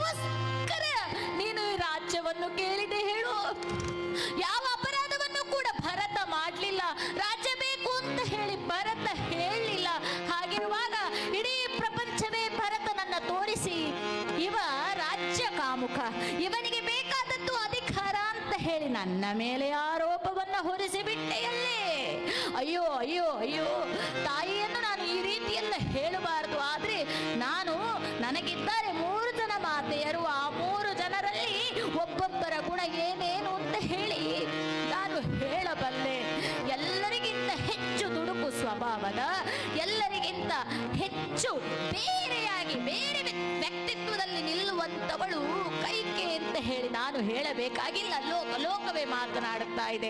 ನನಗೆ ನಿನ್ನ ಹೊಟ್ಟೆಯಲ್ಲಿ ಹುಟ್ಟಿದ್ದೇನಲ್ಲ, ಆ ವಿಚಾರಕ್ಕೆ ನೋವಿದೆ ಅಂತ ಹೇಳಿ ಅಳ್ತಾಳಂತೆ. ನೋಡಿ, ಇಲ್ಲಿ ಒಂದು ಆಲೋಚನೆ ಮಾಡಬೇಕು. ಹೆತ್ತ ತಾಯಿಗೆ ಹೀಗೆಲ್ಲ ಮಾತಾಡಬಹುದಾ ಅಂತ ಹೇಳಿದ್ರೆ, ಒಂದು ಶಾಸ್ತ್ರದಲ್ಲಿ ಹೇಳ್ತದೆ, ತಾಯಿ ಪತಿತೆಯಾದರೂ ಕೂಡ ಅಂಥವಳ ಸತ್ತಾಗ ಬೆಂಕಿ ಇಡ್ಲಿಕ್ಕೆ ಮಗನೇ ಹೋಗಬೇಕು ಅಂತ. ಆದರೆ ಒಂದು ವಂಶದ ನಾಶಕ್ಕೆ ಪ್ರಯತ್ನಿಸಿದವಳ, ತನ್ನ ಪತಿಯ ಪ್ರಾಣಕ್ಕೆ ಕಂಟಕಳಾದವಳ, ಇಡೀ ರಾಜ್ಯದ ಭವಿಷ್ಯವನ್ನ ಕತ್ತಲೆಯ ಕೂಪಕ್ಕೆ ತಳ್ಳಿದವಳ, ಇಂಥವರಿಗೆಲ್ಲ ಯಾವುದೇ ಕರುಣೆಯನ್ನ ತೋರಿಸಬಾರದು ಅಂತಾನೂ ಕೂಡ ಹೇಳ್ತದೆ. ಹೆಣ್ಣಾದ್ರೂ ಕೂಡ ಶಿಕ್ಷೆಗೆ ಅವಳು ಅರ್ಹಳೆ ಅಂತ ಹೇಳಿ. ಹಾಗಿರುವಾಗ ಇದೆಲ್ಲ ವಿಚಾರವನ್ನು ಶಾಸ್ತ್ರಬದ್ಧವಾಗಿ ಅವನು ಹೇಳ್ತಾನೆ. ಹೊರೆಯಿಂದ ಕತ್ತಿಯನ್ನ ತೆಗೆದು ಕಡಿಬೇಕು ಅಂತ ಹೊರಟಾಗ ಹೇಳ್ತಾನಂತೆ, ನಾನು ನಿನ್ನ ತಲೆಯನ್ನು ಕಡಿದ್ರೆ ನಿನ್ನ ಮಗ ಆಗಿ ಬಿಡ್ತೇನೆ.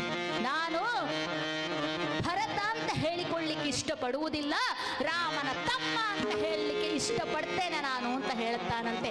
ರಾಮನ ತಮ್ಮ ಎನ್ನುವಂತಹ ಉಪಾಧಿ ಸಾಕು ನನಗಂತಾನಂತೆ ಭರತ. ಆದದ್ದರಿಂದ ನಾನೇನಾದ್ರೂ ನಿನ್ನನ್ನ ಕೊಂದ್ರೆ ರಾಮನಿಗೆ ಇಷ್ಟ ಆಗಲಿಕ್ಕಿಲ್ಲ. ಆದದ್ದರಿಂದ ನನಗೆ ರಾಮ ಬೇಕು, ನೀನಲ್ಲ. ಆದದ್ದರಿಂದ ನಿನ್ನನ್ನ ಕೊಲ್ಲಿಲ್ಲ ಅಂತ ಹೇಳಿ ಆಲೋಚನೆ ಮಾಡ್ತಾಳಂತೆ. ಅಯ್ಯೋ ಅಯ್ಯೋ, ನನಗೆ ಗೊತ್ತಾಯ್ತೀಗ, ಇಡೀ ಲೋಕವೇ ನನ್ನನ್ನ ನೋಡಿ, ಅಯೋಧ್ಯ ನಗರದ ಆ ಒಂದು ಲೋಕ ಏನಿದೆ, ಆ ಸಾಮ್ರಾಜ್ಯ ಏನಿದೆ, ನನ್ನನ್ನು ನೋಡಿ ಇವತ್ತು ಬಾಗಿಲು ಹಾಕೊಳ್ತಲ್ಲ, ನನ್ನನ್ನು ನೋಡಿ ಮುಖವನ್ನ ಸಿಂಡರಿಸಿಕೊಳ್ಳಿತ್ತಲ್ಲ, ಇದಕ್ಕೋಸ್ಕರವಾಗಿ. ಹಾಗಾದ್ರೆ ನನ್ನಮ್ಮ ಇದ್ದಾಳೆ, ಸಾಧ್ವೆಯಾದಂತಹ ನನ್ನ ದೊಡ್ಡಮ್ಮ ಇದ್ದಾಳೆ ಕೌಸಲ್ಯೆ, ಅವಳೆಷ್ಟು ಕಷ್ಟಪಟ್ಟಿರಬಹುದು.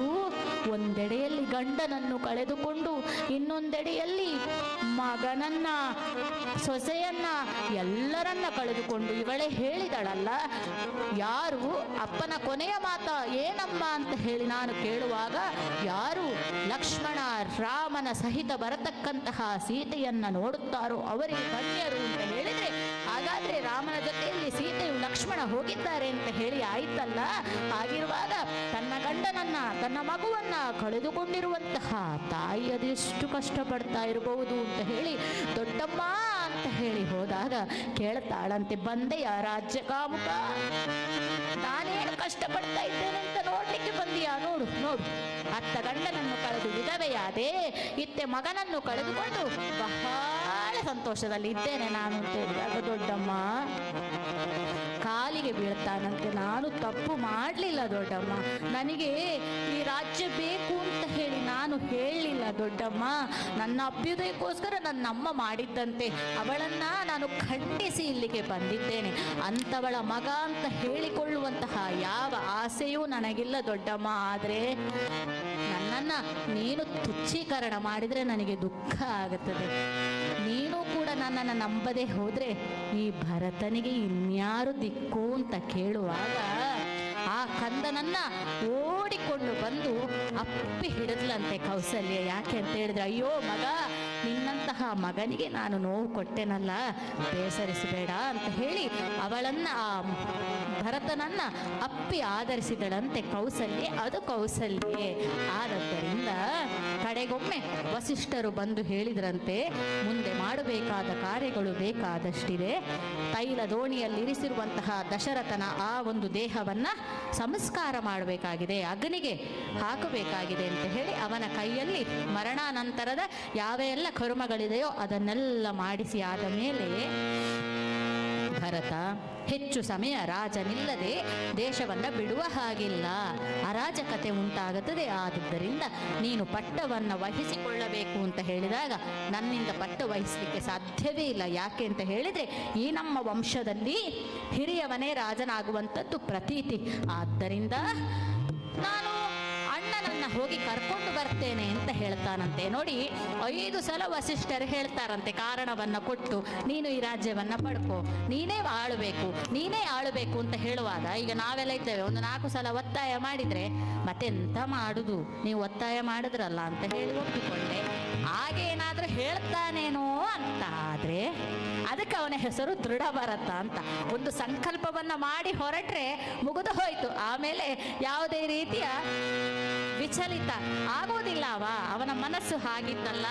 ಏನು ಮಾಡಿದನಂತೆ, ಅಣ್ಣನ ಹಾಗೆ ನಾರುಮಡಿಯನ್ನ ಉಟ್ಟುಕೊಂಡು ಹೊರಟು ನಿಲ್ತ ಭರತ ವನಕ್ಕೆ, ಹೊರಟು ನಿಲ್ತ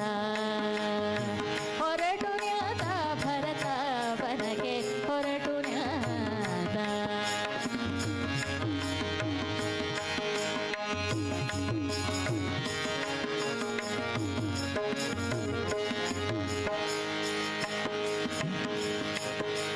ಕೌಸಲ್ಯ ಕೈಕೆ ಸುಮಿತ್ರೆ ವಸಿಷ್ಠ ಮಂತ್ರಿ ಸುಮಂತ್ರ ಉಳಿದ ಅಮಾತ್ಯರು.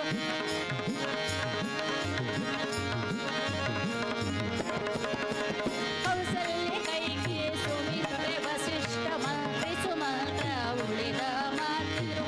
ಶತ್ರುಘ್ನ ಸಹಿತ ರಾಜ ಪ್ರಮುಖರು, ಶತ್ರುಘ್ನ ಸಹಿತ ರಾಜ ಪ್ರಮುಖರು. ರಾಮ ರಾಮ ಜಯ ರಾಮ, ರಾಮ ಎಂದು ರಾಮ, ರಾಮ ಜಯ ರಾಮ, ರಾಮ ಎಂದು ಹೊರಟು ದೋಷದಿ ಭರತನೊಂದಿಗೆ, ಹೊರಟು ನಿಲ್ತ ಭರತ ವನಕ್ಕೆ, ಹೊರಟು ನಿಲ್ತ ವನಕ್ಕೆ, ಭರತ ಹೊರಟು ನಿಲ್ತ. ಶ್ರೀರಾಮಚಂದ್ರ ಭಗವಾನ್ ಕಿ ಜಯ. ರಾಮ ರಾಮ ಜಯ ರಾಮ, ರಾಮ ಜಯ ರಾಮ, ರಾಮ ಜಯ ರಾಮ, ರಾಮ ಜಯ ರಾಮ, ರಾಮ ರಾಮ ರಾಮ, ರಾಮ ರಾಮ ಜಯ ರಾಮ, ರಾಮ ಜಯ ರಾಮ, ರಾಮ ಜಯ ರಾಮ.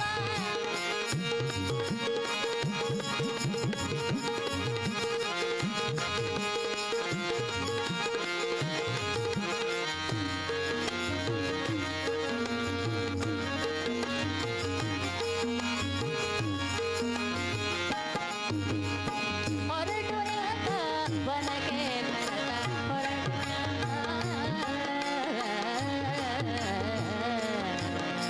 ಭರತ ಹೊರಟು ನಿಲ್ತ ವನಕ್ಕೆ.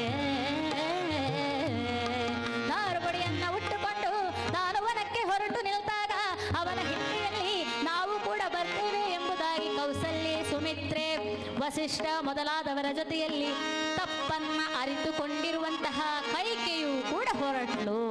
ಅಷ್ಟು ಬೇಗ ತಪ್ಪು ಹೇಗೆ ಸರಿ ಮಾಡಿಕೊಂಡದ್ದು ಅಂತ ಹೇಳಿದ್ರೆ, ನಾನು ಮಾಡತಕ್ಕಂತಹ ಕೆಲಸ ಮಗನಿಗೆ ಇಷ್ಟ ಆಗಬಹುದು ಅಂತ ಅಂದುಕೊಂಡದ್ದು.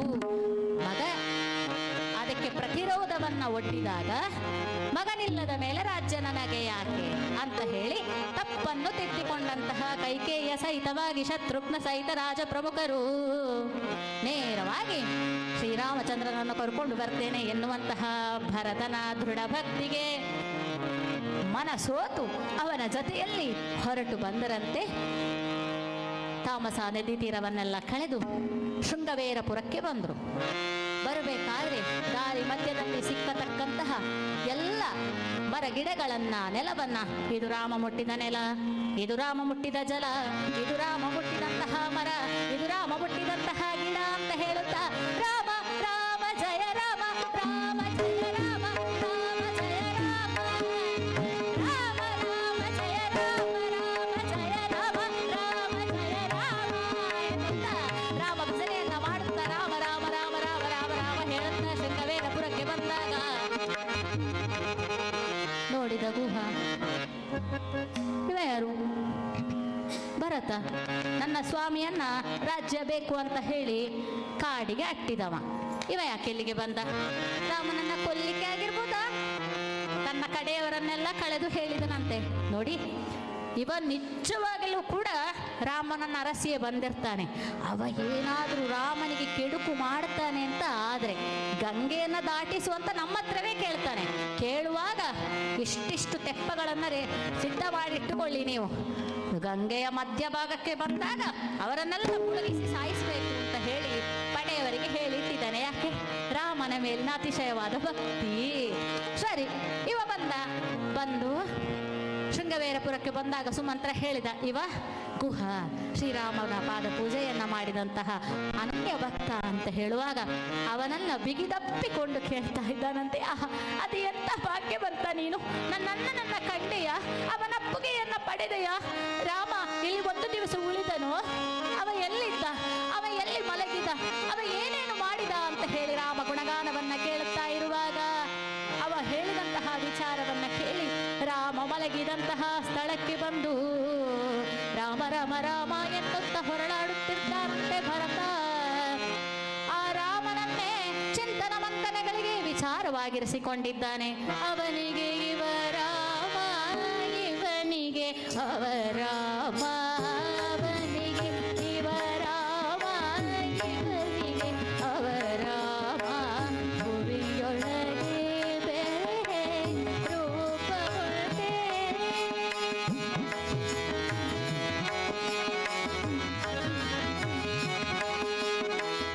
ಅವನಿಯೊಳಿರುತ್ತೆ ಪಾಂಡುರುಳ ಜನರೆಲ್ಲ, ಅವರವರೇ ಹೊಡೆದಾಡಿ ಹತರಾಗಿ ಹೋದರು.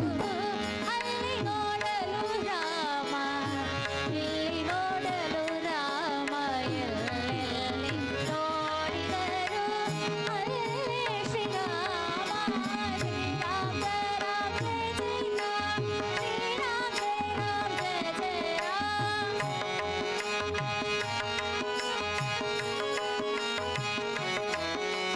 ಶ್ರೀರಾಮ ಜಯ ರಾಮ ಜಯ ರಾಮ, ಶ್ರೀರಾಮ ಜಯ ರಾಮ ಜಯ ರಾಮ.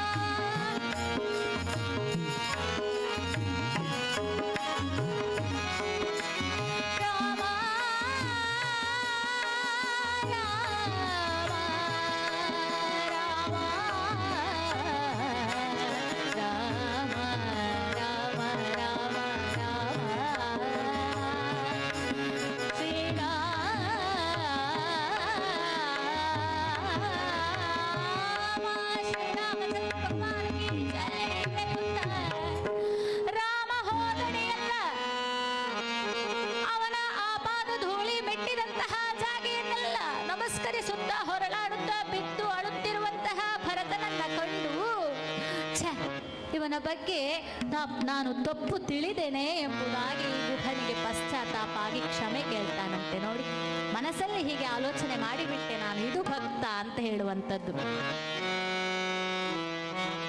ಇಷ್ಟು ಹೊತ್ತಿಗೆ ಭಾರದ್ವಾಜ ಋಷಿಗಳ ಆಶ್ರಮಕ್ಕೆ ಹೋಗಿದ್ದಾನೆ ಅಂತ ಗೊತ್ತಾಯಿತು.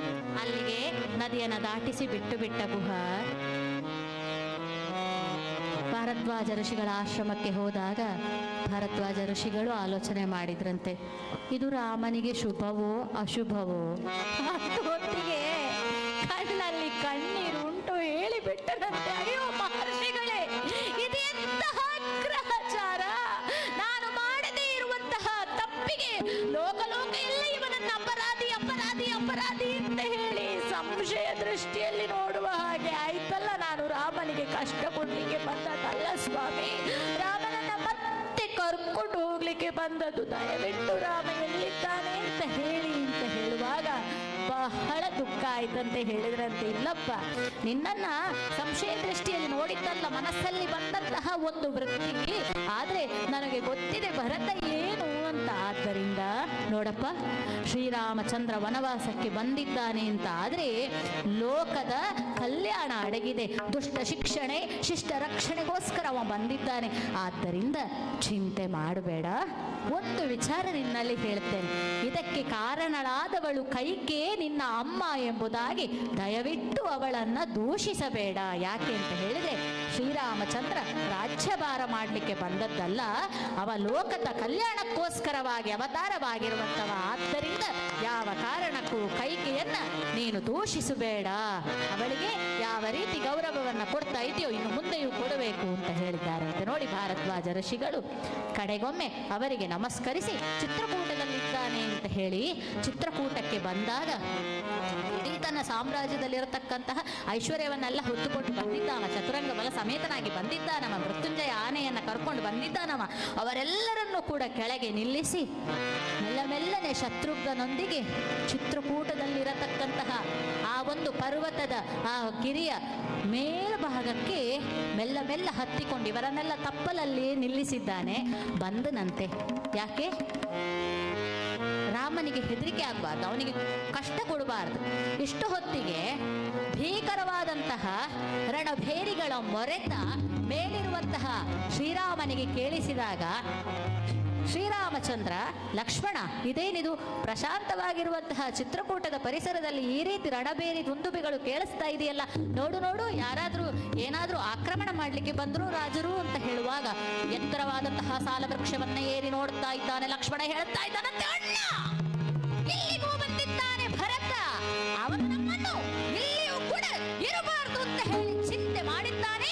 ಈಗಲೇ ಆಜ್ಞೆ ಕೊಡು, ಅವನನ್ನ ಎಲ್ಲಿ ಬಿಡ್ತೇನೆ ಅಂತ ಹೇಳಿ. ಯಾಕೆಂತ ಹೇಳಿದ್ರೆ ಲಕ್ಷ್ಮಣ ಯಾವತ್ತೂ ಕೂಡ ಕೋಪಕ್ಕೆ ಹೆಸರು, ಅವ ಸರ್ಪ ಅಲ್ವಾ, ಸರ್ಪದಾಗಿ ಬುಸಿ ಕೊಟ್ಟುಕೊಂಡೇ ಇರುವಂತದ್ದವ. ಶ್ರೀರಾಮಚಂದ್ರ ತಮ್ಮನನ್ನ ಸಮಾಧಾನ ಮಾಡಿ ಹೇಳಿದನಂತೆ, ಲಕ್ಷ್ಮಣ ಅದು ಯಾಕಪ್ಪ ಅಷ್ಟು ಆವೇಶ? ನೀನೇನು ಅಂದುಕೊಂಡಿದ್ದೀಯ? ನನ್ನ ಭರತ ಬಂದನೋ ಅವನು ನನಗೆ ಕಷ್ಟ ಕೊಡ್ಲಿಕ್ಕೆ ಬರಲಿಲ್ಲ ಅಪ್ಪ. ಯಾಕೆ ಅಂತ ಹೇಳಿದ್ರೆ ಭರತ ಅಶುದ್ಧವಾದಂತಹ ನೀರು ಸೇರಿಕೊಂಡಿರುವಂತಹ ಹಾಲಿನಿಂದ ಶುದ್ಧ ಹಾಲನ್ನು ಬೇರ್ಪಡಿಸತಕ್ಕಂಥವ, ಅಷ್ಟು ಒಳ್ಳೆಯವ ಅವನು, ಆ ರೀತಿಯ ಹಂಸ ಅವನು. ಆದದ್ದರಿಂದ ಅವನ ಬಗ್ಗೆ ನನಗೆ ನೋಡು ಹೇಳ್ತೇನೆ, ಆಣೆ ಮಾಡಲಿಕ್ಕೆ ಮನಸ್ಸಿಲ್ಲ, ಆದರೂ ಕೂಡ ಆಣೆ ಮಾಡಿ ಹೇಳ್ತೇನೆ, ಭರತನಂತಹ ತಮ್ಮ ಈ ಜಗತ್ತಿನಲ್ಲಿಯೇ ಇಲ್ಲ, ನಾನು ಹೇಳ್ತೇನೆ, ಅಷ್ಟು ಒಳ್ಳೆಯ ಮಾವ. ತಡಿ, ಗಡಿಬಿಡಿ ಮಾಡಬೇಡ, ಅವನು ಬರಲಿ ಅಂತ ಹೇಳುವಾಗ ಮೆಲ್ಲ ಮೆಲ್ಲನೆ ಬರ್ತಾ ಇದ್ದಾನಂತೆ ಶ್ರೀರಾಮಚಂದ್ರ. ಸೀತಾದೇವಿಯ ಸಮೇತದಲ್ಲಿ ಕಲ್ಲು ಬೆಂಚಿನಲ್ಲಿ ಕುಳಿತುಕೊಂಡಿದ್ದಾನೆ. ಓಡಿ ಬಂದಂತವ ದೂರದಲ್ಲಿ ಅವಕ್ಕಾಗಿ ನಿಂತಿದ್ದಾನಂತೆ. ಶ್ರೀರಾಮಚಂದ್ರನಿಗೆ ಮುಖ ಹೇಗೆ ತೋರಿಸುವುದು? ಆ ರಾಜ್ಯಾಭಿಷೇಕ ಮಾಡಿಕೊಂಡು ಸುಖದಲ್ಲಿರಬೇಕಾದವ ನನ್ನಿಂದ ಕಾಡಿಗೆ ಬಂದಿದ್ದಾನಲ್ಲ ಅಂತ ಹೇಳಿ ಓಡೋಡಿ ಬಂದು, ಜಯ ಜಯ ದಾಶರಥಿ ಸೀತಾ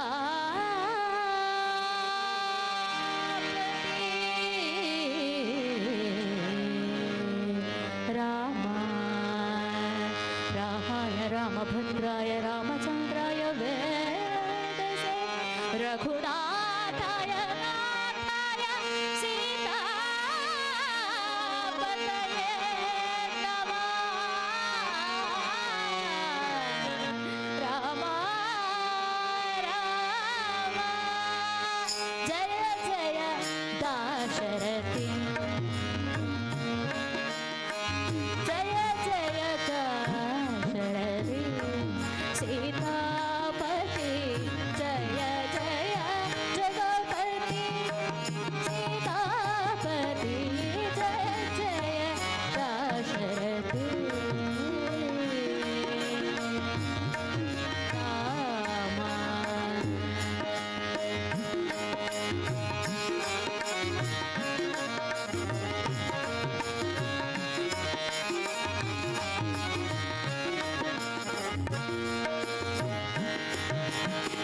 ದಶರಥ ಸುತ ಧೃತಶೋತ್ತಮ ಸುಂದರ ಸಮಬಲನೆ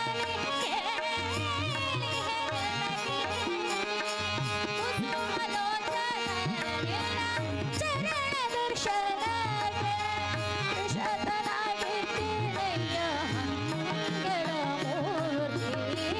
ಜಯ ಜಯ ದಾಶರಥಿ ಸೀತಾಪತಿ, ಜಯ ಜಯ ಜಗಪತಿ ಸೀತಾಪತಿ, ಜಯ ಜಯ ಜಯ ಜಯ ಜಯ ಜಯ ದಾಶರಥಿ ರಾಮ ರಾಮ ಶ್ರೀರಾಮ.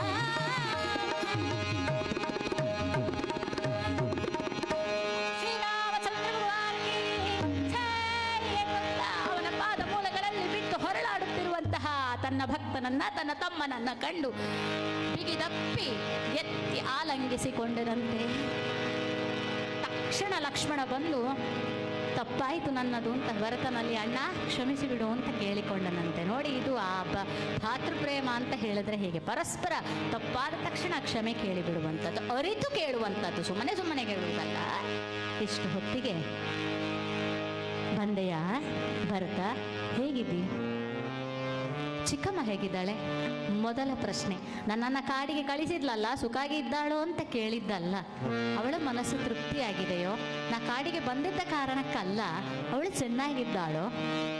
ತಂದೆಯವರು ಹೇಗಿದ್ದಾರೆ? ಈ ಎಲ್ಲ ವಿಚಾರವನ್ನ ಮಾಡುವಾಗ ಎಲ್ಲವನ್ನ ಹೇಳಿಬಿಟ್ಟಿದ್ದಾನಂತೆ. ಜಯ ಜಯ ದಾಶರಥಿ. ಯಾರು ದಾಶರಥಿ? ನಮ್ಮ 4 ಮಕ್ಕಳಲ್ಲಿ ನೀನೇ ದಾಶರಥಿ. ನಾನು ಹೇಳುವಾಗಲೇ ನಿನಗೆ ಅರ್ಥ ಆಗಲಿಲ್ಲ ಅಣ್ಣ. ನಿನ್ನ ಅಗಲುವಿಕೆಯನ್ನು ಸಹಿಸಲಾರದೆ ಅಪ್ಪ ತಾವು ಈ ಭೂಮಿಯನ್ನು ಬಿಟ್ಟು ದಿವ್ಯ ದೇಹಧಾರಿಗಳಾಗಿದ್ದಾರೆ ಅಂತ ತಿಳಿದಾಗ ಶ್ರೀರಾಮಚಂದ್ರ ದುಃಖಾತಿರೇಕದಿಂದ ಕ್ಷಣಕಾಲ ಚಿಂತಿತನಾಗಿ ಕುಳಿತ. ಕಡೆಗೊಮ್ಮೆ ವಿಚಾರವನ್ನೆಲ್ಲ ಮಾತನಾಡಿದ ಮೇಲೆ ಇವರೆಲ್ಲರೂ ಇಲ್ಲಿಯೇ ಕೆಳಗೆ ಮಂದಾಕಿನಿ ತೀರದಲ್ಲಿ ಇದ್ದಾರೆ ಅಂತ ಗೊತ್ತಾದಾಗ ತಾಯಂದಿರನ್ನ ನೋಡಿ ಬರ್ತೇನೆ ಅಂತ ಹೇಳಿ ಓಡೋಡಿ ಕೆಳಗೆ ಬಂದಂತಹ ಶ್ರೀರಾಮಚಂದ್ರ ಮೊದಲು ಹೋಗಿ ಕೈಕೆಗೆ ನಮಸ್ಕಾರ ಮಾಡಿದಂತೆ. ಚಿಕ್ಕಮ್ಮ, ನಿನ್ನ ಮೇಲೆ ನನಗೆ ಕೋಪ ಇಲ್ಲ, ನಿನ್ನ ಮೇಲೆ ನನಗೆ ಸಿಟ್ಟಿಲ್ಲ ಅಂತ ಅವಳಿಗೆ ನಮಸ್ಕಾರ ಮಾಡಿ ಮತ್ತೆ ಕೌಸಲ್ಯ ಹತ್ರ ಬಂದ ಅಂತ ಹೇಳ್ತದೆ ರಾಮಾಯಣ. ಅಂತ ಹೇಳಿದ್ರೆ ಯಾವ ರೀತಿ ಮನುಷ್ಯ ನಡ್ಕೊಳ್ಬೇಕು ಅಂತ ಹೇಳುವಂಥದ್ದನ್ನು ಹೇಳಿಕೊಡ್ತದೆ ರಾಮಾಯಣ. ಅಲ್ಲಿಗೆ ಬಂದು ಕಡೆಗೊಮ್ಮೆ ವಸಿಷ್ಠರ ಮೂಲಕ ತನ್ನ ಅಗಲಿರ್ತಕ್ಕಂತಹ ತಂದೆಯವರಿಗೆ ಶ್ರಾದ್ದಾದಿ ಕಾರ್ಯಗಳನ್ನೆಲ್ಲ ಮಾಡಿ ಜಲಾಂಜಲಿಯನ್ನ ತಿಲಾಂಜಲಿಯನ್ನೆಲ್ಲ ಕೊಟ್ಟು ಎಲ್ಲರನ್ನ ಕರ್ಕೊಂಡು ಚಿತ್ರಕೂಟಕ್ಕೆ ಮೇಲೆ ಹೋದ ಮೇಲೆ ಉಭಯ ಕುಶಲೋಪರಿ ಆಗುತ್ತದೆ. ಸುಮಾರು ಹೊತ್ತಾಗುತ್ತದೆ. ಆ ಮಾತೆಲ್ಲ ಆದಮೇಲೆ ಕಡೆಗೊಮ್ಮೆ ಬಂದ ವಿಚಾರ ಏನು ಅಂತ ಹೇಳಿದಾಗ, ಅಣ್ಣ ಇನ್ನೇನಿಲ್ಲ, ರಾಮನ ಇಲ್ಲದಂತಹ ಆ ರಾಮನಿಲ್ಲದಂತಹ ರಾಜ್ಯವನ್ನು ಕಲ್ಪನೆ ಮಾಡಲಿಕ್ಕೆ ಸಾಧ್ಯ ಇಲ್ಲ, ಆದದ್ರಿಂದ ನೀನು ಬರಬೇಕಣ್ಣ, ಬಾ ಹೋಗುವ ಅಂತ ಹೇಳುವಾಗ ಎಲ್ಲಿಗೆ ಅಂತ ಕೇಳ್ತಾನಂತೆ. ನೋಡು, ಅದು ಹೇಗೆ ಬರಲಿಕ್ಕಾಗತ್ತದೆ? ಪಿತೃವಾಕ್ಯ ಪರಿಪಾಲನೆಗೋಸ್ಕರ ಬಂದವ ನಾನು, ಅದಾಗುವುದಿಲ್ಲಪ್ಪ ಅಂತ ಹೇಳಿದಾಗ ಹೇಳ್ತಾನಂತೆ, ಕೈಕೇಯಿ ಎಂಬಂತಹ ಸ್ತ್ರೀಯ ಮಾತನ್ನ ಕೇಳಿ ಕಾಮವಶನಾದಂತಹ ತಂದೆ ಹೇಳಿರುವಂತಹ ಮಾತು ಅಣ್ಣ, ನೀನು ಅದಕ್ಕೆ ಹೆಚ್ಚಿನ ಮಹತ್ವವನ್ನು ಕೊಡಬೇಕಾದಾಗೆ ಇಲ್ಲ. ಒಂದು ಸ್ತ್ರೀಯ ಮಾತನ್ನು ಕೇಳಿ ಅಲ್ವಾ, ಆದ್ದರಿಂದ ಅದನ್ನು ನೀನು ತಲೆಗೆ ತೆಕ್ಕೊಳ್ಬೇಡ, ನೀನು ಬಾ ಅಂತ ಹೇಳಿದಾಗ, ನೋಡಪ್ಪ, ತಂದೆ ತಾಯಿಯರ ಮಾತನ್ನ ಮಕ್ಕಳು ಯಾವತ್ತೂ ಅಲ್ಲಗಳೆಯಬಾರದು. ಯಾವ ಪರಿಸ್ಥಿತಿಯಲ್ಲೂ ಬೇಕಾದರೂ ಹೇಳಿರಲಿ. ಹೇಳಿದವರು ಯಾರು? ಅಪ್ಪ ಅಮ್ಮ. ಆದದ್ದರಿಂದ ನಾನು ಕಾಡಲ್ಲಿರುವುದು ಧರ್ಮಸಮ್ಮತ ಅಂತ ಹೇಳಿದಾಗ ಹೇಳ್ತಾನಂತೆ, ಹೌದು ಹೌದು, ಅಪ್ಪ ಅಮ್ಮನನ್ನು ನಿಂದಿಸಬಾರದು ನಿಜ. ಆದರೆ ನನಗೆ ಗೊತ್ತಿದೆಯೋ ಏನು ಅಂತ ಹೇಳಿದ್ರೆ, ನನ್ನಪ್ಪ ರಾಜ್ಯವನ್ನ ನೀನು ಆಳಬೇಡ, ಹೋಗು ಕಾಡಿಗೆ ಅಂತ ಹೇಳಿ ನನಗೆ ಕೊಟ್ಟ. ಈಗ ಯಾರ್ದು ರಾಜ್ಯ? ನನ್ನದು. ಆದದ್ದರಿಂದ ನಾನು ನನ್ನ ಪೂರ್ಣ ಇಚ್ಛೆಯಿಂದ ನಿನಗೆ ಕೊಡ್ತೇನೆ, ನೀನು ತಕ್ಕೊಂಡು ಬಿಡು, ಇನ್ನು ನೀನು ಬಾ ರಾಜ್ಯ ಆಳು ಅಂತ ಹೇಳುವಾಗ ಹೇಳ್ತಾನಂತೆ, ನೋಡು ನೋಡು, ಪೂರ್ಣ ಇಚ್ಛೆಯಿಂದ ಅಂತ ಹೇಳಿ ಮನುಷ್ಯರಿಗೆ, ಯಾವುದೇ ಮಾನವಾವತಾರಿಗಳಾಗಿ ಬಂದವರಿಗೆ ಪೂರ್ಣ ಇಚ್ಛೆ ಅಂತ ಇರುವುದಿಲ್ಲ. ಭಗವಂತನ ನಿರ್ದೇಶನದ ಹಾಗೆ ನಡೆಯಬೇಕು ಅಂತ ಆಗ್ತದೆ. ಅವನ ಇಚ್ಛೆ ಏನು ಅಂತ ನೋಡಬೇಕಲ್ಲ. ಆದ್ದರಿಂದ ಆ ಮಾತನ್ನು ನನಗೆ ಒಪ್ಪಿಕೊಳ್ಳಿಕ್ಕೆ ಆಗುವುದಿಲ್ಲ. ಮಾತ್ರ ಅಲ್ಲ, ನಾನು ಹುಟ್ಟುವ ಮೊದಲೇ, ನೀನು ಹುಟ್ಟುವ ಮೊದಲೇ ಈ ರಾಜ್ಯ ನಿನ್ನದು ಅಂತ ಹೇಳಿ ತೀರ್ಮಾನ ಆಗಿತ್ತು ಭರತ, ನನಗದು ಗೊತ್ತಿದೆ ಅಂತ ಹೇಳ್ತಾನೆ. ಯಾಕೆ? ಕೈಕೇಯಿಯನ್ನು ಮದುವೆ ಆಗುವಾಗ ತಂದೆಯಾದಂತಹ ಅಶ್ವಪತಿಗೆ, ಕೈಕೇಯ ತಂದೆ ಅಶ್ವಪತಿಗೆ ಕೊಟ್ಟ ಮಾತುಂಟು, ನಿನ್ನ ಹೊಟ್ಟೆಯಲ್ಲಿ ಹುಟ್ಟಿದವರೇ ಈ ಅಯೋಧ್ಯೆಗೆ ರಾಜರಾಗುತ್ತಾರೆ ಅಂತ. ಅದನ್ನು ಮರೀಲಿಕ್ಕೆ ಸಾಧ್ಯ ಉಂಟು ಅಂತ ಕೇಳುತ್ತಾನಂತೆ. ಹಾಗೆಲ್ಲ ಕೇಳಿ ಆದ ಮೇಲೆ ಕಡೆಗೊಮ್ಮೆ ರಾಜ್ಯವನ್ನೇ ಆಳದವ, ಯಾವುದೇ ಪಟ್ಟಾಭಿಷೇಕ ಆಗದೇ ಇದ್ದವ ಈ ರಾಜ್ಯದಲ್ಲಿ ವನವಾಸಕ್ಕೆ ಬರುವುದಂತೆ. ಆದದ್ರಿಂದ ವಾನಪ್ರಸ್ಥ ಈಗಲ್ಲ, ಎಲ್ಲ ರಾಜ್ಯಾಭಿಷೇಕ ಎಲ್ಲ ಆಗಿ ರಾಜ್ಯವನ್ನು ಆಳಿದ ಮೇಲೆ ವಾನಪ್ರಸ್ಥವನ್ನ ಮಾಡ್ಬೇಕಾದ್ರಿಂದ ನೀನು ಮಾಡುದು ಸರಿ ಇಲ್ಲ, ಬಾ ಹೋಗುವ ಅಂತ ಹೇಳಿ ಭರತ ಹೇಳ್ತಾನಂತೆ. ಆವಾಗ ಹೇಳ್ತಾನಂತೆ, ಇಲ್ಲಪ್ಪ, ಯಾರು ಹೇಳಿರುವಂಥದ್ದು? ತಂದೆಯ ಆಸ್ತಿ ವಿಭಾಗ ಸರಿಯಾಗಿಯೇ ಇದೆ. ನರರಿಗೆ ಭರತ, ಮೃಗಗಳಿಗೆ ರಾಮ ಅಂತ ಹೇಳಿರುವಂಥದ್ದವ. 2 ಭಾಗ ಮಾಡಿದ್ದಾರೆ ನೋಡು. ನಿನಗೆ ನಾಡನ್ನು ಬಿಟ್ಟು ಕೊಟ್ಟಿದ್ದಾರೆ, ನನಗೆ ಕಾಡನ್ನು ಬಿಟ್ಟು ಕೊಟ್ಟಿದ್ದಾರೆ. ನಿನಗೆ ಶತ್ರುಘ್ನನನ್ನು ಬಿಟ್ಟು ಕೊಟ್ಟಿದ್ದಾರೆ, ನನಗೆ ಲಕ್ಷ್ಮಣನನ್ನು ಬಿಟ್ಟು ಕೊಟ್ಟಿದ್ದಾರೆ. ಅಲ್ಲಿಗೆ ಒಂದು ಸಲ ಆಸ್ತಿ ಹಂಚಿಕೆ ಮಾಡಿದ ಮೇಲೆ ಅವರು ಸತ್ತೋದ್ರು ಅಂತ ಹೇಳಿ ಆಸ್ತಿ ಹಂಚಿಕೆಯನ್ನು ಮತ್ತೆ ಬೇಕಾದ ಹಾಗೆ ಬದಲಾಯಿಸುವ ಕಾನೂನಲ್ಲಿ ಆದ್ರೂ ಉಂಟಾ? ಇಲ್ಲಲ್ಲ. ಆದ್ರಿಂದ ಅದು ಕೂಡ ಆಗುವುದಿಲ್ಲ ಅಂತ ಹೇಳ್ತಾರಂತೆ. ಹೀಗೆ ಬೇಕಾದಷ್ಟು ಮಾತುಕತೆಗಳೆಲ್ಲ ಆಗುತ್ತದೆ. ಕಡೆಗೊಮ್ಮೆ ಅವ ನಾನು ನೀರು ಸಹ ಕುಡಿಯುವುದಿಲ್ಲ, ಪ್ರಾಯೋಪವೇಶ ಮಾಡ್ತೇನೆ ಅಂತ ಹೇಳಿ ಉಪವಾಸ ಕೂತ್ಕೊಳ್ಳುವಾಗ ಹೇಳ್ತಾನಂತೆ ಶ್ರೀರಾಮಚಂದ್ರ, ಛೇ ಹೇಳು, ಈ ಥರ ಮಾಡಬಾರ್ದು ಭರತ ನೀನು. ಯಾಕೆಂತ ಹೇಳಿದ್ರೆ ಯಾರು ಅಪಕಾರವನ್ನ ಮಾಡಿದ್ದಾರೋ ಅವರ ಎದುರು ಕೂತ್ಕೊಳ್ಳುವಂತಹ ಉಪವಾಸ ವ್ರತವನ್ನ ನನ್ನ ಎದುರು ನೀನು ಯಾಕೆ ಕೂತಿದ್ದು? ಯಾಕೆಂತ ಹೇಳಿದ್ರೆ ನಾನೇನು ಅಪಕಾರ ಮಾಡಿದೆ ನಿನಗೆ? ಆದ್ದರಿಂದ ನೀರನ್ನ ಕುಡಿದು ಜಲದರ್ಶನವನ್ನ ಮಾಡಿ ತಪ್ಪಾಯಿತು ಅಂತ ಹೇಳು, ಕಾಲಿಗೆ ಬಿದ್ದು ಕ್ಷಮೆ ಕೇಳು. ಆಯಿತು ಅಂತ ಹೇಳಿ ಅದನ್ನು ಬಿಡಿಸಿದ. ಕಡೆಗೆ ಒಮ್ಮೆ ನೀನು ಇನ್ನೂ ನನಗೆ ನಿನ್ನನ್ನು ಒಪ್ಪಿಸ್ಲಿಕ್ಕೆ ಆಗುದಿಲ್ಲ, ಹೇಗೆ ಹೇಳಿದ್ರು ಕೂಡ ನೀನು ಒಪ್ಪುವುದಿಲ್ಲ ಅಂತ ಹೇಳ್ತಾ ಇದ್ದಿ. ಒಂದು ಮಾತನ್ನ ಕೇಳ್ತಾ ಇದ್ದೇನೆ, ಏನು ಗೊತ್ತಾ? ತಪ್ಪು ಸಿರಗಳ ಒಪ್ಪಿ ಕಾಯೋ ಕೃಪಾಳು.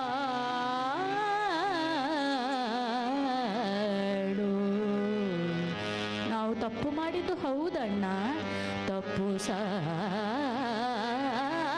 ಸಿರಗಳ ಒಪ್ಪಿ ಕಾಯೋ ಕೃಪಾಳು. ಒಪ್ಪುರವನಲಿದ ತಮುನಿಂದ ವಂದ್ಯ.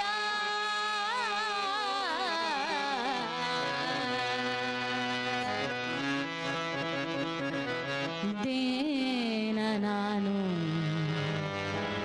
ಸರ್ವಲೋಕಕ್ಕೆ ದಾನಿ ನೀನು. ದೀನ ದೀನ ನಾನು ಸರ್ವಲೋಕಕ್ಕೆ ದಾನಿ ನೀನು. ವಿಚಾರಿಸಲು ಮತಿಹೀನ ನಾನು, ವಿಚಾರಿಸಲು ಮತಿಹೀನ ನಾನು. ಮಹಾಮಹಿಮ ಕೈವಲ್ಯಪತಿ ನೀನು. ಮಹಾಮಹಿಮ ಕೈವಲ್ಯಪತಿ ನೀನು. ಏನ ಬಂದೆನು ನಾನು, ನೆರೆಸು ಜ್ಞಾನ ಮೂರುತಿ ನೀನು. ನೆರೆಸು ಜ್ಞಾನ ಮೂರುತಿ ನೀನು. ನಿನ್ನ ಸಮಾನರುಂಟೆ ದೇವಾ, ರಕ್ಷಿಸು ರಾಮ ಅಂತ ಹೇಳಿ ಸಂಪೂರ್ಣ ಅವನ ಪಾದಕ್ಕೆ ಶರಣಾಗಿ ಬಿದ್ದಾಗ ಆ ಬಾಲಕ ತನ್ನ ತಮ್ಮನಾಗಿರ್ತಕ್ಕಂತಹ ಭರತನನ್ನ ಅಪ್ಪಿ ಸಂತೈಸುತ್ತಿರುವಾಗ ದೂರಕ್ಕೆ ಕರೆದುಕೊಂಡು ಹೋದಂತಹ ವಸಿಷ್ಠರು ಹೇಳ್ತಾರಂತೆ, ನಿನ್ನ ಯಾವುದಕ್ಕೂ ಕೂಡ ರಾಮ ಬಗ್ಗುವುದಿಲ್ಲ. ನೋಡು, ಅಲ್ಲಿಂದ ತಕೊಂಡು ಬಂದಿರುವಂತಹ ಪಾದುಕೆ ಇದೆಯಲ್ಲ, ಸ್ವರ್ಣ ಪಾದುಕೆ, ಅದನ್ನು ತೆಕ್ಕೊಂಡು ಬಾ, ಇದರ ಮೇಲೆ ಕಾಲಿಡು ಅಂತ ಹೇಳು. ಏನು ಮಾಡಬೇಕು ಅಂತ ಹೇಳಿ ಕೊಟ್ಟಿದ್ದಾರೆ. ಸ್ವರ್ಣ ಪಾದುಕೆಯನ್ನು ತಂದು ಅಣ್ಣನ ಕಾಲ ಬುಡದಲ್ಲಿ ಹೇಳ್ತಾನಂತೆ, ನಾನು ಹೇಳಿದೆ ದೀನ ನಾನು, ನನ್ನಿಂದ ಏನೂ ಮಾಡಲಿಕ್ಕೆ ಸಾಧ್ಯ ಇಲ್ಲ ಅಣ್ಣ, ಆದ್ದರಿಂದ ತಗೋ ಈ ಪಾದುಕೆಯ ಮೇಲೆ ನಿನ್ನ ಪಾದವನ್ನ ಇಡು. ಯಾರು ರಾಜ್ಯವನ್ನ ಆಳುತ್ತಾರೆ? ಶ್ರೀರಾಮಚಂದ್ರನೇ ರಾಜ್ಯವನ್ನ ಆಳುತ್ತಾರೆ. ಯಾವ ಮೂಲಕ? ಅವನ ಪಾದದಲ್ಲಿ ಕಾಲಿಡುವ ಮೂಲಕ. ಇನ್ನು ಮುಂದೆ ಅಯೋಧ್ಯೆಗೆ ರಾಜ ಅಂತ ಹೇಳಿದ್ರೆ ಈ ಪಾದುಕೆ, ನಿನ್ನ ಪಾದುಕೆಯನ್ನ, ಆ ಪಾದುಕೆಯಲ್ಲಿ ನಿನ್ನ ಪಾದವನ್ನ ಇಡು ಅಂತ ಹೇಳಿ ಅದನ್ನ ಇಡಿಸಿ ಶ್ರೀರಾಮಚಂದ್ರ ಭರತನ ಭಕ್ತಿಗೆ ಮೆಚ್ಚಿ ಅದರ ಮೇಲೆ ಕಾಲಿಟ್ಟಾಗ ಆ ಪಾದುಕೆಯನ್ನ ತನ್ನ ತಲೆಯ ಮೇಲೆ ಹೊತ್ತುಕೊಂಡು ಮೃತ್ಯುಂಜಯ ಎನ್ನುವತಕ್ಕಂತಹ ಆನೆ ಇದೆ, ಅದರ ಮೇಲೆ ಕೊಂಡೋಗಿ ಇಟ್ಟಿದ್ದಾನಂತೆ.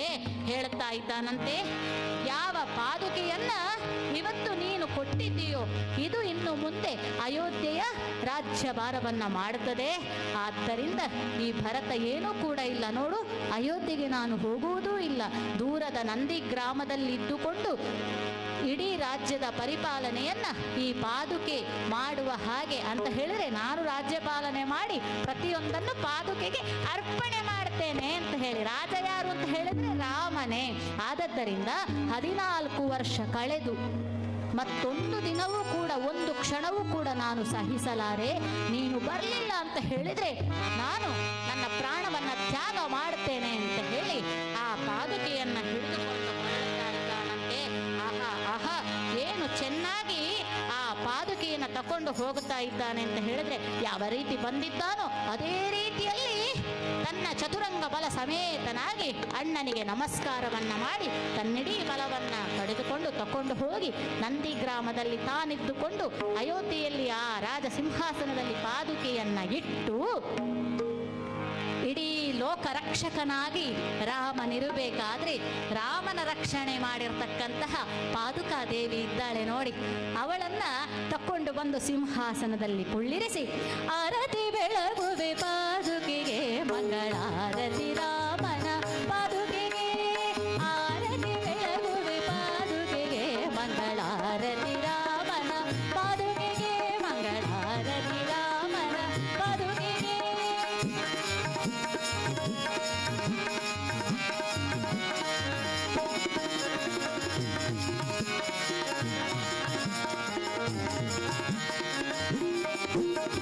ರಾಮ ರಾಮ ಎಂದು ದಂತಿ ಕ್ರಮಕ್ಕೆ ಬಂದು ನಿರುತವಲ್ಲಿನಿದು ಸಿಂಹಾಸನದಿ.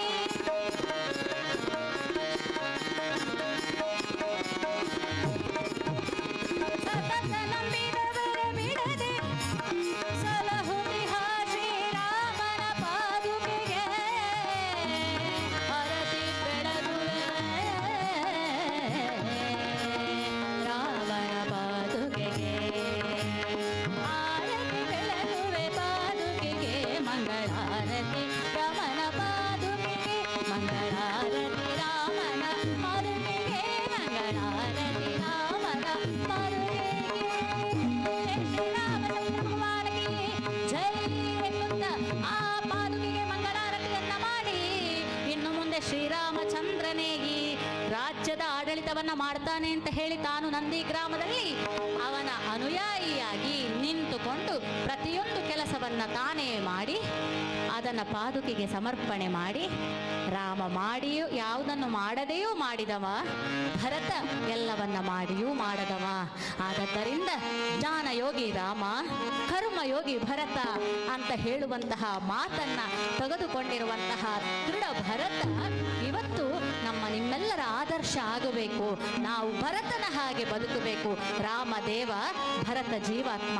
ಆದ್ದರಿಂದ ಭಗವಂತನನ್ನ ಸೇರಬೇಕು ಅಂತಾದ್ರೆ ಜೀವಾತ್ಮನ ಹಾಗೆ ಕೆಲಸವನ್ನ ಮಾಡಿ, ಭರತನ ಹಾಗೆ ಕೆಲಸ ಮಾಡಿ ಅದನ್ನ ಭಗವಂತನಿಗೆ ಸಮರ್ಪಣೆ ಮಾಡುತ್ತಾ ಮಾಡುತ್ತಾ ಕಡೆಗೊಂದು ದಿವಸ ಮರೆಯಬೇಡ ಮನವೇ ನೀನು ಹರಿಯ ಚರಣವ, ಮರೆಯಬೇಡ ಮನವೇ ನೀನು ಹರಿಯ ಚರಣವ, ಹರಿಯ ಸ್ಮರಣೆಯ ಹರಿಯ ಚರಣವ ಮರೆಯಬೇಡ. ಆದ್ದರಿಂದ ಇದನ್ನ ಮರೆಯದೆ ಆ ಭಗವಂತನನ್ನ ಮರ್ಯಾದಾ ಪುರುಷೋತ್ತಮನಾಗಿರ್ತಕ್ಕಂತಹ ಶ್ರೀರಾಮಚಂದ್ರ ಮಾನವನಾಗಿ ಹುಟ್ಟಿ ಪುರುಷರಲ್ಲಿ ಉತ್ತಮನಾಗುವುದು ಹೇಗೆ ಅಂತ ತೋರಿಸಿಕೊಟ್ಟವ ಪುರುಷೋತ್ತಮ. ಆದ್ದರಿಂದ ಆ ರೀತಿಯಲ್ಲಿ ನಾವು ಬದುಕಬೇಕು ಅಂತ ಹೇಳುತ್ತಾ ಒಂದು ಉತ್ತಮ ಅವಕಾಶ ನಾಳೆಯ ದಿವಸ ಶ್ರೀಕೃಷ್ಣ ಕಾರುಣ್ಯ ಕಥೆ ಇದೆ. ಧನ್ಯವಾದವನ್ನ ನಾನು ನಾಳೆ ಹೇಳಬೇಕು ಅಂತ ಅಂದುಕೊಂಡಿದ್ದೆ. ಆದರೆ ನಮ್ಮ ಕಲಾವಿದರಿದ್ದಾರಲ್ಲ, ಸಾಗರ್ ಅವರು ಡಿಗ್ರಿ ಓದ್ತಾ ಇದ್ದಾರೆ. ಬಹುಶಃ ಅವರ ಕೈ ಚಳಕವನ್ನು ಅದ್ಭುತ, ಅದನ್ನು ಏನು ಹೇಳಲಿಕ್ಕೆ ಬಹುಶಃ ಬಹಳ ಒಂದು ಮಾತು ಉಂಟು ನೋಡಿ, ಸಾಥಿಗಳೆಲ್ಲರೂ ಸರಿಯಾಗಿದ್ದರೆ ಸಾಥಿ, ಇಲ್ಲದಿದ್ದರೆ ಅವರೇ ಸಾಡೆ ಸಾಥಿ ಅಂತ. ಆದ್ದರಿಂದ ಬಹಳ ಚೆನ್ನಾಗಿ ನುಡಿಸಿ ಇವತ್ತು ಕಾರ್ಯಕ್ರಮಕ್ಕೆ ಮೆರುಗು ತಂದು ಕೊಟ್ಟಿದ್ದಾರೆ. ನಾಳೆಯ ದಿವಸ ನಮ್ಮ ಹಾರ್ಮೋನಿಯಂ ಮಾಸ್ಟರ್ ಅವರು ತಬಲೆಯಲ್ಲಿ ಇರ್ತಾರೆ, ತಬಲೆಗೆ ಮತ್ತೊಬ್ಬರು ಮಾಸ್ಟರ್ ಬರ್ತಾರೆ. ಆದ್ದರಿಂದ ಇವತ್ತು ಹಾರ್ಮೋನಿಯಂ ನುಡಿಸಿರತಕ್ಕಂತಹ ಪ್ರಕಾಶ್ ಸಪ್ರೇಸ್ ಅವ್ರಿಗೂ ಕೂಡ ಧನ್ಯವಾದಗಳನ್ನ ಹೇಳ್ತಾರೆ. ನನ್ನ ಮಗನ ತಬಲೆಯ ಗುರುಗಳು ಇವರು. ನನ್ನ ಮಗ ಇವರಿತ್ರ ತಬಲೆ ಕಲಿತಾ ಇದ್ದಾನೆ. ಅವರು ಬೆಂಗಳೂರಲ್ಲಿದ್ದಾರೆ, ಅವರು ಬೆಂಗಳೂರಿನವರೇ. ಬಹಳ ಉತ್ತಮವಾದಂತಹ ಸಾಥನ್ನು ಕೊಟ್ಟಿದ್ದೀರಿ. ಹಾಗೆ ಇವತ್ತಿನ ಕಾರ್ಯಕ್ರಮವನ್ನು ನಡೆಸಿಕೊಡ್ಲಿಕ್ಕೆ ಸಹಕಾರ ಮಾಡಿರ್ತಕ್ಕಂತಹ ಈ ಯಾವ ನಿಮ್ಮ ಗೋಕರ್ಣ ಪರ್ತಗಾಳಿ ಜೀವೋತ್ತಮ ಮಠದ ಒಂದು ಶಾಖೆ ಅಲ್ವಾ ಇದು, ದ್ವಾರಕಾನಾಥ ಮಂದಿರದ ಆಡಳಿತ ವರ್ಗದವರಿಗೆ, ಹಾಗೆ ಶೋಭಾ ಹೆಗಡೆಯವರಿಗೆ, ವೆಂಕಟೇಶ್ ಹೆಗಡೆಯವರಿಗೆ ಮತ್ತು ನಮ್ಮ ಅಣ್ಣಪ್ಪ ಪ್ರಭುಗಳಿಗೆ ಧನ್ಯವಾದಗಳನ್ನು ತಿಳಿಸುತ್ತಾ, ಇವತ್ತಿನ ಪ್ರೇಕ್ಷಕ ವರ್ಗ ಬಹುಶಃ ನಾಳೆ ಬಾರದೇ ಇದ್ದರೆ ನೀವು, ಆದ್ದರಿಂದ ಇವತ್ತು ಬಂದವರಿಗೆಲ್ಲ ಇವತ್ತು ಧನ್ಯವಾದ ಕೊಡುವ, ನಾಳೆ ಬಂದವರಿಗೆ ನಾಳೆ ಧನ್ಯವಾದ ಕೊಡುವ ಅಂತ ಹೇಳುತ್ತಾ ನಿಮಗೆಲ್ಲರಿಗೆ ಕೂಡ ಅನಂತ ಧನ್ಯವಾದಗಳನ್ನು ಅರ್ಪಣೆ ಮಾಡುತ್ತಾ ಇದ್ದೇನೆ. ಒಳ್ಳೆಯ ಧ್ವನಿವರ್ಧಕದ ವ್ಯವಸ್ಥೆಯನ್ನು ನಾಳೆಗೂ ಕೂಡ ಮಾಡಿ ಅಂತ ಹೇಳುತ್ತಾ, ತುಂಬ ಚೆನ್ನಾಗಿತ್ತು ಧ್ವನಿವರ್ಧಕ, ಅವರಿಗೂ ಧನ್ಯವಾದವನ್ನು ಹೇಳುತ್ತಾ ಶ್ರೀಮದ್ ವಿದ್ಯಾಧೀಶ ತೀರ್ಥ ಶ್ರೀಪಾದ ವಡೇರ ಸ್ವಾಮಿಗಳ ಅನುಗ್ರಹವನ್ನು ಅಪೇಕ್ಷಿಸುತ್ತಾ ಈ ಕಥೆಗೆ ಮಂಗಲ ಹಾಡಲಿಕ್ಕೆ ನಿಮ್ಮ ಅನುಮತಿಯನ್ನು ಕೇಳ್ತಾ ಇದ್ದೀನಿ. ಈ ಕಥೆಗೆ ಮಂಗಲ ಹಾಡ್ತೇನೆ, ನಾಳೆ ಮತ್ತೊಮ್ಮೆ ಮಂಗಲ ಹಾಡೋದು.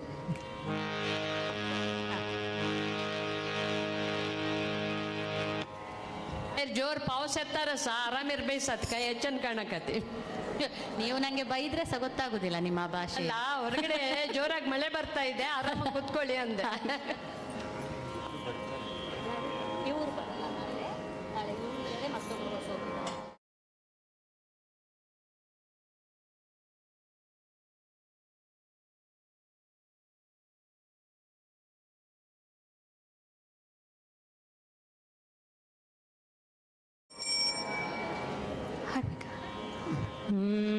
ಆದ್ದರಿಂದ ಶ್ರೀ ಪುರುಷೋತ್ತಮ ಪ್ರಭುವಾಗಿರತಕ್ಕಂತಹ ಶ್ರೀರಾಮಚಂದ್ರ ಭಗವಂತ ಎಲ್ಲರಿಗೆ ಆಯುರಾರೋಗ್ಯ ಸುಖ ಸಂಪತ್ತನ್ನು ಕೊಡಲಿ.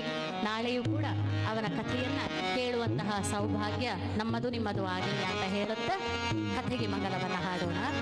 ಭುವನ ಪ್ರಳಯದಲ್ಲಿ ಜಗವಿನ ಶಿಸೆ ವಟಪತ್ರದಲ್ಲಿ ಸುಖವಾಗಿ ಪವಡಿಸಿದ ಮಹಿಮನಿಗೆ ವ್ಯೋಮ ಸದೃಶಗೆ ಮಂಗಲಂ ಜಯ ಮಂಗಲಂ ಶುಭ ಮಂಗಲಂ ಜಯ ಮಂಗಲಂ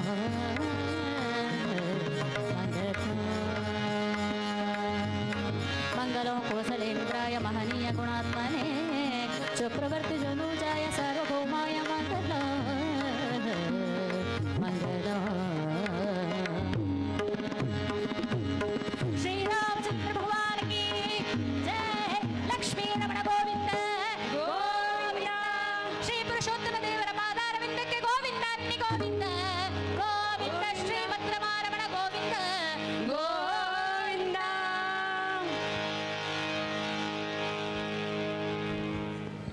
ಮಂಜುಳಾ ಗುರುರಾಜ್ ಅವರಿಗೆ ಸಾಥ್ ಕೊಟ್ಟ ಇಬ್ರು ಮಹಾನುಭಾವರಿಗೆ ನಮಸ್ಕಾರ.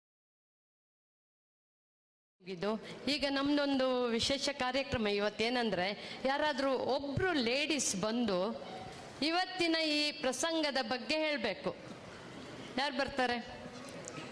ಶ್ರೀದೇವಿ ನಾಯ್ಕ್ ಅಲ್ಲಿ ತಲೆ ಎಳ್ಗಾಡಿಸ್ತಾ ಇದ್ದಾರೆ. ಬನ್ನಿ ಬನ್ನಿ ಬನ್ನಿ, ಏನು ಯೋಚನೆ ಮಾಡಬೇಡಿ. ನೀವು ಅವರ ಹಾಗೆ ಹರಿಕತೆ ಮಾಡ್ಬೇಕಂತ ಇಲ್ಲ, ಒಂದೆರಡು ವಾಕ್ಯ ಹೇಳಿ ಅಷ್ಟೇ.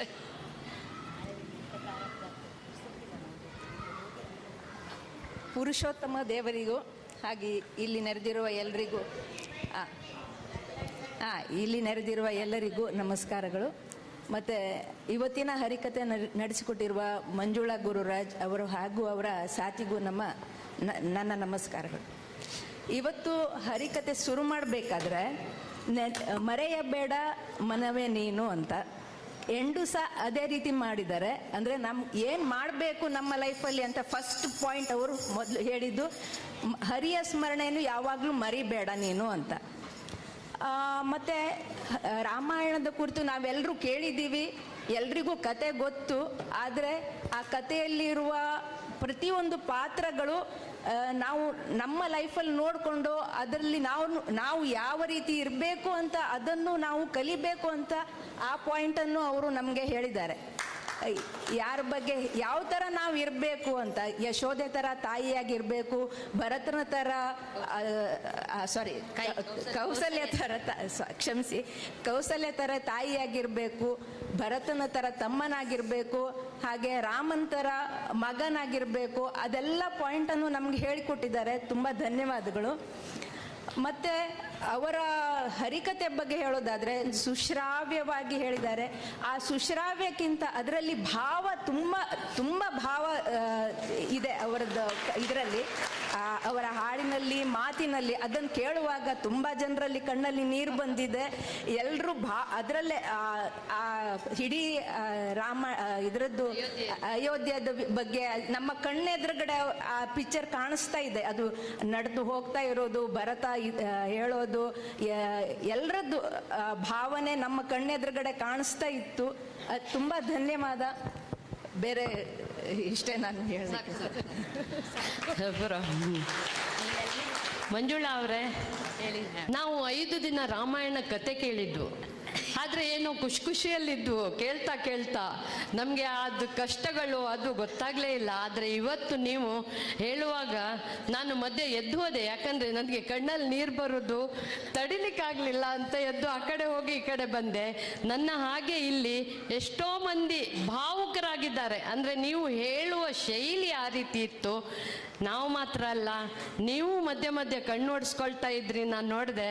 ಆದರೆ ನಮಗೆಲ್ಲ ಹಳ್ಳಿಗೆ ಬಂದರೆ ಮಾತಾಡ್ಲಿಕ್ಕೆ ಹೇಳೋದಿಕ್ಕಾಗಲ್ಲ. ಇವರು ಅಳ್ತಾ ಅಳ್ತಾ ಹಾಡ್ತಾರೆ, ಮಾತಾಡ್ತಾರೆ. ಅದೊಂದು ನಿಮ್ಮ ವಾಕ್ ಚಾತುರ್ಯ. ಮತ್ತೆ ಇನ್ನೊಂದು, ನೀವು ನವರಸ ಅಂತ ಕೇಳಿರ್ಬೇಕು. ಹಾಸ್ಯ, ಬೀಭತ್ಸ, ಗೌರ ಎಲ್ಲ ಅವರು ತೋರಿಸಿದ್ದಾರೆ. ಮುಖದಲ್ಲಿ ಅಷ್ಟು ಎಕ್ಸ್ಪ್ರೆಷನ್ ಇತ್ತು.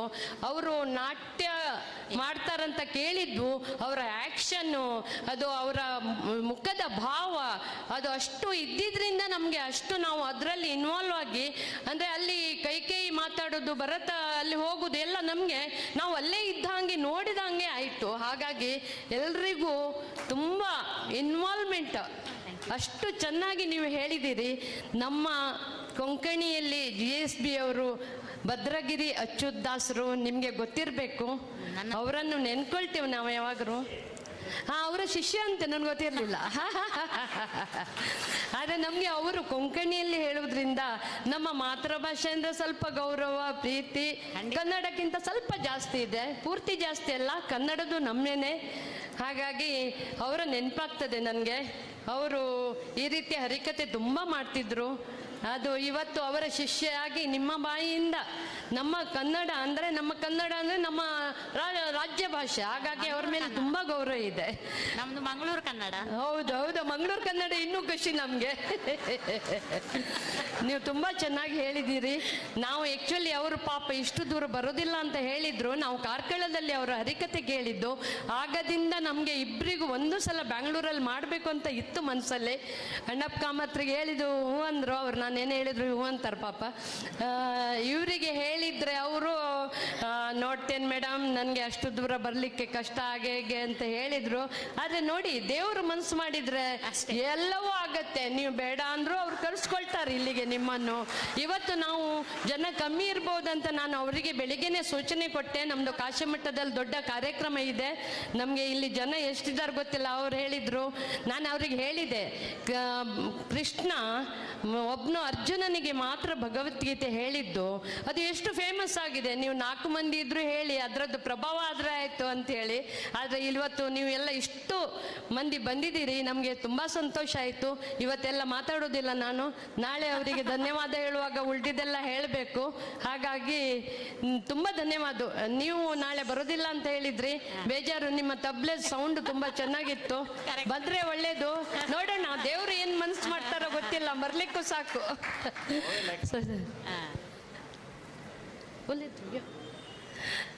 ಇವರು ನಮ್ಮ ಗೌಡ ಸಾರಸ್ವತ್, ನಮ್ಮದು ಸಮಾಜ ಇದೆ, ಅದರದ್ದು ಪ್ರೆಸಿಡೆಂಟು.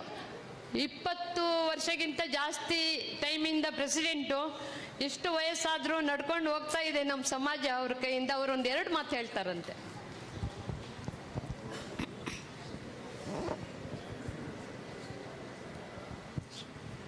ಪುರುಷೋತ್ತಮ ದೇವರಿಗೆ ಸಾಷ್ಟಾಂಗ ನಮಸ್ಕಾರ ಮಾಡಿ, ನಮ್ಮ ಭಗಿನಿ ಮಂಜುಳಾ ಗುರುರಾಜರವರಿಗೆ ನಮಸ್ಕಾರ ಮಾಡಿ,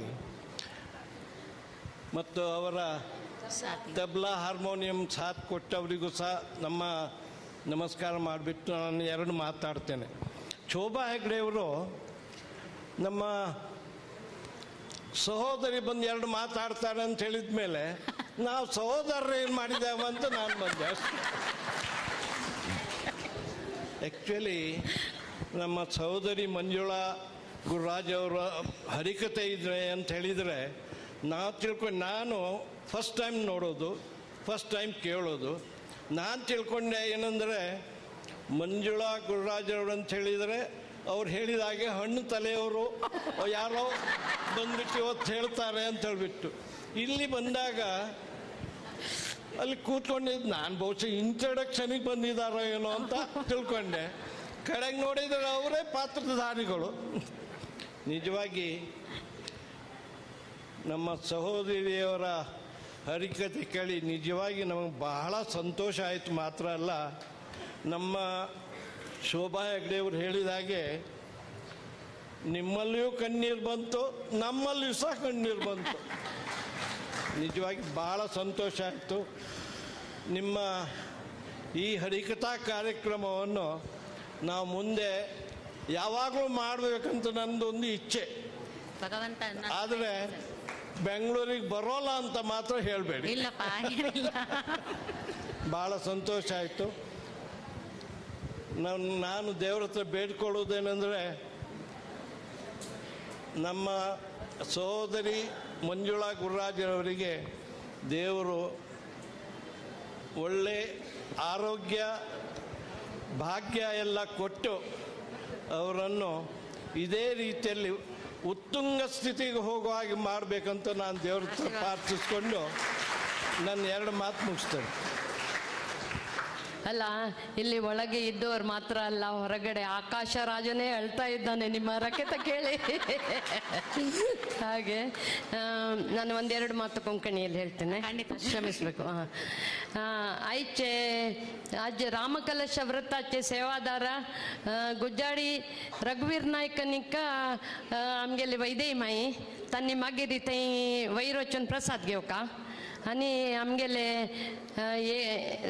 आजी सप्तदिनांत सेवादार गौडा सारस्वत समाज विठ्ठल शानबाग आणि गुर्राशणे आणि अन्य सौपण मामा सवरलेली विठ्ठलान भितरस्की गोतना मागीर आयची 1 दिस सेवा नारायण पै तांणी पाय जेवपर येवन प्रसाद घेत म्हणला आणि आमगेले सतीश नायक कोणे आयल्यार फॅमिलीच्यान मागीर आयला काय तांणी आरती जत्तर प्रसाद घेवका आणि आमगेले डॉक्टर कुमुदिनी माय आयल्या थंय तांगेले 1 हांगा मागीर पूज जत्तर प्रसाद घेवका म्हणून निमगून घेता हांव. कुमुदिनी माय म्हाका शेस दिसता तवळ पळयला हांवें. पूज जत्तर प्रसाद घे ते आतां आज आमगेले म्हाक्षी पळारू येस जेवण येस इथे म्हळ्यार दनपाराजी 12 ರಂದಪ್ ಜಲ್ಲೆಲೆ तशी वरला ಸ್ವಲ್ಪ कोणाक पळार कोरता आनी पळार कोर येता कोणाक जेवकात आनी जेव येता दोन्ही ऑप्शन आसा खंय जेवका ते कोर येता. आता आरती जाता आमगेले पायक तुळस सोडवाचे मेन कार्यक्रम पुराय जणांक साथ दिवका 7 गंट नंतर आयल्यार वाडना मागीर अनेक विशेष विसरले म्हाका कसं म्हणल्यार आमी पर एक खोट्टो करका म्हणल्याकला पाय दनपार खोटे पान येता सकाळ तुळस शुद्रांजल सुद्दां हांगा जेवण करचें दनपार बेसून खोट्टो विंडोचो संजवेळ बेसून हरिकथा आयकुची कोणेय घर वचूं नाका ती सकाळीची घरा बीग घालून ती रात्री वचून ओपन करात घर तुमगेले घरकड आशिल्लें पुरो ओपन हाडात तेन्ना सुलभ जाता न्ही जाल्यार तुमी थंय अर्दर काम करून धांवन येवका वापस वचका जाता. पाय रिक्वेस्ट करा पुराय जाण हरिकत बारलायकस म्हण सांगात ती तें लाईव्ह आशिल्लें आजी दाखय जय जाल्यार एक वेळा तें घरकड आशिल्लें. ओके, धन्यवाद.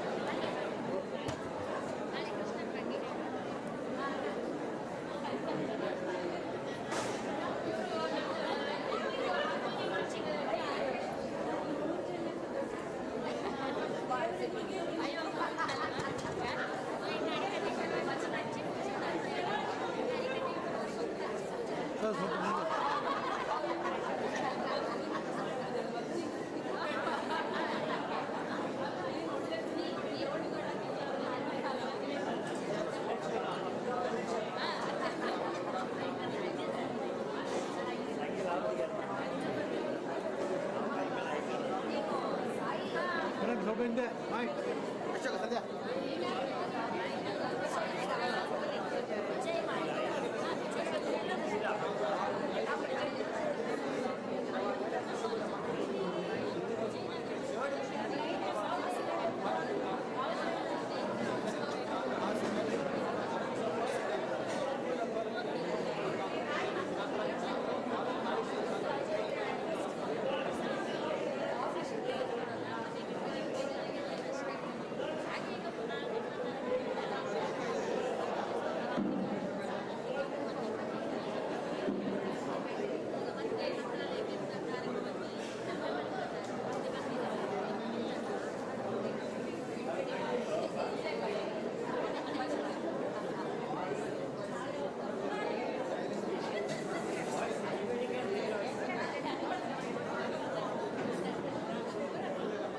ಸೈಡ್ ಸೈಡ್ ಸ್ವಲ್ಪ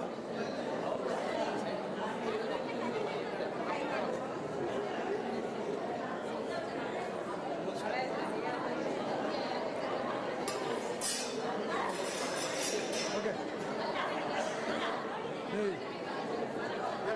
ಬನ್ನಿ ಬನ್ನಿ ಎಲ್ಲಿ ಕೊಡೋಕ್ಕಾಗಿಲ್ಲ ಏನು ಫೋಟೋಗ್ರಾಫರ್ ನೀವು ಏನು ಫೋಟೋಗ್ರಾಫರ್ ಜನರು ಕೆಳಗೆ